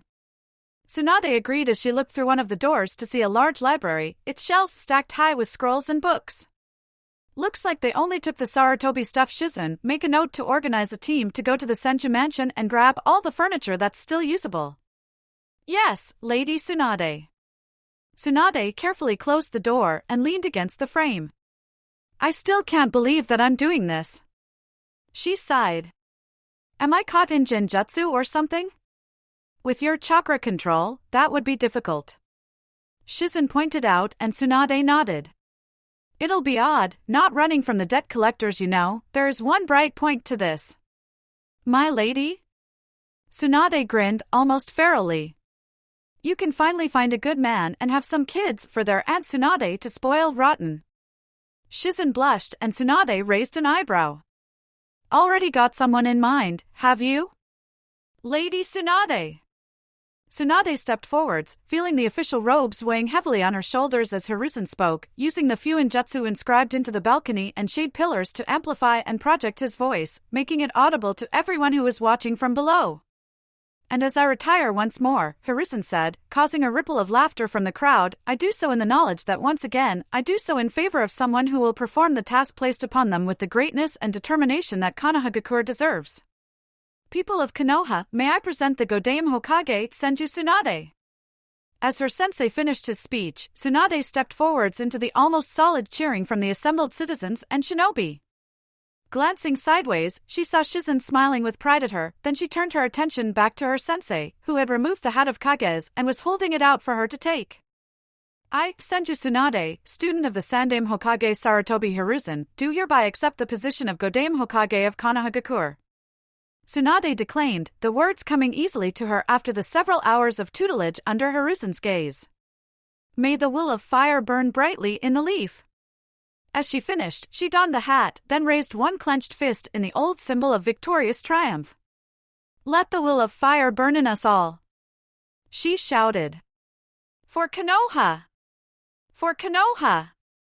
The mass response came and Tsunade smiled as she looked out over the village hidden in the leaves, the village that was now hers to lead, hers to guide and hers to protect. Dan. She whispered. I'll fulfill your dream for you. I promise that I'll make you proud.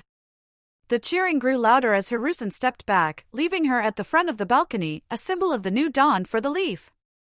Chapter 52 A Chunin and a Lucky One. And as I retire once more, Hiruzen said from the balcony, causing Hinata to giggle as she leaned into Naruto's hug, I do so in the knowledge that once again, I do so in favor of someone who will perform the task placed upon them with the greatness and determination that Konohagakure deserves.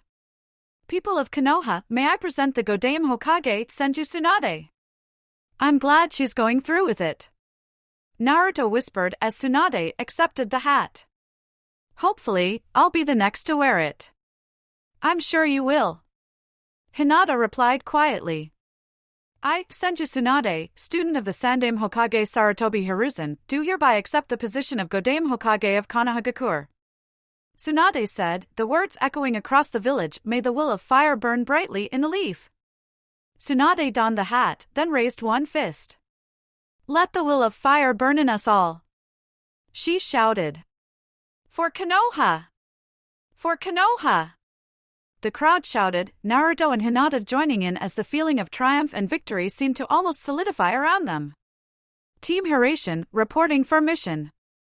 Kakashi stated as he stepped into the office where, in a reversal of the previous time they had been there, Tsunade was sat behind the Hokage's desk while Hiruzen was seated behind the secondary desk. Kakashi, Naruto, Hinata. Tsunade said with a nod of greeting. Are you ready for your mission? Naruto nodded eagerly and Tsunade's smile turned slightly feral. As you know, Akatsuki are starting to move to secure the Jinchuriki. She began. Naruto, thanks for using your clones to send the messages to Kiri, Kumo and Suna. Jiraiya has arranged for IWA to be warned, since your clones would be attacked on sight if they went there, which leaves Takigakure. The ones who don't like their Jinchuriki. Naruto recalled. Correct. Tsunade agreed with a wicked smirk. As such, we are going to give them what they want. We are going to take their Jinchuriki away from them, or more properly, we are reclaiming their Biju since they don't appreciate it. The fact that we'll gain one of their Kunoichi as well is just a bonus. So the mission is to sneak into the land of cliffs, make our way to the edge of the village hidden in the waterfall, locate their Jinchuriki and return with it. Kakashi stated, then he frowned. Which one is it? The Nanabai, the seven-tailed beetle. Hiruzen supplied, causing both Kakashi and Hinata to turn to look at Naruto. Naruto, can we confer with? Naruto closed his eyes for a moment, then made a hand seal that Tsunade didn't recognize. Biju Bunshin. a cloud of smoke dissipated to reveal a waist-high reddish fox with multiple tails. For a long moment, both Tsunade and Hiruzen stared at the creature before slowly sinking back into their chairs. Kurama, may I introduce you to the Godaime Hokage Senju Tsunade and the retired Hokage Sarutobi Hiruzen? Naruto said formally. Tsunade-sama, Gigi, may I introduce Otsutsuki Kurama, one of the 9 living children of Otsutsuki Hagoromo, also known as the Sage of the Six Paths Tsunade finally managed as she stared at Kurama, who responded by puffing out his chest and raising his snout. I think they're overwhelmed with my magnificence. Oh yeah, right there. Naruto hid a smile as Hinata used the comb she had pulled out of a pocket to start combing Kurama's fur, taking advantage of the action to gently massage the top of his head with the fingers of her free hand. Within seconds, Kurama was lying on the ground in a furry pile of pleasure with Hinata kneeling beside him, brushing his fur so it lay neatly, using gentle motions to tease out the few knots. You have about 100 years to stop doing that, Kurama managed. But you can take longer if you think that you need to. Kakashi shook his head in disbelief. Naruto, that is perhaps one of the most disturbing sights I have ever seen. You think that's bad? Naruto laughed. When Hanabi saw him for the first time, it took an hour to persuade her to stop hugging him and rubbing his belly. So the Nanabe? Hiruzen prompted. Chome? Kurama sat up. She's my favorite sibling, why are you discussing her? She isn't being appreciated by the village that holds her, and Akatsuki is trying to collect the Biju for bad reasons of their own. Tsunade supplied, causing Kurama to growl. If she comes here, you'll treat her right? I'll teach her Jinchuriki the Biju Bunshin so that she can manifest independently, assuming her seal lets her. If it doesn't, I'll take her to see your uncle. Naruto offered and Kurama nodded. I'll help. Whatever you need as long as we get her here. Perhaps we can persuade that bug clan of yours to watch over her. The Aburame? Hiruzen mused. Tsunade, once they've left, I'll go and talk to Shibi about this. Plausible deniability and all that. Tsunade nodded, her eyes still transfixed by the sight of Kurama once again flopping onto the floor under Hinata's gentle ministrations. You know, Dad left one of his tags near Taki. Naruto mused. I can sense it, that should cut down on travel time. Kakashi mused approvingly. And I was wondering how many other tags he left in storage. Naruto continued, earning a contemplative look from Jiraiya. If we can double-tag the locations that are important, we could hide one, say, under an etched stone so it looks like the pattern on the stone is the target used for the technique. Maybe include a couple of seals that glow when chakra is applied, but do nothing else, and thus people will try to decode the etchings, not realizing that they have no meaning at all, thus causing them to waste time and energy that they could have spent doing something we didn't like. Jiraiya smirked. And a second tag nearby means that if they set up a trap, we can simply pop up nearby and take it apart before they figure out what just happened.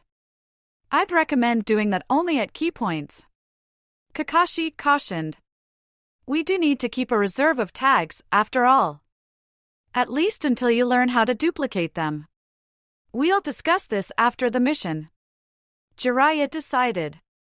No point getting distracted now. All ready? Kakashi asked as Hinata and Naruto stepped out of Naruto's house. Packed for a full week. Naruto stated. I know it's meant to be a quick in and out, but you never know. I took the liberty of sending a clone ahead to secure the area. Since it hasn't dispelled, I know it's safe. Okay. Kakashi said slowly. Next time, though, check with me first. I am the team leader for a reason. Sorry. Naruto apologized and Kakashi shrugged. I admit that I was planning for you to do something similar, so no foul this time. Next time, though, wait for permission before doing scouting. If someone spotted your clone and your clone didn't notice or was disrupted in a way that prevented the memory transfer, we could end up going into an ambush that wouldn't have been there otherwise. Naruto nodded, his face pale as he thought about how things could have gone wrong. So, if you can send some clones to secure our entry point, we can go. Kakashi added, and Naruto created a dozen clones, 6 of whom grabbed the others before they all vanished. Ha, Kakashi commented. Half the deployment chakra cost, I see. Hadn't really noticed that during the last mission. Not bad. Thanks, Naruto said, then he cocked his head. One clone dispelled to send the all clear, the others are on lookout duty. Then let's go, Kakashi said, moving so that he could press his fingers against Naruto's and Hinata's in preparation for the Hiraishin jump. As soon as the world blinked, the trio spun outwards, standing back to back as they waited. All clear, Hinata said as she deactivated her Byakugan. No one within range.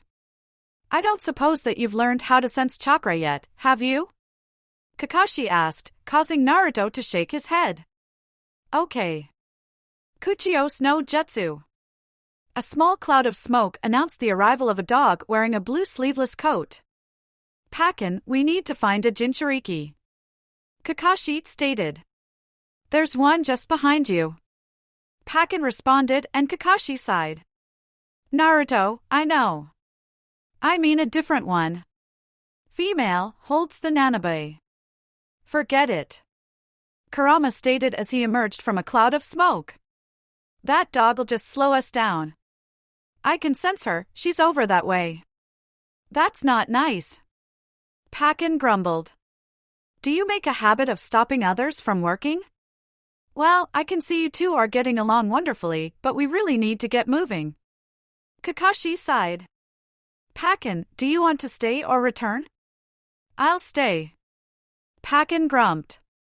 You don't summon us enough, you know. Pick me up.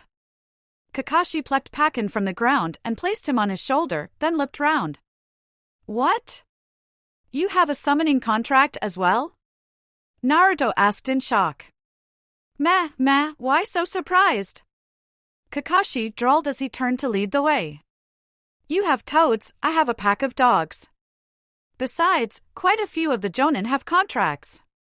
Like Guy and his turtles.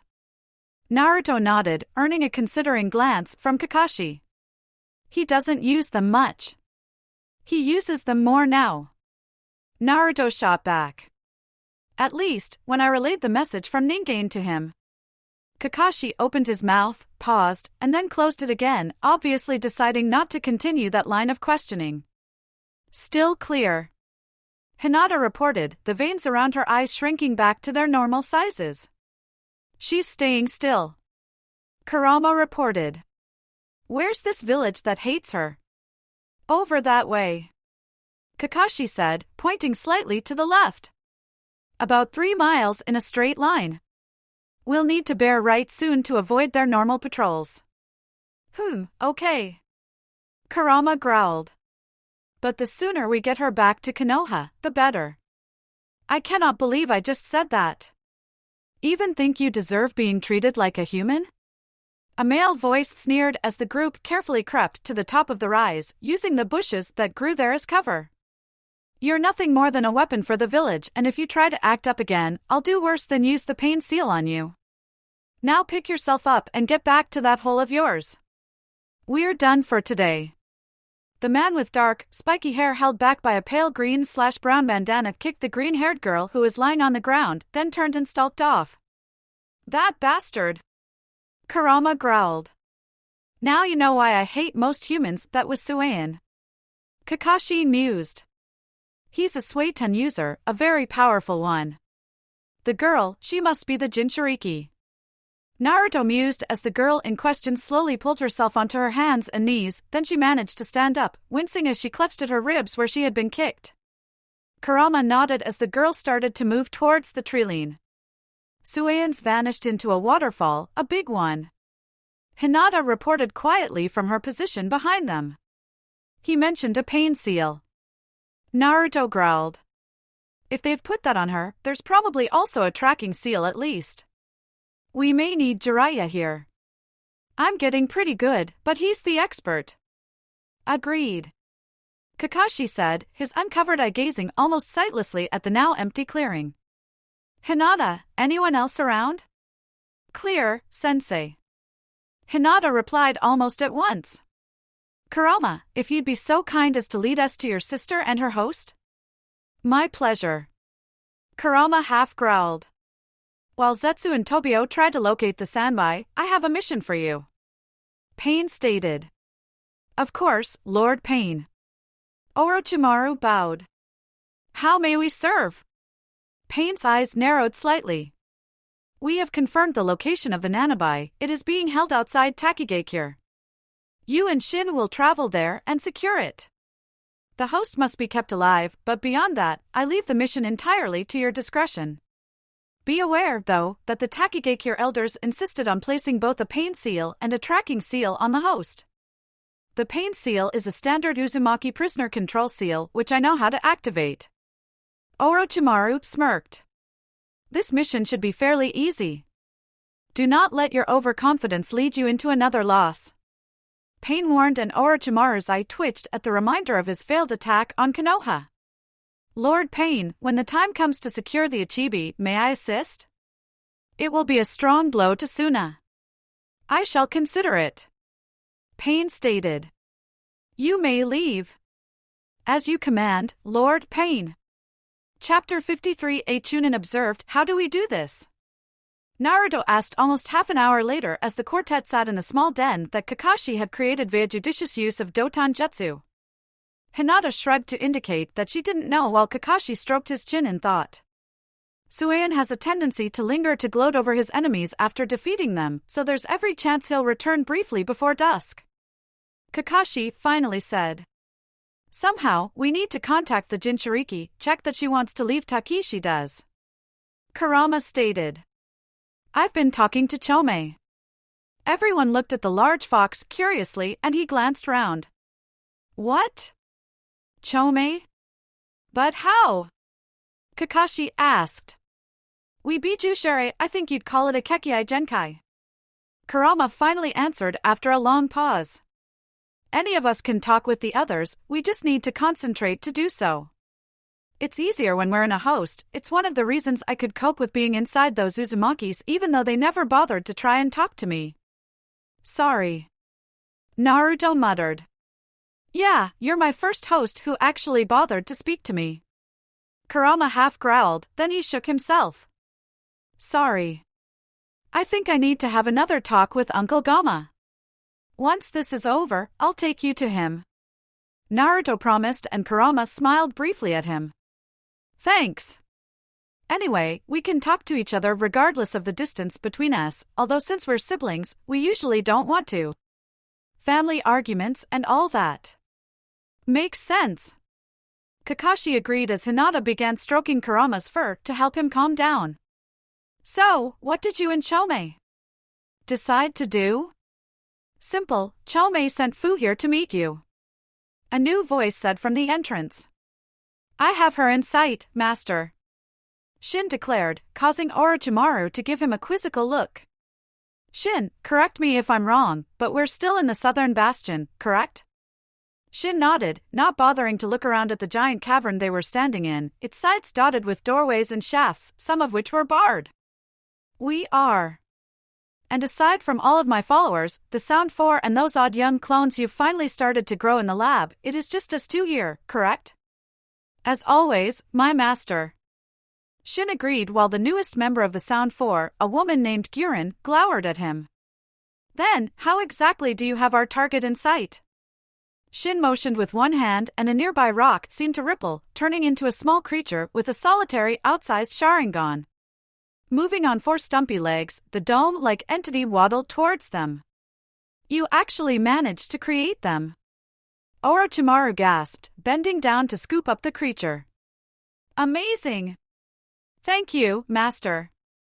Shin replied as Orochimaru examined the creature with all the joy of a young child given a new toy. I only have a dozen of them at the moment, and given our mission, I chose to have most of them placed near where the Jinchuriki are known to live. They seem to use an integrated genjutsu to hide. Orochimaru mused, turning the creature back upright and placing it gently on the ground, allowing it to waddle back to its former location. Magnificent.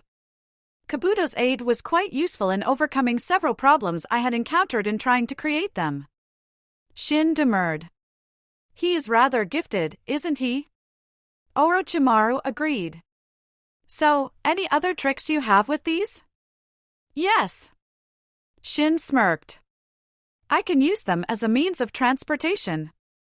Orochimaru cocked an eyebrow at him. So, you stand on them as they move? Shin's smirk widened. No, master. You remember how Obito can teleport? Orochimaru stared at him for a long moment, then his expression turned into a grin as predatory as Shin's. Shin, don't tell anyone about that. He commanded, then he looked round at his 4 guards. The same goes for you as well. Yeah, like we want to end up like Tayuya. The 6-armed one grumbled almost inaudibly. Exactly. Orochimaru purred. Fu finished chattering to Kurama and looked around at her audience. Sorry, Fu didn't mean to ignore you. Fu is just happy to meet Chomei big brother. I think we got that. Naruto managed, pulling his shattered concentration back together. So, since Kurama's told you why we're here, what's your decision? Fu's face fell. Fu would love to come with you, but Fu can't. She sighed. But Naruto started before his eyes widened. The seal that Suian mentioned. It's more than a control seal, isn't it? Fu nodded slowly and Kakashi leaned forwards. Fu, I've studied under the 4th Hokage and his sensei. I'm more than adequate with Fuinjutsu. Naruto isn't as advanced, but he understands it almost intuitively. If you let us see the seal that Suian uses to control you, we may be able to find a way to negate it. Negate it? Orochimaru asked curiously and Shin nodded, ignoring the sound four who had taken position in the trees around them with the exception of Guren, who had created a crystal dome for them to talk in, a dome that shielded them from any sense or need. They think there's a tracking seal on the Jinchuriki, possibly linked to a suicide one, so if she gets beyond a certain distance from the one controlling her, the seal activates and kills her. Meaning that the Nanabi would take several years to reform, placing the plan on hold until it does. Orochimaru nodded in understanding. Well, far be it for little old me to interrupt them while they're removing that seal. Shin stared at him in confusion. We're not striking while they're distracted, master? And have the Takigakure shinobi track us down in order to reclaim their weapon? Orochimaru countered. There is a reason that Takigakure has official treaties with all of the Great Five, Shin. They may not have many shinobi, but should they choose to use the substance known as Hero's Water, a Taki Jonin can defeat even a Tokubetsu Jonin. Imagine what a Taki Jonin could do. Shin blinked, then shivered slightly. No, we're waiting for them to remove the seal, then we'll swoop in and leave with her, using one of your remote viewing creatures. What do you call them, anyway? I hadn't really considered it. Shin admitted after several moments of thought. Watchers? As good a name as any, I suppose. Orochimaru sighed. Anyway, we use your watchers to escape, leaving the Konoha shinobi unable to follow us and in position to take the wrath of the Taki shinobi. An excellent plan, master. Shin said and Orochimaru smirked. I know, Shin. I know. Hinata looked on the verge of tears as she stared at the seal that had been literally carved into Fu's upper back. This isn't good. Naruto finally stated. If it was applied normally, I could counter it, but by actually cutting it like that, damn it.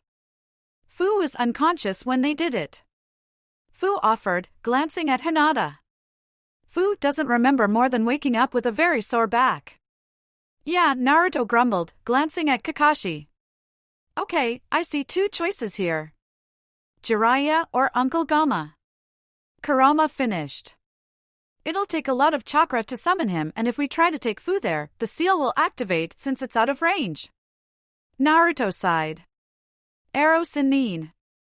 Arrow Sinin. Kakashi agreed, his voice lacking any humor.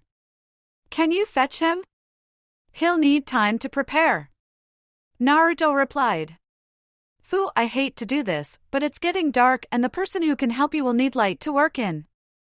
Fu understands. Fu said as she accepted her top from Hinata and shrugged it on, then pulled her red backpack over. Fu will come back tomorrow, yes? We'll have a full meal waiting for you. Naruto said as he pulled out a small scroll and unrolled it. Fu's eyes widened as several small loaves of bread appeared. Here, these rolls contain sausage baked into them. Thank you. Fu smiled, grabbing the rolls. Fu and Chomei will see you tomorrow. Well, looks like we're camping out. Orochimaru sighed. Gurren, shatter this dome, we're moving further from Takit so that their patrols won't stumble on us. Yes, Lord Orochimaru. Shin, after this mission, we'll need more watchers. One for every one of my covert outposts at the very least. Yes, Master. A flash of light illuminated the subterranean hideout and announced the arrival of Konoha's premier Fuinjutsu practitioner. Not a bad setup. He mused, looking around critically. However, I think I can improve it, especially if I'm to perform another of my sealing miracles. We need to remain covert.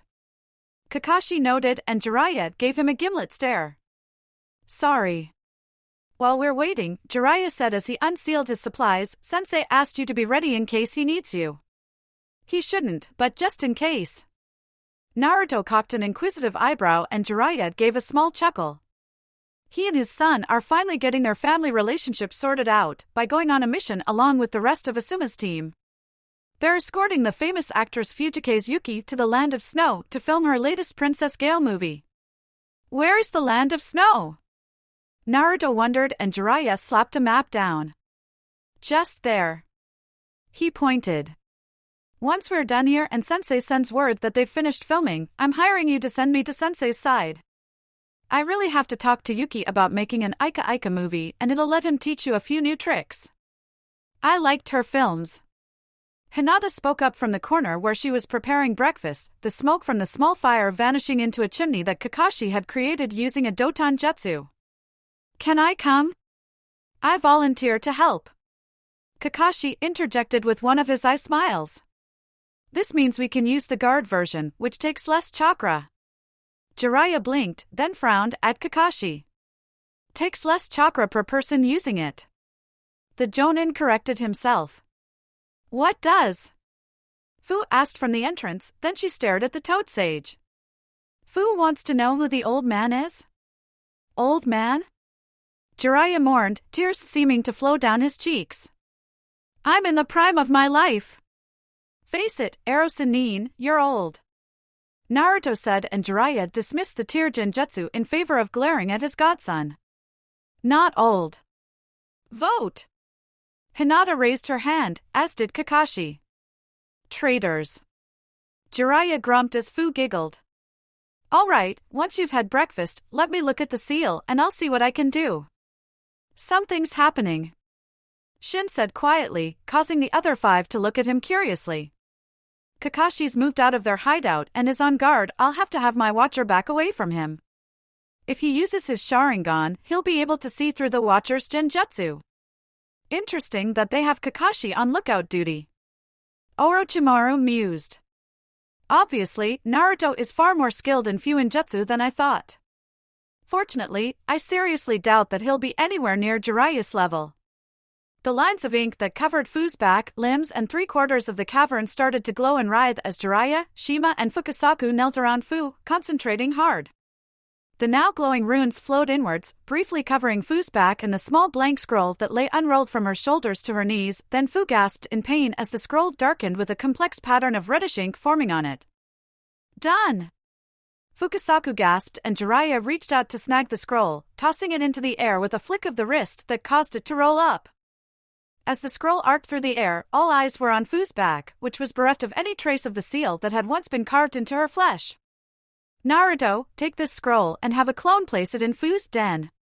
Jiraiya ordered, only to see the scroll snapped out of the air by Kurama. I'll do it.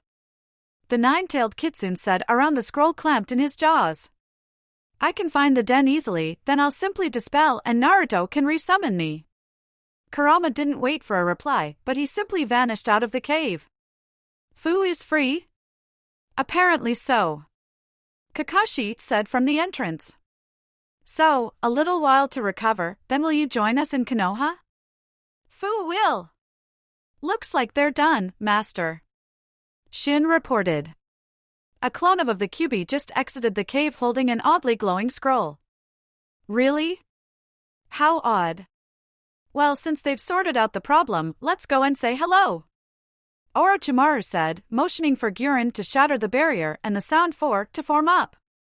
After all, it is the neighborly thing to do. This is not good. Toby agrees. Chapter 54. A Chunin and a snake. Fu is so happy. The green-haired girl caroled as she sprang out of the concealed entrance and into the small clearing. Chomei says she is happy too.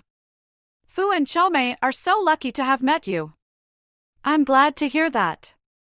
Naruto laughed as he and Hinata emerged from the den and leaned against each other while Fu danced around the clearing. Someone's enjoying freedom. Kakashi snarked as he remained leaning against the root that partially concealed the entrance to the den, and Naruto blinked. Kurama's just placed the scroll. Fu, the choice is yours. Fu blinked as she halted mid-dance. Still balanced on one foot, she turned to face Naruto. Fu doesn't understand. Surely you want Fu to go with you? We do, Hinata explained, but only if you want to come with us. You're free now. If you want to go elsewhere, we won't stop you. Fu frowned. But Fu has never been anywhere else before. Fu doesn't think she could make it anywhere else. Suin has a lot to answer for. Kakashi ground out. He didn't even give you basic training? Suin say that as long as Fu can tap Komiai's power, that enough. Fu sighed. Chomei has taught Fu a bit, but Fu not know how to do many things other people do. We'll be happy to teach you. Kakashi offered. If you want to. Actually, I think she's going elsewhere. A familiar voice purred and Naruto gave the new arrival a shocked look even as Hinata activated her Byakugan. The one with the extra eyes is behind the tree next to him and there are 3 for others 3 males and a female. One of the males is odd, he's almost like 2 people in one. I think that's enough. Orochimaru said as he stepped forwards, raising his sword. Now, the Nanabai's host is coming with us. Don't worry, Naruto, I'll return with the others and collect you later. I can't allow you to do that. Naruto stated, then his eyes widened as a crystalline sound echoed around them. Thank you, Gyurin. Orochimaru smirked as the sky above was occluded by a climbing dome, turning the dawn sky into an interlocking barrier of triangles and hexagons. We've been working on this trick for a while now, using an old sword to test it. As long as the dome's up, your Hiraishin is blocked and the dome's reinforced so it can't be broken. Fuck. Naruto whispered as his senses once again reported the absence of the hundreds of Hiraishin beacons that he had adjusted to detecting. Not good. Orochimaru's smirk widened as 4 others joined him, one of whom was the Sharingan user that Naruto recognized from their previous encounter. The other 3 were a giant of a man with 6 arms and one who looked like he had a second head protruding from the back of his neck. Well, this isn't good. Kakashi agreed, pulling his Hitai 8 up to reveal his own Sharingan. The chakra flowing through that thing looks odd. I know I've seen something like he's blocked the use of summons. Very good. Orochimaru congratulated him. I do so enjoy having intelligent enemies. It means you've lost most of your snake techniques as well. Kakashi countered and Orochimaru shrugged as strange markings began to snake across the skin of the 3 unknowns. With my sound 4 helping me, that won't be a problem. He replied. Now, host of the Nanabai, you may as well come quietly or things will get violent. Fu stared at him and began edging towards the Konoha shinobi. Well, let's do this. Orochimaru said. Hell yeah. The 6-armed man gloated as he stepped forwards, the markings growing across his face like unfurling fronds. This'll be fun. Beating down the trash. The large one grunted, lines of triangles appearing on him. The red eye looks interesting. The 2-headed one mused, his thin lips spreading in a grin. Kidomaru, take the Hyuga. Jirobo, bash the blonde. Sakan, you have Hataki. Shin, grab the girl. The 4 moved forwards, then leapt aside as a barrage of rocks erupted from the den, followed by a white-haired figure. Jiraiya? Hello, Oro. Jiraiya growled at the gobsmacked Sannin. Let's see if I can repeat what Sensei did, but permanently. What? Toby shifted slightly and glanced at the plant man next to him. The Sanbai has dispersed. It'll be a while before it reforms. About 3 years, maybe 4. Damn. Pain muttered. We cannot hope to hold a single Jinchuriki for that long, let alone all of the other 8, and the statue will not hold the essence without damage for that period either. We have to delay the plan until it reforms. Pass the word to the others. Until I recall them, they can pursue their own plans. Toby will do that. Toby is a good boy. From beside Pain, Conan watched the masked man warp away. I don't trust him, Nagato. She stated quietly. He is necessary. Leave it at that. Hinata spun and deflected the spray of oddly golden kunai that Kidomaru threw at her, deflecting them so that 2 of them hit Jirobo. Naruto took advantage of the larger man's brief distraction to summon a dozen clones, half of whom promptly attacked using Razengans while the others moved to distract the other Sannin. One of the clones was dispelled almost instantly by Orochimaru, who barely avoided the hair Senbon attack launched at him by Jiraiya. The Senbon flew past him and Sakan had to leap away from Kakashi in order to avoid being impaled on them, his move causing him to collide with Shin and preventing him from grabbing Fu. Naruto! Kakashi called and the real Naruto somersaulted to him, grabbed him, and then suddenly there were another half-dozen Sharingan users. A second later, the number of Byakugan users also increased and 3 of them darted out of the clearing. Where are they off to? Jirabi shouted before pulling a stone slab up to block the incoming Rasengan barrage. Who cares? Orochimaru shouted back as his sword bounced off Jiraiya's defensive hair shield. Probably trying to find a way to break the oh shit. Guren! Why do they get to have all of the damned fun? Grumbled the woman with the spiky blue hair as she concentrated on maintaining the dome. I want to help kill Lord Orochimaru's enemies. Instead, I get guard duty. Why? Guren! Orochimaru's warning echoed through the trees and Guren looked round, then yelped and threw herself sideways to avoid the strike aimed at her chest. A second blow from behind deadened her left arm and she stumbled away from the wall of crystal as a third attacker emerged from behind one of the trees. The hell? She gasped, looking at the trio of identical girls, Byakugan blazing with determination. Surrender now. One of them demanded and Guren laughed as she flexed the fingers of her right hand. Surrender? Why should I when I can Shoten, Shuriken Ranbu? The sudden attack managed to dispel one of the attackers, but the other 2 dodged it, one by spinning behind a tree, which took the brunt of the wave of crystal projectiles, while the other Kawarimi'd with a log, letting the wooden replacement take the piercing attack. Guren shifted, the light refracting along her skin for an instant. It's just a matter of time before I kill the original you.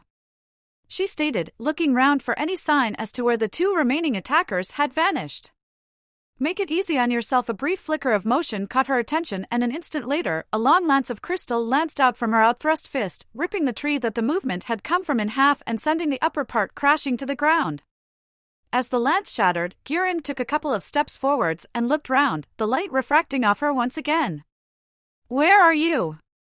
In front of her, one of the girls stepped out, standing in a stance she had never seen before, and Guren raised her fist, then gasped in shock as a series of strikes shattered the crystal armor that she had layered over her skin, removing her ability to move in the same attack. As she fell, she spotted the girl who had defeated her standing exactly where the pierced log had been. Kawarimi, she croaked in understanding. Damn, Kidomaru growled as he activated the second stage of his curse mark, covering himself with golden armor in an attempt to block the near-constant barrage of Juken strikes that had cost him the use of 4 of his arms. As he prepared to attack, something hit his armor, making it ring like a bell. Yes! One of Naruto's shouted in glee. Good to go! Originals to me! Kidomaru looked up, then threw himself sideways as a giant blade of crystal sliced into the ground where he had just been standing. A rumbling announced that Jirobo had created a shelter against the sharp rain even as flashes of light refracted from the falling shards. Damn! Orochimaru grumbled as he watched the nearly transparent blades shred the vegetation outside the shelter. South close. Sakan, remind me to leave someone to protect Guren the next time we use this strategy. Yes, Lord Orochimaru. The rain of shards petered out and Orochimaru nodded. Someone collect Guren. He ordered as Kidomaru rose from the pile of crystal that had covered him. Well, this could have gone worse. Who are you and what have you done to our weapon? A new voice barked and Orochimaru looked at the newcomer. I don't have time for this. He grumbled as the blade of his sword lanced out, spearing the belligerent shinobi through the heart. Anyone know who that was? Dunno, but that's a cool bandana. Jiroba grunted, pulling the greenish cloth from the corpse's head. Sir, I have her. Kidomaru called as he reappeared, Guren slung over his shoulder, and then he paused, his gaze fixed on something just behind Orochimaru. Toby wonders if this is a bad time. A young genin watched from behind a tree as the group that had killed his tutor vanished, then he headed back to Takigakure. The elders needed to know that the rogue Nin Orochimaru had stolen Taki's living weapon. Erg. Naruto managed as he collapsed onto the settee. Good work, Naruto. Jiraiya congratulated him. Fu, welcome to Konoha. Once Naruto's recovered, I'm sure he'll try to teach you how to manifest Chome like he can manifest Kurama. As if the sentence had summoned him, Kurama appeared in a cloud of chakra smoke. Thanks, he said to Naruto, who murmured something indecipherable before closing his eyes. Hinata, could you? I got this, Kakashi said, carefully picking Naruto up and carrying him up the stairs, Hinata following him worriedly. He looks okay, but he made a lot of clones and jumped us all back. I think he just needs some rest. In the meantime, how about I introduce you to Tsunade? Jiraiya offered and Fu turned to look at him questioningly. She has been waiting to meet you and welcome you to Konoha. Fu wonders who this Tsunade is. She's my old teammate and now the Godame Hokage. Jiraiya smiled. And I think you'll enjoy meeting her. Tsunade stood in the operating theater, the green chakra dissipating from around her hands as she finished her exam. You done? The kunoichi on the table asked and Tsunade nodded. You have quite a bit of chakra scarring on your first two gates, something I've never actually seen before, but it shouldn't interfere with anything you do, so long as you don't try to open them. Other than that, nothing that some rest and good nutrition can't fix. The kunoichi gave a tired smile, then glanced to the side where the scroll that had held her during transit via one of Konoha's messenger hawks lay crumpled in the corner. Of course, we will need you to undergo a full debriefing, especially on how you managed to escape from sound. Tsunade continued. After that, if you want to join Konoha's forces, then we'll accept you. Not sure how strong I am, the kunoichi admitted. Use that damn seal whenever things started getting dangerous. Without it, Tsunade nodded in understanding as an ANBU materialized. After a brief, near-silent conversation, she turned back to the bed-ridden ninja. I need to go and meet another newcomer, she explained. Rest up, you'll need it. Don't worry, Ibiki's been told not to use the hostile interrogation techniques on you. Thank you, Hokage-sama. You are welcome, Tayuya. Chapter 55. A Chunin in the snow. Interesting news. Jiraiya called as he almost danced through the door of Naruto's house, surprising the duo who were having breakfast while their various clones performed chores. Naruto, you're safe for several years. Naruto swallowed his mouthful of food even as he lifted an inquisitive eyebrow. You remember that the Mizukage couldn't attend the finals because she was recruiting a Jinchuriki back into their ranks? Jiraiya asked and Naruto nodded. Well, the other one, the former Mizukage Yagura, fled when his forces were destroyed. The Mist Shinobi found him and engaged him in combat, but he blew himself up. Probably accidentally, he tried to use a tidal wave while surrounded by lava. Both teens winced at the mental image. Anyway, the Sanbai dispersed and is going to take several years to reform, and so according to my source, the Akatsuki have temporarily ceased their attempts to claim the Biju. Jiraiya finished. In the meantime, we can train you up to Jonin standards and, if there's enough time, maybe even turn you into a sage in a couple of years. A sage? Does that mean he'll become as perverted as you, Jiraiya-sama? Hinata asked innocently, causing Jiraiya's jaw to drop while Naruto fought down near hysterical laughter. For a long moment, Jiraiya stared speechlessly at Hinata, then he shook his head. "You what I think you broke him, Han-chan?" Naruto commented as soon as he could trust himself not to burst out laughing.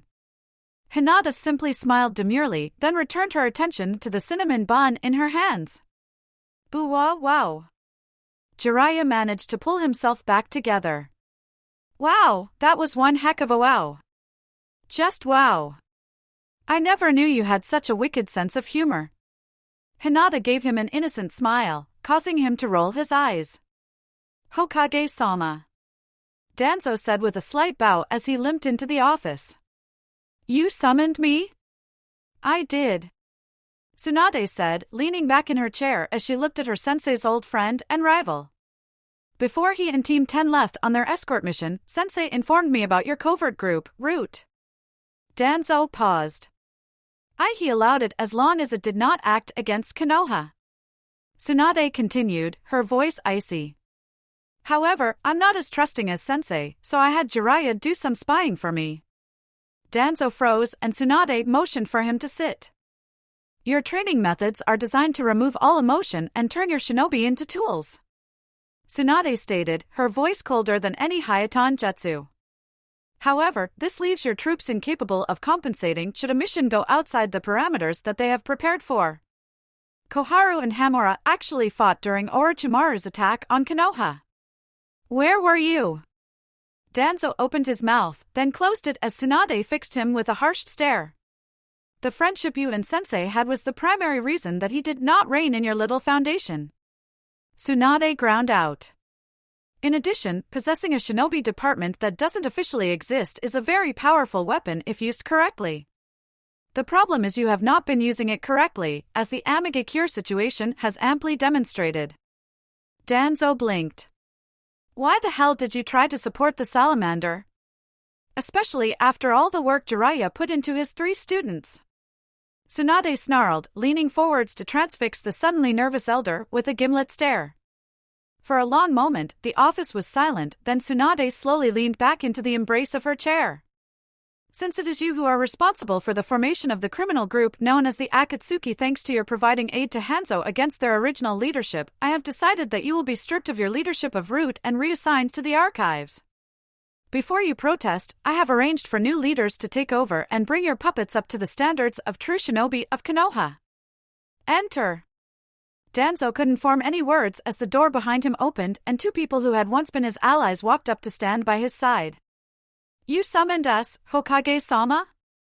Koharu said calmly, ignoring the suddenly fuming Danzo. Kakashi. Kakashi paused in the middle of his exercises as Naruto flashed into existence. Gigi's tag just pulsed. He half shouted. Hinata's almost ready, my clones are rounding up reinforcements to follow. Kakashi blinked, then nodded. I'm ready now. One of my clones dispelled. Naruto said, grabbing Kakashi's shoulder. Hinata'll meet us there and now. The duo vanished in a flash of light. Bugger. Naruto blinked in surprise. The heartfelt exclamation was not what he had expected upon making a Hiraishin jump into a high-risk environment. Neither was the lack of shouting, the absence of the clash of weapons or the oddly missing explosions denoting high-powered jutsus. Ah, Naruto. Hiruzen smiled as he emerged onto the deck of the ship where Naruto, Kakashi and Hinata were looking round in confusion. It would seem that while checking his team's weapons, someone fumbled the kunai literally. Yeah, sorry. Asuma sighed as he pulled the tri-blade kunai out of the deck, looking ruefully at the gouge it had made. I was testing its balance and... Yeah. Hey, Hinata! Ino called as she raced across to give Hinata a hug. This is amazing, but watch out for Fujike's Yuki. She's a great actress, but she's Think Ami. Hinata stared at Ino. She's that bad? Ino nodded, then grinned. Hey, you gotta see the view from the crow's nest. Come on. Ino turned and ran to, then up the mast. A moment later, her voice echoed down. Iceberg to the right, I mean starboard. Aha! A new voice exclaimed. We can shoot one of the scenes there. Make for the iceberg. I've never seen a film being shot before. Hinata mused, then she looked at Naruto. What was with those clones? Just sending back an all clear. Naruto grinned. So, Fujike's Yuki, I really enjoyed all 3 of her Princess Gale films. Hinata. Come on. Hinata looked up to where Ino was waving to her. Let's go. Naruto laughed. I wonder how far we'll be able to see Ino. Guy-san just send me a message via my clone guy? Hinata asked curiously. What does he want? So nice to meet more shinobi from Konoha. The elderly man who had been introduced as Asama Sandeu smiled as around them, the film crew were moving snow around, setting up cameras and positioning reflective sheets of metal to enhance the illumination. I must say, though, I wasn't expecting to host so many Yosh. Guy grinned as he put down a giant reflector that 3 people had been struggling to move earlier. A chance to watch the creation of one of Fujike Sama's most youthful films? How could we say no? Plus, it is good training. Lee agreed. The 3 smaller figures standing beside Lee, clad in thick, albeit green, jumpsuits, hats and gloves for warmth all nodded in agreement while behind them, Niji rolled his eyes and Sakura tried hard not to giggle. All right. Sandeo called as he looked approvingly at the setup. All not involved, behind that line, please. Cruise to your stations and someone smooth the snow. I've got that. Kakashi said, his hands flashing through a set of seals, then he thrust his hands forwards, unleashing a gentle breeze that caused the snow to rise slightly before falling down again, all footprints and traces of movement erased. Okay, silence on the set, shooting in 5, 4, 3. As the countdown went silent, Yuki seemed to change without moving a single muscle. One instant, she was a bitter, angry woman, then she was a forlorn but optimistic princess wading through the snow to meet a warrior who could help her regain her birthright. The actor who was playing the heroic Ronin sat cross-legged on a stone, which was actually fake. Naruto had helped to place it, meditating as Princess Gale approached. When she drew close, he opened his eyes and looked at her. Hinata leaned into Naruto's side as the scene played out with Princess Gale appealing to Hirukin's sense of honor and duty. After a while, Hirukin bowed to her and the duo started to walk back the way that Princess Gale had come. And cut! Sandeo shouted, looking ecstatic. Yes! Nailed it! Perfect on the first take. All right, everyone, back to the boat. That's the former Hokage. The armored shinobi peering through a telescope at the distant group hissed. Even with our chakra armor, we'd be hard-pushed to go up against him on his own, let alone with all those other ninja. Dodo-sama won't like this. The lone kunoichi of the TRO murmured and the purple-haired man glanced at her before turning his attention back to the telescope. He'd like it even less if we went up against them and lost. He retorted. We're falling back. That seal you placed on top of their mast last night means that we won't lose them, but with any luck, Dodo will be able to get a few more shinobi to help us. There's no way I'm going up against the god of shinobi, not without a lot of backup. You know that we were being watched, right? Shikamaru yawned after Guy and his students had been hiroshined back to Konoha that the ship had set sail once more. 3 shinobi, 2 males and a female. Hiruzen said from where he was carefully placing tobacco into his pipe. Their chakra signatures were unusual, they were using something to augment themselves. One of them placed a tracking seal on top of the main mast last night. I believe it was the kunoichi.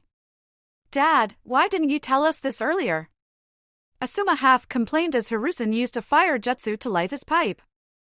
I had one of Naruto's clones look at it while they were filming. Hiruzen continued, pulling a small tag out of his kunai pouch. He transferred it to this tag, meaning that we can make it seem like we're somewhere completely different whenever we want. It's a design I don't recognize. I'll have Jiraiya look at it later. Ice. Shikamaru drawled. So, who do you think they were after? Fujikes. Kakashi said firmly from where he was leaning against the mast, his uncovered eye scanning the horizon. Snow Shinobi, what the hell was Sanduya thinking? He's a former samurai, you know. Asuma mused, earning a surprised look from Kakashi. What? The way that he stands, that's the 3rd stance of the Sword of Protection. Only samurai who spend most of their career as bodyguards know that stance on a reflex level, and he does. Kakashi cursed under his breath, causing everyone to look at him. I've just placed his accent, he's from Snow as well. What's the bet that he's trying to smuggle her in to spark a popular uprising? I think we need to have a talk with Sanduya. Hiruzen grumbled as he stood up. Asuma, I'm taking control as Konoha's plenipotentiary. Understood, Jonin Sarutobi. Asuma replied. Choji, aft rail. Ino, bow. Shikamaru, crow's nest. I need you watching out for anything odd. Naruto, leave a couple of clones here, then take this note back to Tsunade-sama and return with her reply. Kakashi said, scribbling a small note and rolling it up. Hinata, base of the mast, use your Byakugan to check we're not being shadowed.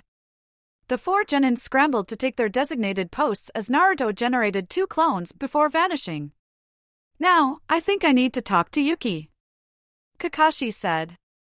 She owes me for saving her before. The mission to Snow you never talked about?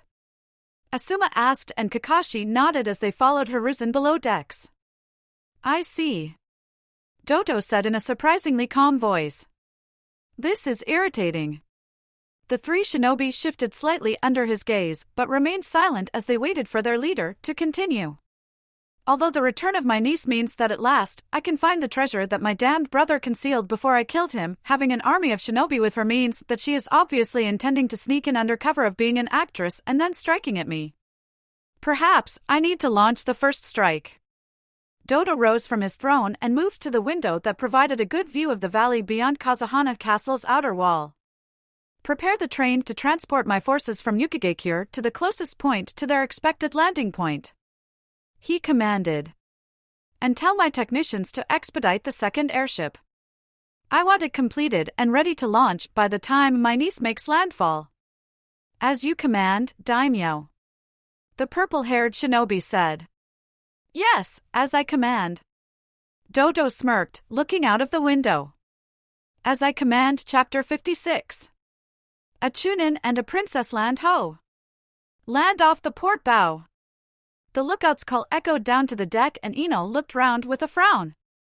I don't see any land. She half complained. The higher up you go, the further you can see. Kakashi said from where he was lying on the side of the mast, reading one of his Aika books while simultaneously practicing his chakra control. You see, the whole world is a giant ball that pulls us onto its surface, so while it seems to be flat, it actually curves down in every direction. Didn't you cover that at the academy? Ino scowled at the Cyclopean Jonin but refused to rise to his bait. So, what's the plan? Kakashi asked as Hiruzen walked past on his way to the prow for a better look. Naruto and myself will take Fujikaze back to Konoha. Hiruzen said, glancing back at his successor's student. Anko is good at disguise, we can hire her to act as Yuki's body double for a while, she'll pretend to be her until you get to the place where the filming is taking place, whereupon you can use the kunai to tell us it's safe or that you've been clumsy and we'll return with her. It'll also allow me to talk to Tsunade about reforming Team 7. She has some files she wants me to look at. Kakashi nodded slightly and returned his attention to the book. I have no idea how you can read that crap. Ino grumbled as Yuki emerged onto the deck and paused, her eyes fixed on Kakashi's novel. Is that Aika Traveler? She gasped and Kakashi stared at his empty hands while Asuma and his team gaped. But how? Asuma gasped as Yuki started to read the interior of the book. It's signed by Jiraiya himself. She gushed as Kakashi dropped to the deck, looking somewhat gobsmacked. Wow! Kakashi sighed as he tapped her on the shoulder. If I arrange for you to get a full set signed by Jiraiya and a meeting with him, can I have my book back? Yuki blushed slightly as she relinquished the book back to its owner and Asuma shook his head. Just when you think you're starting to understand someone. He mourned. So, Yuki said as Naruto escorted her out of the Hokage Tower and into Konoha proper, this is Konoha I'd expected. Well, I don't really know what I expected, but it doesn't really look ninja-ish. That's exactly how a ninja village should look. Naruto snarked, earning an eye roll from the older woman. According to Kosuke-senpai, Konoha's the most civilian-like village because we make use of the support structure that civilians can provide, thus freeing up a higher percentage of our military forces for missions and security. Places like Kumo have virtually no civilian support, so they need to devote quite a bit of their effort to things like construction, retail, food supply, weapons creation and maintenance, that sort of thing. Sounds a bit like filmmaking, Yuki said after a thoughtful pause. Most people never realize how much goes on behind the camera, finding places to shoot, assembling the sets, costume creation, script writing. Speaking of scripts, I hear you may be interested in one of mine. A new voice purred, and Naruto half turned to see Jiraiya dropping into place by Yuki's side, the clone that had located him dispelling now that it was no longer needed. And you are? Yuki asked, causing Jiraiya to skip ahead and drop into a kabuki stance. I am the one that other men can only dream of being a pale reflection of, the man that all women want to be with. I am the writer of art and the purveyor of romance and excitement. I am the sage of the toads, the gallant Jiraiya. Pervy sage, meet Fujike's Yuki, professional actress. Naruto sighed. Fujike-sama, this is Jiraiya of the Sannin, one of Hiruzen-sama's students and writer of the Aika Aika series of books. Yuki blinked, then smiled. Ah, so you're the one Kakashi-san was talking about when he said he could arrange for me to meet the author. Naruto sighed as Jiraiya puffed himself up. Of course. But surely someone as beautiful as yourself deserves a more mature guide to Konoha, someone who knows the best restaurants. As he spoke, his hands flashed through a series of ANBU signs, and Naruto nodded. Fujike-san, Jiraiya is one of the best shinobi in Konoha. You'll be safe with him. Thank you, Yuki said, placing her hand around Jiraiya's elbow. So, if we visit a bookstore first, can I get some autographed books? For a true fan, I keep first edition hardbacks and I'll happily dedicate them to you as I sign them. Jiraiya smiled as he started to lead Yuki away. Naruto, you go catch up with your fiancé, I'll use that kunai to call you if we need you. Naruto nodded, then reached out for a familiar tag and vanished. Back already?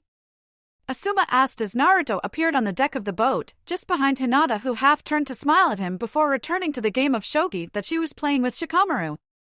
And where's Anko? She has to meet Fujike's in order to be able to look like her, so I left several dozen clones behind to help her and transport her here when she's ready. Naruto said, watching as Hinata slid a tile forwards, causing Shikamaru to frown for a moment. Makes sense, Ino said from where she was polishing her kunai and shuriken. We're going to make landfall in about 4 hours, according to the helmsman, so she needs to be ready by then. Naruto made and popped a clone. Message sent. Asuma shook his head. You still have no clue how much you've changed things, have you? He marveled. Instant communication over any distance, reinforcements available in minutes rather than days. Do you have any idea how much that changes the entire strategic map of the elemental nations? Dad and I were discussing it just prior to this mission, Shikamaru commented as he slid a tile diagonally to block Hinata's impending assault. He pointed out that should Naruto be able to teach Hinata how to do the one-person version, that means that he'll be able to teach their children, or anyone else they choose to take into their family, as well, and before long, we'll have an entire clan of shinobi able to be virtually anywhere. The tactical and strategic advantages would put the combined capabilities of the Hyuga and the former Uchiha clans in the shade. On the negative side, it does mean that until he figures out a way to teach the one-person version, Naruto is going to be a priority target for those who don't want Konoha to be the strongest of the villages. Incidentally, was it my imagination, or was the flash of light dimmer when you appeared? Naruto blinked a couple of times at the unexpected question. I don't know. It could be that the flash is caused by leftover chakra, Shikamaru mused. Most times that too much chakra is used in a technique, it tends to manifest as chakra smoke or a flash of light. My chakra control's pretty good, Naruto half protested. The Hyuga clan allowed me to learn some of their techniques for chakra control. Asuma's cigarette landed on the deck as he gaped at Naruto, and Hinata nodded in confirmation. Damn. Naruto sighed as he created half a dozen clones. I'm needed. Call me if you need me. An interesting team you have lined up for me, Tsunade-chan, Hiruzen said as he looked up from the trio of files. Mitokata Hamura himself chose the boy for your team, Tsunade pointed out, leaning back in her chair and steepling her fingers. I'm certain that you still trust your former teammate when it comes to recognizing talent. I do still trust them now that they have changed the path that they were following, Hiruzen replied calmly. That is, after all, why I suggested assigning them to Run instead of Danzo. How did he take it, anyway? Not very well. Tsunade chuckled. When I pointed out that Hamura and Koharu had actually fought the Odo shinobi while he hid, thus making them far more trustworthy in my eyes, I thought he was about to have an embolism. They've given me a preliminary report and, Camus above, some of the shit that the old Warhawk tried to pull and less than half of it actually worked. The rest left Konoha in a worse position. Hiruzen nodded in agreement as he glanced at the files again. The second, I have no problems at all with, especially with the technique that she learned recently, but the third could be a problem. Her personality can be changed, but her current skill set she is rather overspecialized. Tsunade agreed.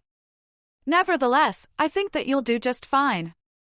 All three are ready, when can you take them? Once the mission to Snow has concluded. Hiruzen replied. After all, you might need a plenipotentiary there to get some good deals on their technology. I have heard quite a few tales of what they have come up with. As have I, Tsunade agreed. As have I. This isn't going to work. Anko grumbled as she looked up at the taller woman. Oh, I can put some small platforms under my sandals to get the 3 inches needed, but that'll throw off the way I walk and the bodily proportions won't match either. Naruto coughed slightly and Anko looked at him. What? I may be able to help if you trust me. Naruto offered. I'll need you to push some chakra into one of my techniques, however. Anko's face suddenly lit up in understanding. Sure thing. After Night-chan told me about this skill of yours, I wondered what it would be like. Orochimaru fell off his throne, spasming in agony as his entire chakra system seemed to burn. Fortunately, no one else was in the room to see him slowly pull himself back onto his chair, his body twitching and shuddering with the after effects of whatever had struck at his very soul. A faint flicker of light was all that announced the appearance of Naruto and the person he was transporting as they appeared amidships on the top deck. Asuma lifted an inquisitive brow. I thought that you were bringing Anko, not Yuki-sama. The woman with Naruto sniffed and stalked towards the stern of the ship, every movement screaming affronted dignity, and Asuma watched her go, then caught Naruto's wide grin. That was Anko, wasn't it? Had to teach her my version of the henge. Naruto confirmed. Odd thing though, when I cloned her, something odd happened.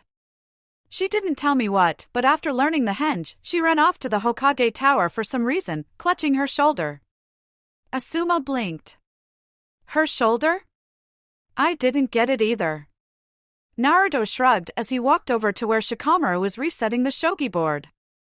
You win again, Shika? Shikamaru nodded and a puff of smoke heralded Kurama's appearance. Okay, let's do this. Kurama said as he flopped down opposite Shikamaru. I'll beat you this time. Port in sight. Ino called down from the top of the mast. Looks like we'll be landing in less than an hour. Asuma noted as he put his weapons away with quick, economical movements. You ready? Sir, the second ship is ready and the train reports that it's moving to the port now. Excellent. Dodo gloated as he looked out of the window at the bustling building below. It is time for me to greet my errant niece and reclaim the treasure that she had kept from me all these years. Turning, Dodo stalked through the door, the trio of armored shinobi trailing him. Guards and functionaries stepped aside, bowing deeply, as he descended the main staircase, then he walked across the great hall even as the doors were opened for him. Pausing in the entrance, he smirked at the sight before him, 2 giant airships, their underslung cabins fully manned and with kunai launchers fixed into gimbals that let them swivel to unleash a rain of metallic death or be swung in for easy reloading. Prepare for departure. One of the officers called as Dodo approached the larger of the 2 airships. Daimyo Kazuhana is about to board.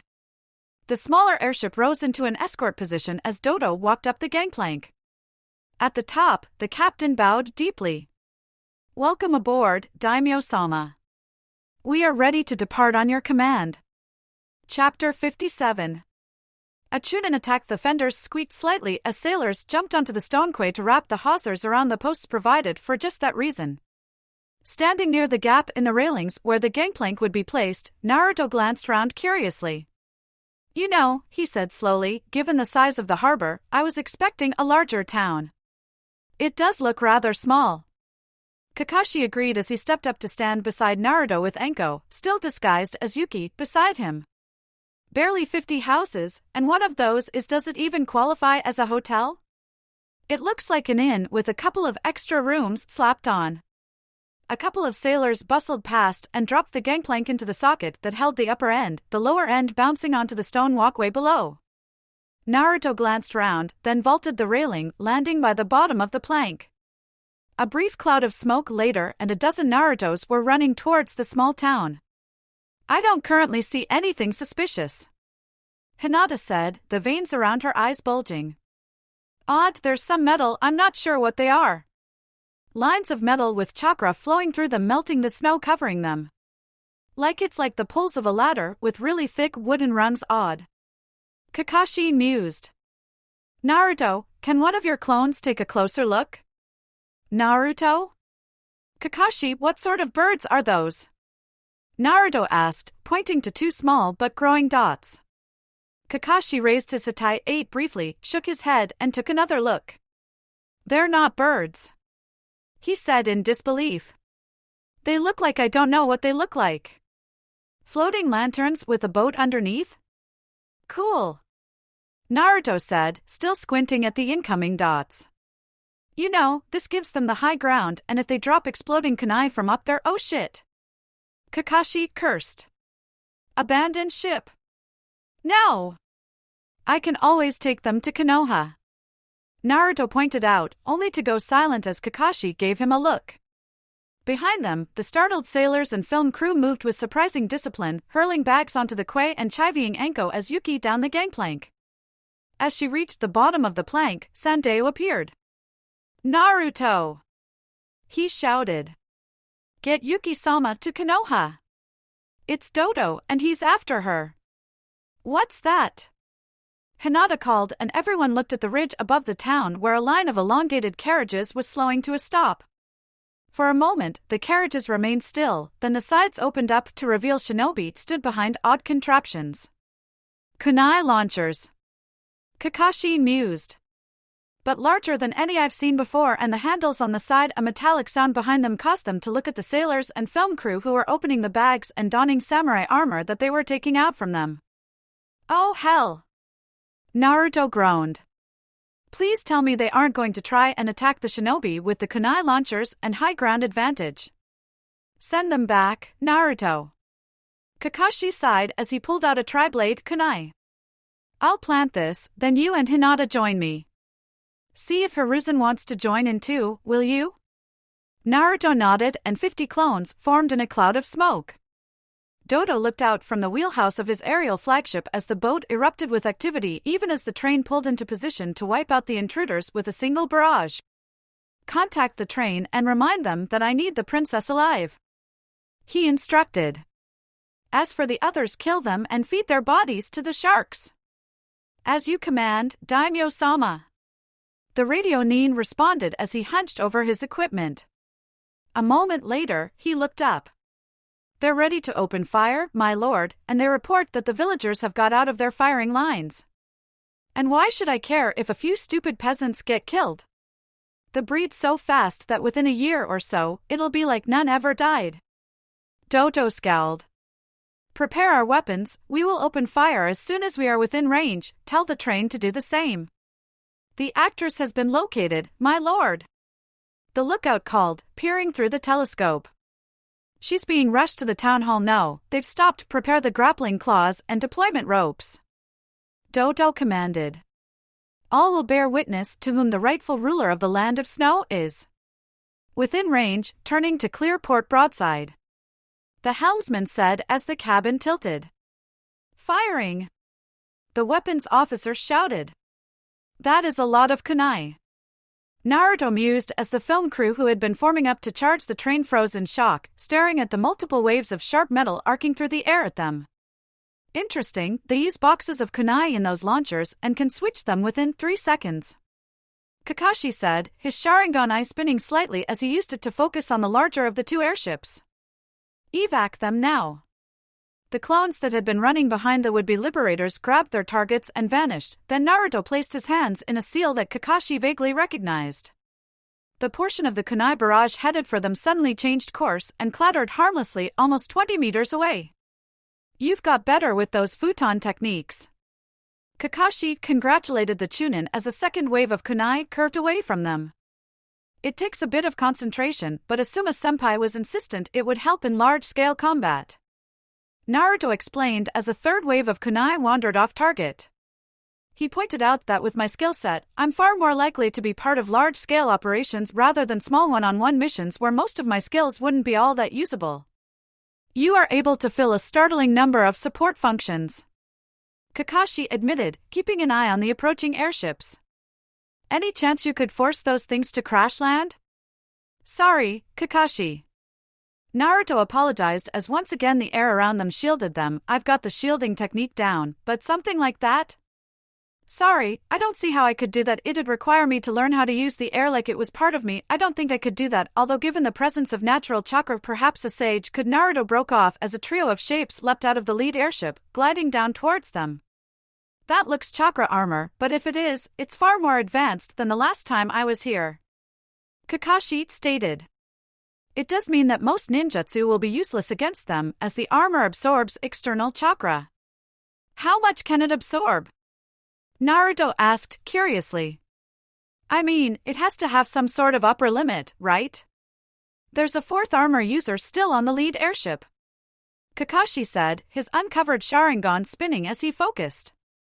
"I recognize him, Dodo. The one who killed his brother in order to seize control of the Land of Snow." "Well, that makes him a target," Naruto stated. "Everyone got their tagged kunai?" A round of nods was his answer as the rain of kunai stopped, giving the three airborne shinobi a chance to land in front of them. "Naruto, put a clone beside Yuki and get her to the end of the quay. It'll mean there'll be only one way to get to her, and we'll be in it," Kakashi said calmly. "If any of these three manage to get past us, then use your technique to teleport her to Konoha. Until then, keep her protected so that the watching villagers can see how brave she is. It'll be useful for when she takes over." Naruto nodded as he created a clone and pretended to ignore Dodo, launching himself from the airship, diving and circling round to try and approach from behind. He had obviously been listening in on the radio and spotted the opening left in the plan, just as Kakashi had predicted. "So, if we get past, the clone removes the lost princess, the leading armored shinobi mused. "How about a nice little competition, then? We win, and she never even thinks about returning." "You can't win." Kakashi smirked as Hinata dropped into her Juken stance and Naruto formed a Rasengan. "Kakashi, their armor is creating a chakra shield over their entire bodies," Hinata called out, and Kakashi's eyebrows rose. "Interesting, that armor really is advanced. But how long can the shield last and how much damage can it block? Why don't we find out?" The leader smirked as he lunged forwards. Dodo leveled off barely 6 feet above the ground as the arc of his journey placed the shacks that his subjects used as homes blocked him from his target site. A moment later, he was skimming over the waves, using the ship to cover his approach as he arced round, the chakra-infused wings of his armor giving him speed and agility that rivaled almost any bird. A last turn let him see his target and her protector from behind, and he fired the kunai launcher on his left wrist. The one-shot launcher discharged, firing the kunai through the clone at almost the speed of sound. Then he grabbed his errant niece and hurled himself into the air, her ineffectual struggles bouncing off his superior armor. "This is Dodo!" He barked into the microphone on his collar. "Open the landing bay and set course for the crystal lock. I have my niece and the key." "My clone just popped!" Naruto shouted as he ducked the attack launched at him, then he riposted with a wind blast that sent her spiraling into a nearby wall. As she picked herself up out of the rubble, Naruto hurled a kunai sideways, deflecting the flying gauntlet launched at Hinata by the largest of the trio. The gauntlet bounced off the ground before the cables attached to it reeled it back onto the giant's arm, just in time for him to use it to protect his face against a trio of right-hand charged shuriken launched by Kakashi.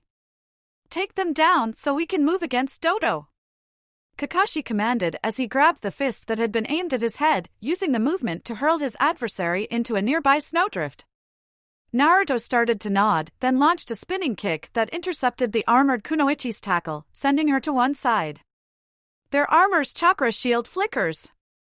Hinata called as she threw a Sinbon that pierced her adversary's ear, much to his horrified shock. It's only for a fraction of a second, but a fast enough one too could get through.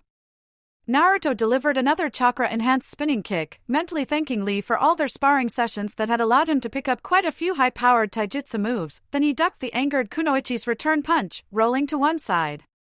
Do you really think you can YGLRK? The clone that she'd failed to notice appearing behind her spun, placing his shoulders against her back as he pulled tight the ninja wire he had managed to loop around her neck, just above the line of the armor's collar. The woman clawed frantically at it, her fingers slowed by the effects of the chakra shield protecting her, and Naruto watched her eyes roll up as she went limp. She's down. The clone released her, letting her drop onto the ground, and Naruto knelt to examine the armor. Looks like latches here and here, so if yes. The armor opened up and Naruto's clone grabbed the Kunoichi and vanished in a hurriedly to deposit her in one of the ANBU cells set aside for just that purpose. Looking round, he sighed as Kakashi pulled his hand out of the torso of his own adversary. You ruined his armor. We could have used that. Oops? Kakashi offered, totally unrepentant, then he glanced at Hinata, who was standing above the screaming form of her own opponent. What did you do to him, Hinata? Naruto gasped and Hinata blushed slightly. He wasn't wearing a cup. Both Naruto and Kakashi flinched as they put her statement together with the single Sinbon still in her hand. So, Kakashi said in an attempt to change the subject. How long before Anko loses patience with Dodo and summons us to put him out of her misery? About now. Naruto chuckled. I'll leave some clones to seal the prisoners and the intact armor for delivery to Konoha. Chapter 58 A Chunin triumphant, both captives and corpse sent back to Konoha. Naruto said. Predictably, Kakashi didn't even bother to look embarrassed over the fact that he was the only one who had killed his adversary rather than capturing them for Ibiki to question. Team 10 ready for action. Asuma stated from where he and his trio of genin had been waiting after Naruto had brought them back from Konoha. What's the plan? We don't know much beyond the fact that Anko's in a room on that airship thing. Kakashi said, pointing at the distant speck just above the horizon. I'd suggest 2 waves.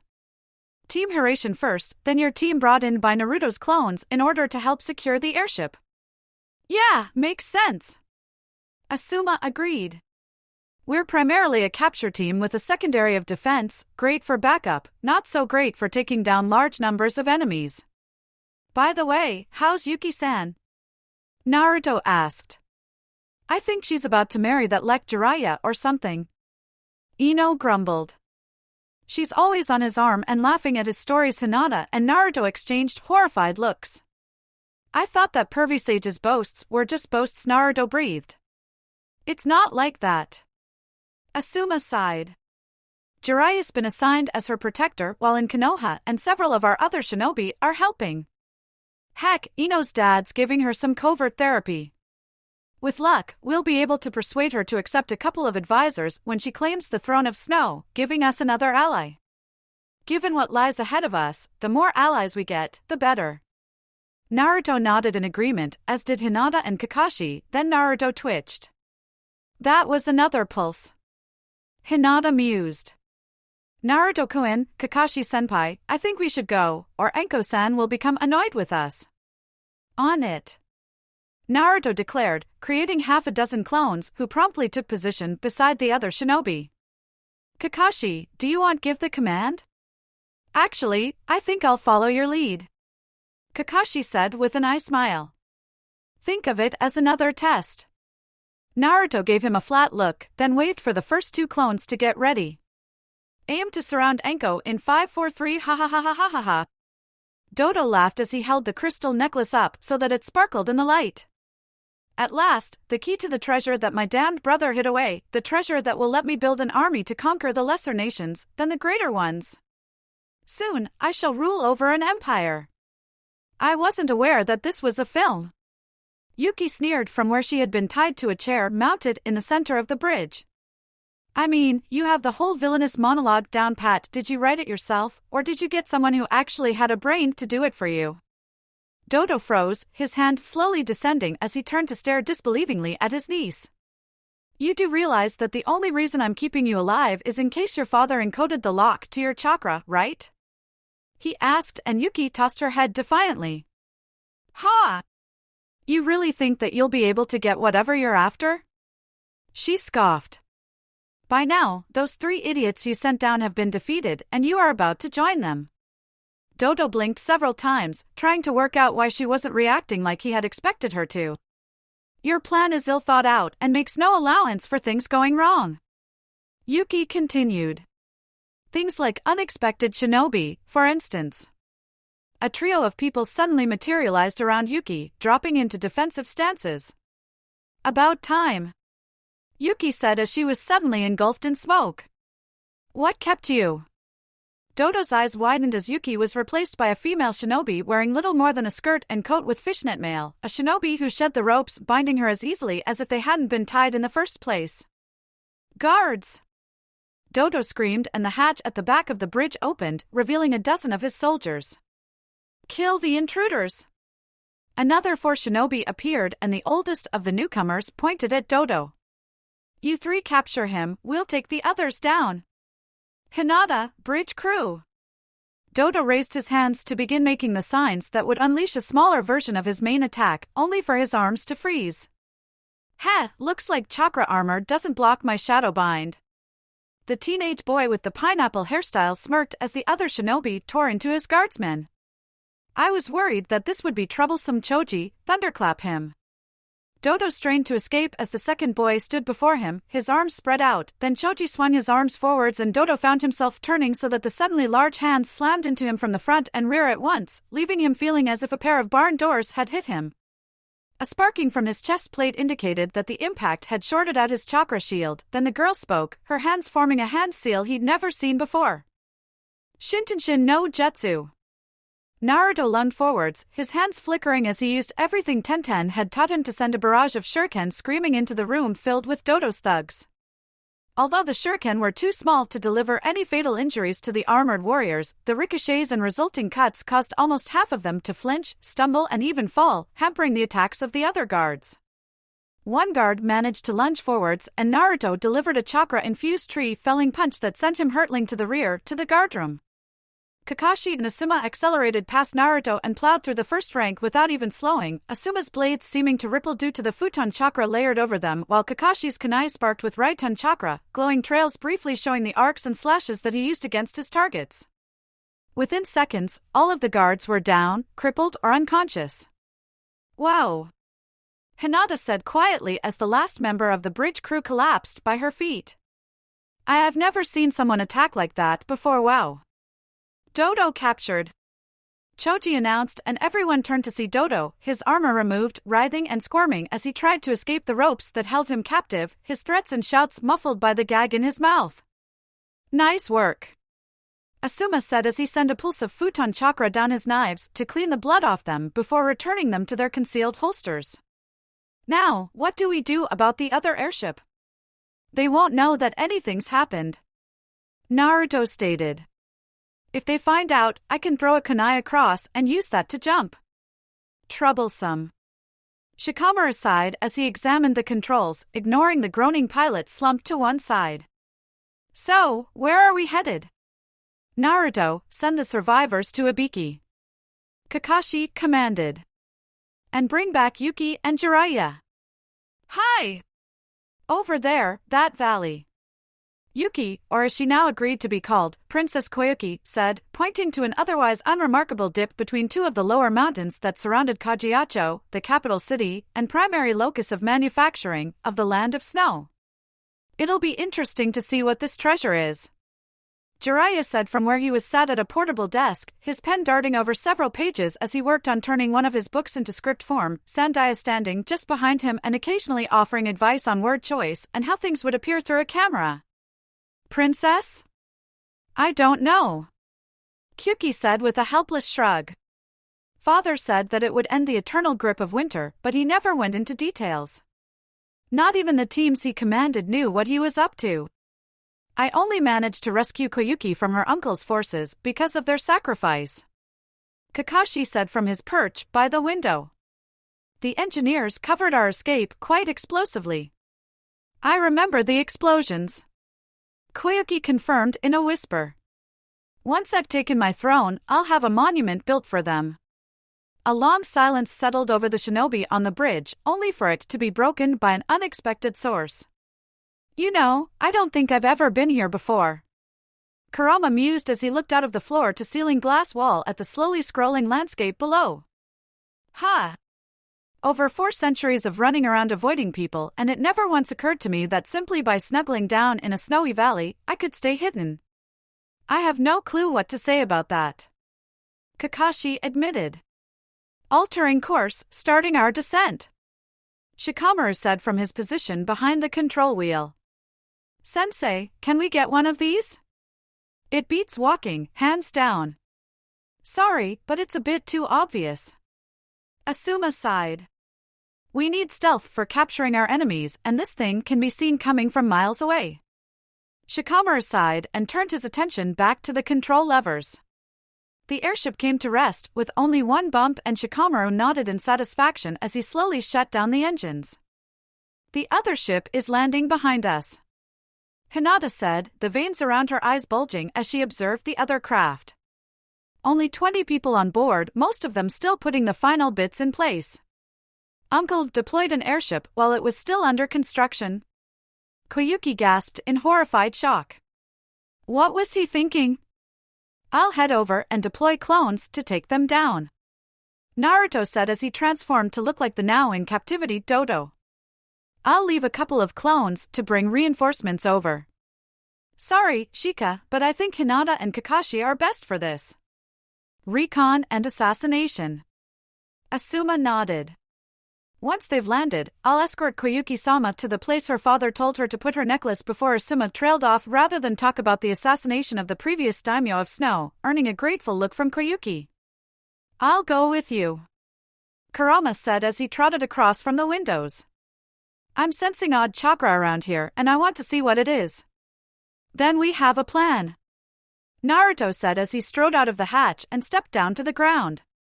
"Be careful," Hinata called after him, and Naruto waved at her before concentrating on projecting the air of arrogant entitlement that Dodo had displayed right up to the point where he had been overpowered. As he walked towards the airship that was touching down, he put a slight scowl on his face. The expression worked and the outer hatch was snatched open even before he had arrived at the bottom of the 3 steps leading up to it. "Lord Dodo," the captain saluted. "What are your orders?" Naruto raised his hands, and suddenly the cabin was filled with duplicates who moved almost instantly, taking down the crew before they could do more than start gawking. An instant later, Kakashi and Hinata were beside him, looking round. "Ha, you could have left some for us," Kakashi half-joked as the last crew member was tied up. "Well, let's scroll them up and send them to Konoha." "Actually, I have a better idea," Naruto interrupted. "Remember where Gado's men were put back in Wave? The quarry." Kakashi agreed. "Do you think that they'll let us use it for that again?" "I'm already asking," Naruto countered. "And yep. Tazuna says to go for it." "Ha! Cheeky bastards threatening to charge it as a C rank since these guys'll need guards to keep them from running off. Tell him we'll knock a high D rank off the reparations owed and then send a message to the outpost to get them to provide the guards until someone can sort out those merely following orders from those who actively supported Dono," Kakashi decided. "Oh, and send a clone to Tsunade to let her know my decision." "Already on it."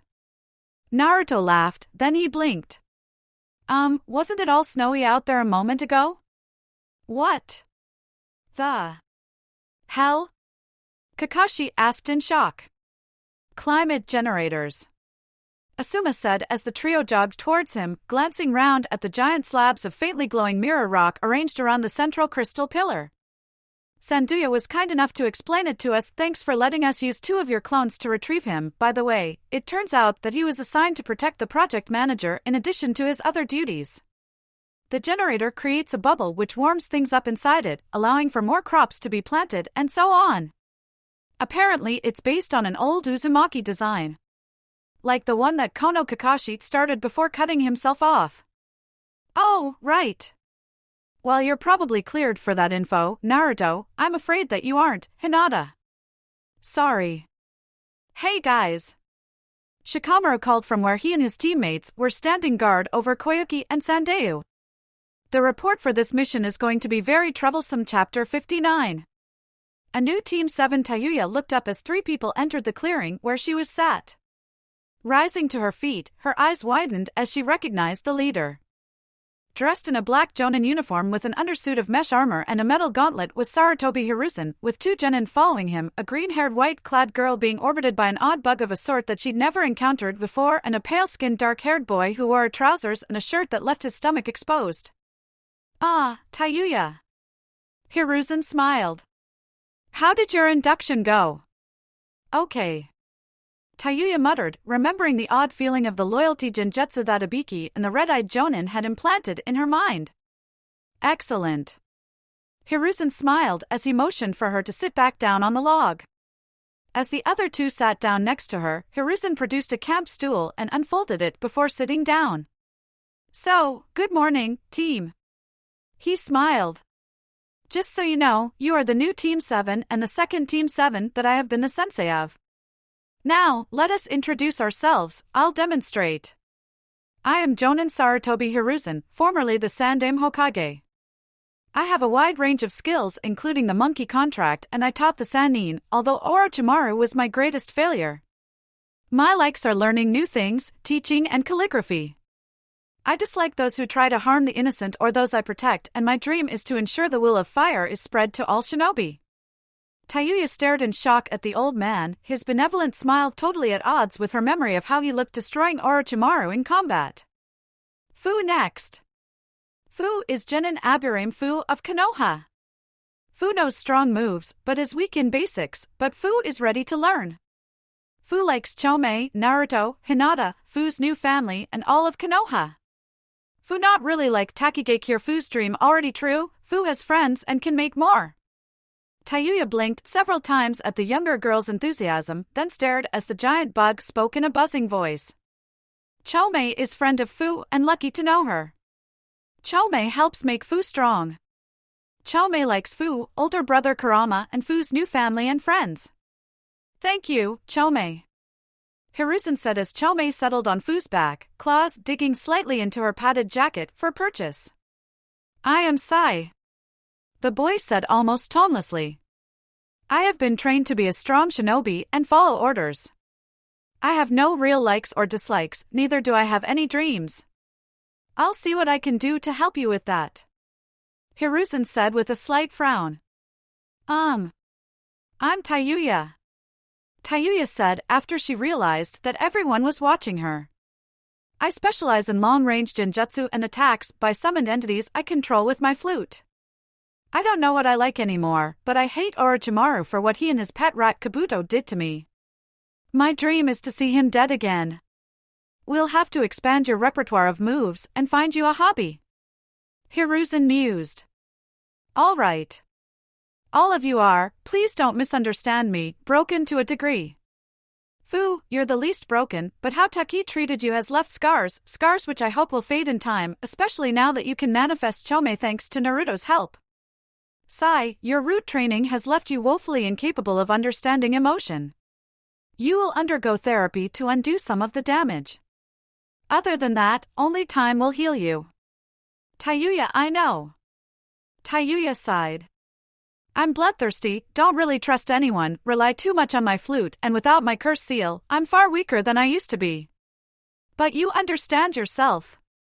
Hiruzen said approvingly. After our training and testing is over, I've asked another former Sannin, Tsuchi-kin, to show you around Konoha. Wait, Kin's the one that Scary-san was talking about? Tayuya gasped and Hiruzen chuckled. Scary-san, I wonder if Ibiki knows you call him that? Wow. Tayuya mused. Kin's still alive? How? You look like you were training with Gai-san. Tayuya cracked open an eyelid to see Tsuchi-kin smirking at her with amusement. Guy? Taijutsu master. Kin supplied as she dropped down to sit beside the prone kunoichi. Wears a green spandex unitard, has an apprentice named Lee who looks like a smaller version of him. If you hear them starting to shout each other's names, look away as quickly as you can, otherwise it'll scar you even more than anything the Hebe team did. Tayuya opened her other eye so that she could give Kin a disbelieving look. I'm serious, Kin stated. The others call it the sunset jinjutsu, although I once heard Asuma-san call it the excessively youthful man hug. Tayuya's disbelieving look intensified. So, Kin said as she knelt down by Tayuya's side. I heard they rebuilt Team 7 in order to take you in. You should be honored. Too tired. Tayuya moaned. Chakra exercises new taijutsu style so much to learn I felt the same way. Kin nodded. I adapted. The training here's different. No scrambling for your life as people who want to take your position try to kill you, no constantly sucking up to those stronger than you in the hope they'll slip up and show you something you can use to try and get stronger yourself. Nope, here, we learn from those who want to teach us and help us grow stronger. Of course, once again, you end up with a better teacher. I didn't hear you complaining earlier. A new voice laughed and Tayuya managed to lever herself into a sitting position despite her aching muscles. Hello, I'm Jonin Yuhi Kurenai, Kin's sensei. She's cool. Kin grinned, then she scowled. Although she seems to be affecting me. I've laughed more since joining than I have in my entire life up to that point. That just means you're getting used to actually living. Kurenai countered as she pulled Tayuya to her feet and slung one of Tayuya's arms over her shoulder. Speaking of, I sent my friend Anko to round up the girls. No, come on, Kin. She isn't that bad. Kin looked up from her shivering crouch. She is. Kin. Kin sighed and slowly walked towards Kurenai and Tayuya. Fine. So, what did you have planned? Not sure I can do it. Tayuya groaned.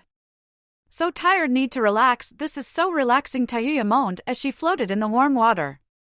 I had to be pulled out the first time I came here. Kin reminisced, causing Ino to giggle in memory. So, taught by the professor himself. Anko said from across the pool. Lucky girl. All I got was the snake bastard.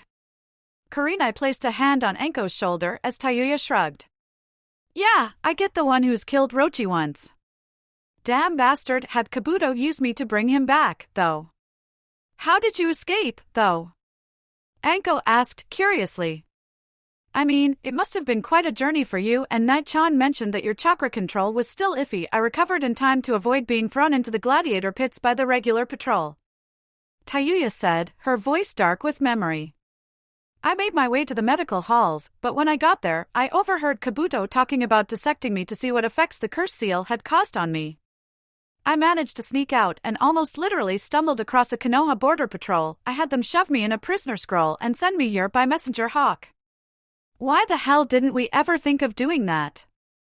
Anko groaned, slapping her forehead. What a way to get the wounded off the field and to the hospital. I wondered where that idea came from. Kurenai admitted, causing Anko to look at her curiously. You haven't checked the Jonin board yet? The techniques mentioned in the new tactics section. I've been busy. Anko protested. Jonin board? Kin queried. Is there a Genin board? Yes, but generally your Jonin sensei makes sure you know everything you need to know. Kurenai said. The board, well, room/archive actually, is mainly for independent genin. Like Naruto-kun before he was promoted.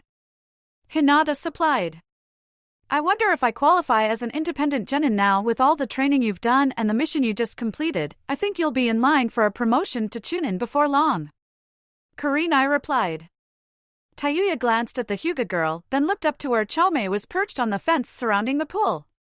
I never got to ask, she began. Chome summons?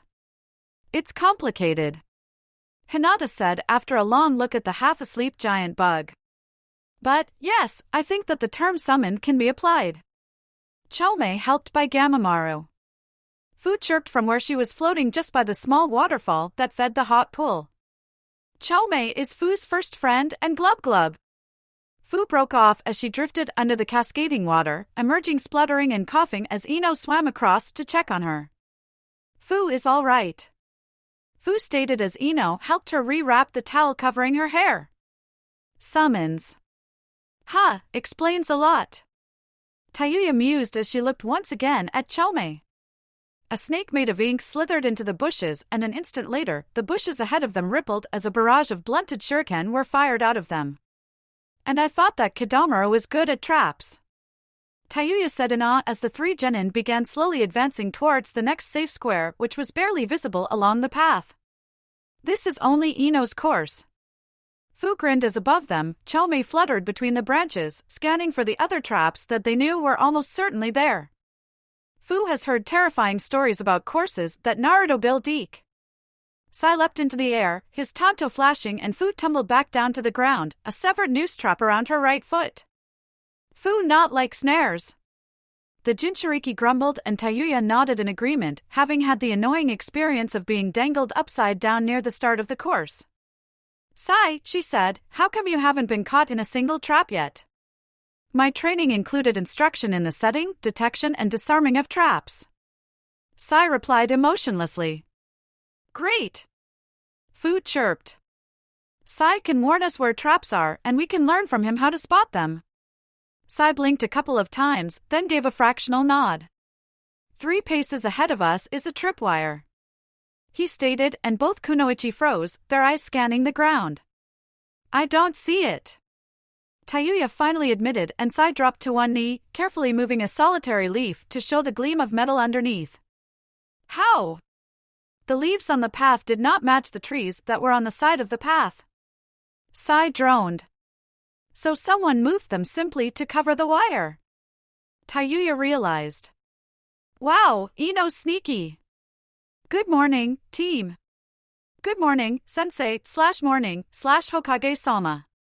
Sai Hiruzen began, then he sighed. Never mind. Anyway, I know it's been only a fortnight, but you have made enough progress to begin performing missions. Now, the missions themselves may seem pointless, but they double as training in the skills you will need in your careers. For instance, the infamous Tora mission provides training in tracking, interception, non-lethal capture, and keeping a prisoner from escaping. Cleaning one of the parks can provide excellent training in stealth, as you don't want the civilians to see you, as well as observation skills, meaning you will learn to spot things, no matter how well concealed. Gardening helps you to learn different types of herbs, which can be a lifesaver on missions outside Konoha. Fu thinks she gets it, Fu said with a firm nod. All missions are training? No, but you can include training in all your missions, Hiruzen gently corrected. Now, as we head for the mission room, what other missions can you think of and how would they count as training? Babysitting, bodyguard duties, Tayuya said after a thoughtful silence. Shopping. Identifying targets and making sure that the costs aren't too high, Fu said excitedly. Dog walking. Chakra control to prevent yourself being pulled off your feet, as well as physical workout, Sai supplied, earning surprised looks from his teammates at the fact that he had actually volunteered information without direct orders. Excellent, you get the idea. Hiruzen smiled at them. Well, let's see what mission awaits us. Fu grinned happily as they approached the tower, and Tayuya found herself smiling as well. Being part of a proper team was the best thing she had ever experienced. Chapter 68 Chunin Promotion. I'm what? Naruto gaped, and on the other side of the desk, Tsunade smirked at him. You heard me, you're now a Tokubetsu Jonin, primarily because of your Hiraishin ability. Same reason for Hinata becoming a Chunin. Of course, this is where things get harsh. I'm a Chunin? Hinata whispered. I actually beat Niji in something? Naruto blinked, then half-turned as the door behind them opened to reveal a familiar figure. Pervy Sage. Brat. Jiraiya mock scowled as he walked into the room, followed by several others. You told him yet, Haim? Just getting to it, Pervy Sage. Tsunade shot back. Naruto, you are a priority target for the Akatsuki. So is Fu, but her assignment means that she is as safe as she can be while still remaining on active duty. You, however, need to up your game. You have Hiraishin, but there's at least 2 counters that we know of. You have the Rasengan, but it's apparently still incomplete. Your other skills are good, but need to get better. Jiraiya. For the next 2 or 3 years, we'll be training you until you surpass us all. Jiraiya said, motioning to the other Jonin who had accompanied him. Guy will work with you on your taijutsu skills. Kakashi, your ninjutsu. Kurenai has volunteered to help you with your weakness to genjutsu while Yugao will be aiding with your kenjutsu. I'll help with your general fighting but not your fuinjutsu. Naruto blinked. What? Why? The great Toad Sage has decided that he's teaching you the way of seals. Jiraiya admitted. Said something about keeping an eye on something he discovered when he helped you. I know Hinata's been helping you with reading and writing, but you probably need to make sure your calligraphy is up to scratch before taking the first lesson. Naruto nodded in shock. Cheer up. Jiraiya laughed, slapping the shocked special Jonin on his shoulder. You should be honored, we'll all be using your little trick to make damn sure that you learn it right. Although the real you will be needed for actual sparring, there is no trouble at all utilizing Kage Bunshin for learning the katas. Guy explained, a wide grin spread across his face. I have been talking to your most youthful fiancé about how learning from both perspectives allowed you to rectify your literacy problems with astounding speed, and I believe that the same concept will be truly advantageous for the most youthful study ahead of you. Kurenai gave Guy a long, considering look. I know. Kakashi sighed. He does that. One moment, he's goofy guy, then there's a sudden flash of insight that you're never quite sure about. That was not a very youthful thing to say, my eternal rival. Guy frowned. Sorry, did you say something? Why must you always be so hip and cool? Tsunade dropped her head into her hands. Who is Fu-san being taught by? Hinata asked, then she frowned. Hiruzen-sama, correct? He mentioned something about getting a new team. It took a while to get the third, but yes. Tsunade nodded. Sensei doesn't idle very well, he has to be doing something. Giving him a genin team means he has a reason to keep going, the tough old coot. By the way, I'll be heading out soon, doing the rounds of my informants and sources. Jiraiya interjected. I'll take one of the kunai with me and I'll be summoning you every so often either for training or because I want you to meet someone. Naruto nodded, then a familiar voice spoke. Since the others are aiding you, so shall I. Hinata, Ko shall help you to teach Naruto-san the etiquette and protocol needed to avoid causing a war should he meet a high-ranking official. Thank you, father. Hinata said with a slight bow while Naruto was sputtering denials and protests before an elbow to the ribs shut him up. What are you doing here, Hayashi? Jiraiya asked, turning to look at the Hyuga head curiously. I know that I didn't grab you. Hayashi managed to smirk without changing his expression in the slightest. I am the chief of the Hyuga clan and Hinata's father. Why would I not be here? Good point. Tsunade allowed as Jiraiya was still trying to come up with an answer. Hinata, although my duties as Hokage take up quite a bit of my time, I do have enough time to train you up as a medic. You won't be the only one. Guy has started Sakura on the path to becoming a combat Irionin and has asked for my input, so you can expect her to be attending the same classes. Understood, Hokage-sama. Hinata managed. Thank you. Don't thank me just yet. Tsunade said with a predatory grin. I'll make you the best medic I can or break you trying. I won't break, Hokage-sama. Hinata declared before blushing and moving slightly behind Naruto. Tsunade's grin widened. Excellent, that's the spirit. So, Jiraiya, what's the story about the Akatsuki? Tsunade asked after everyone else had left. Itachi sent me a note via one of my contacts, the owner of a sweet shop near Konoha's northern border. All that time he spent learning to fake his Pocky addiction had really paid off. Akatsuki has gone silent because the former Mizukage died in combat, dispersing the Sanbai. Until it reforms, they are simply going to keep tags on the locations of the Jinchuriki and Biju. Itachi will send me a message when the Akatsuki decide to go active again. Tsunade nodded slowly.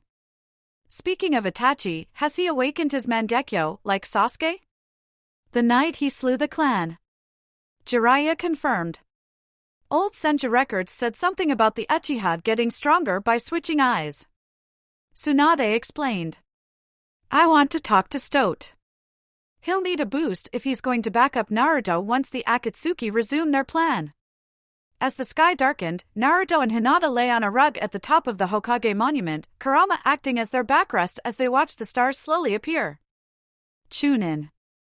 Hinata repeated, her voice filled with wonder. I made Chunin before Niji. You deserved it.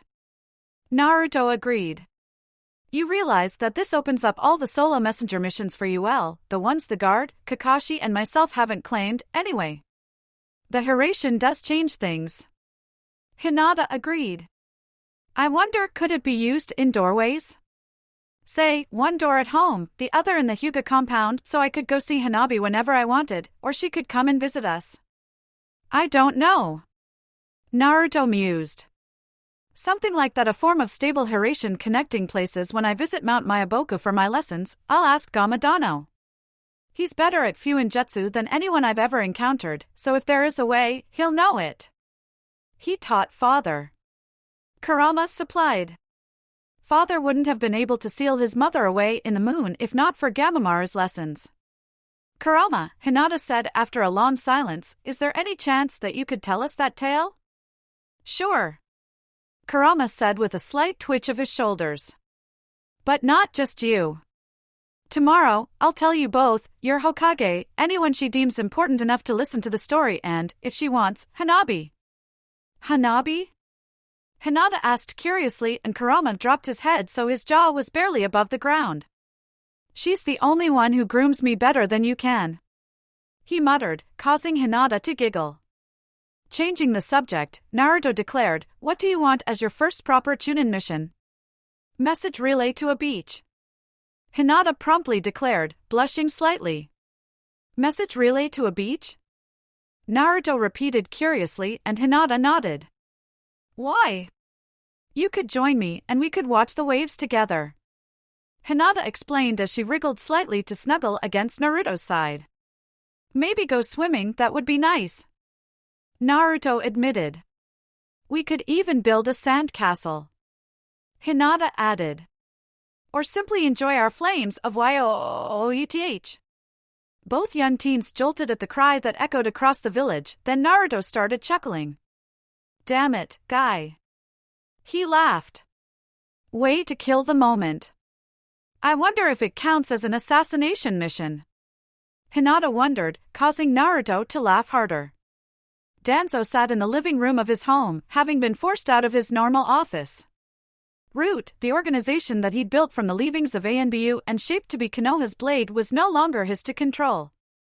Oh, he could trust Homera and Koharu to use his weapon to aid Konoha's growth, but they wouldn't follow his plan, his scheme to topple the other villages and place Konoha at the apex, ruling over the entirety of the elemental nations. Danzo rubbed at the bandages over his transplanted eye, the one he had stolen from Shisui before his death.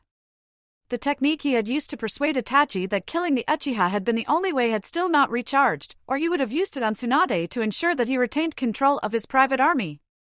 Danzo leaned back, his brow furrowed. He was not yet out of the great game, and so long as he still had his contacts, he could still attain his goal. He only needed to consider the possibilities. The condemned prisoner screamed in agony as the ash cloud condensed onto him, engulfing him and reshaping until the prisoner's form was replaced with a new one, a black-haired man clad in red armor.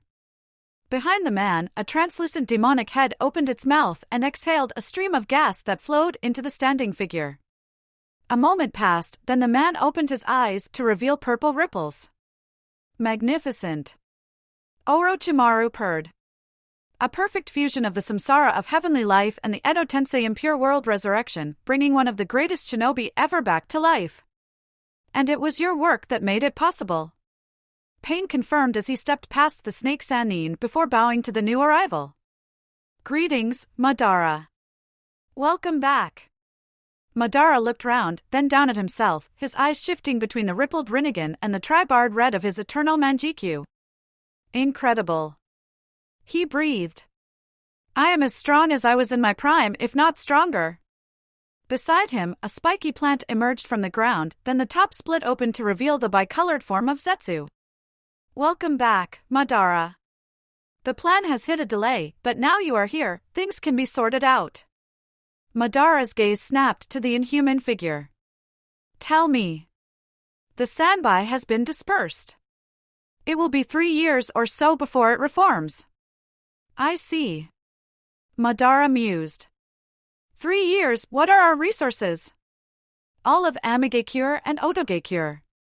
Pain said, catching Madara's attention. Welcome to the Akatsuki, Madara. Together, we shall bring a new age of peace to the world. Well, that's another day over with. Naruto sighed as he appeared in the middle of his living room, then he paused at an odd noise outside. Moving quietly, he crept to the door, motioning for the clones who had paused in their chores to keep working in order to avoid alerting whoever, or whatever, was outside. Drawing a kunai, he flung the door open even as he used the Hiraishin to teleport to the tag he'd placed at the point where the path from his house entered the woods, dropping into a defensive stance as he checked the front of his house for whatever had made the noise.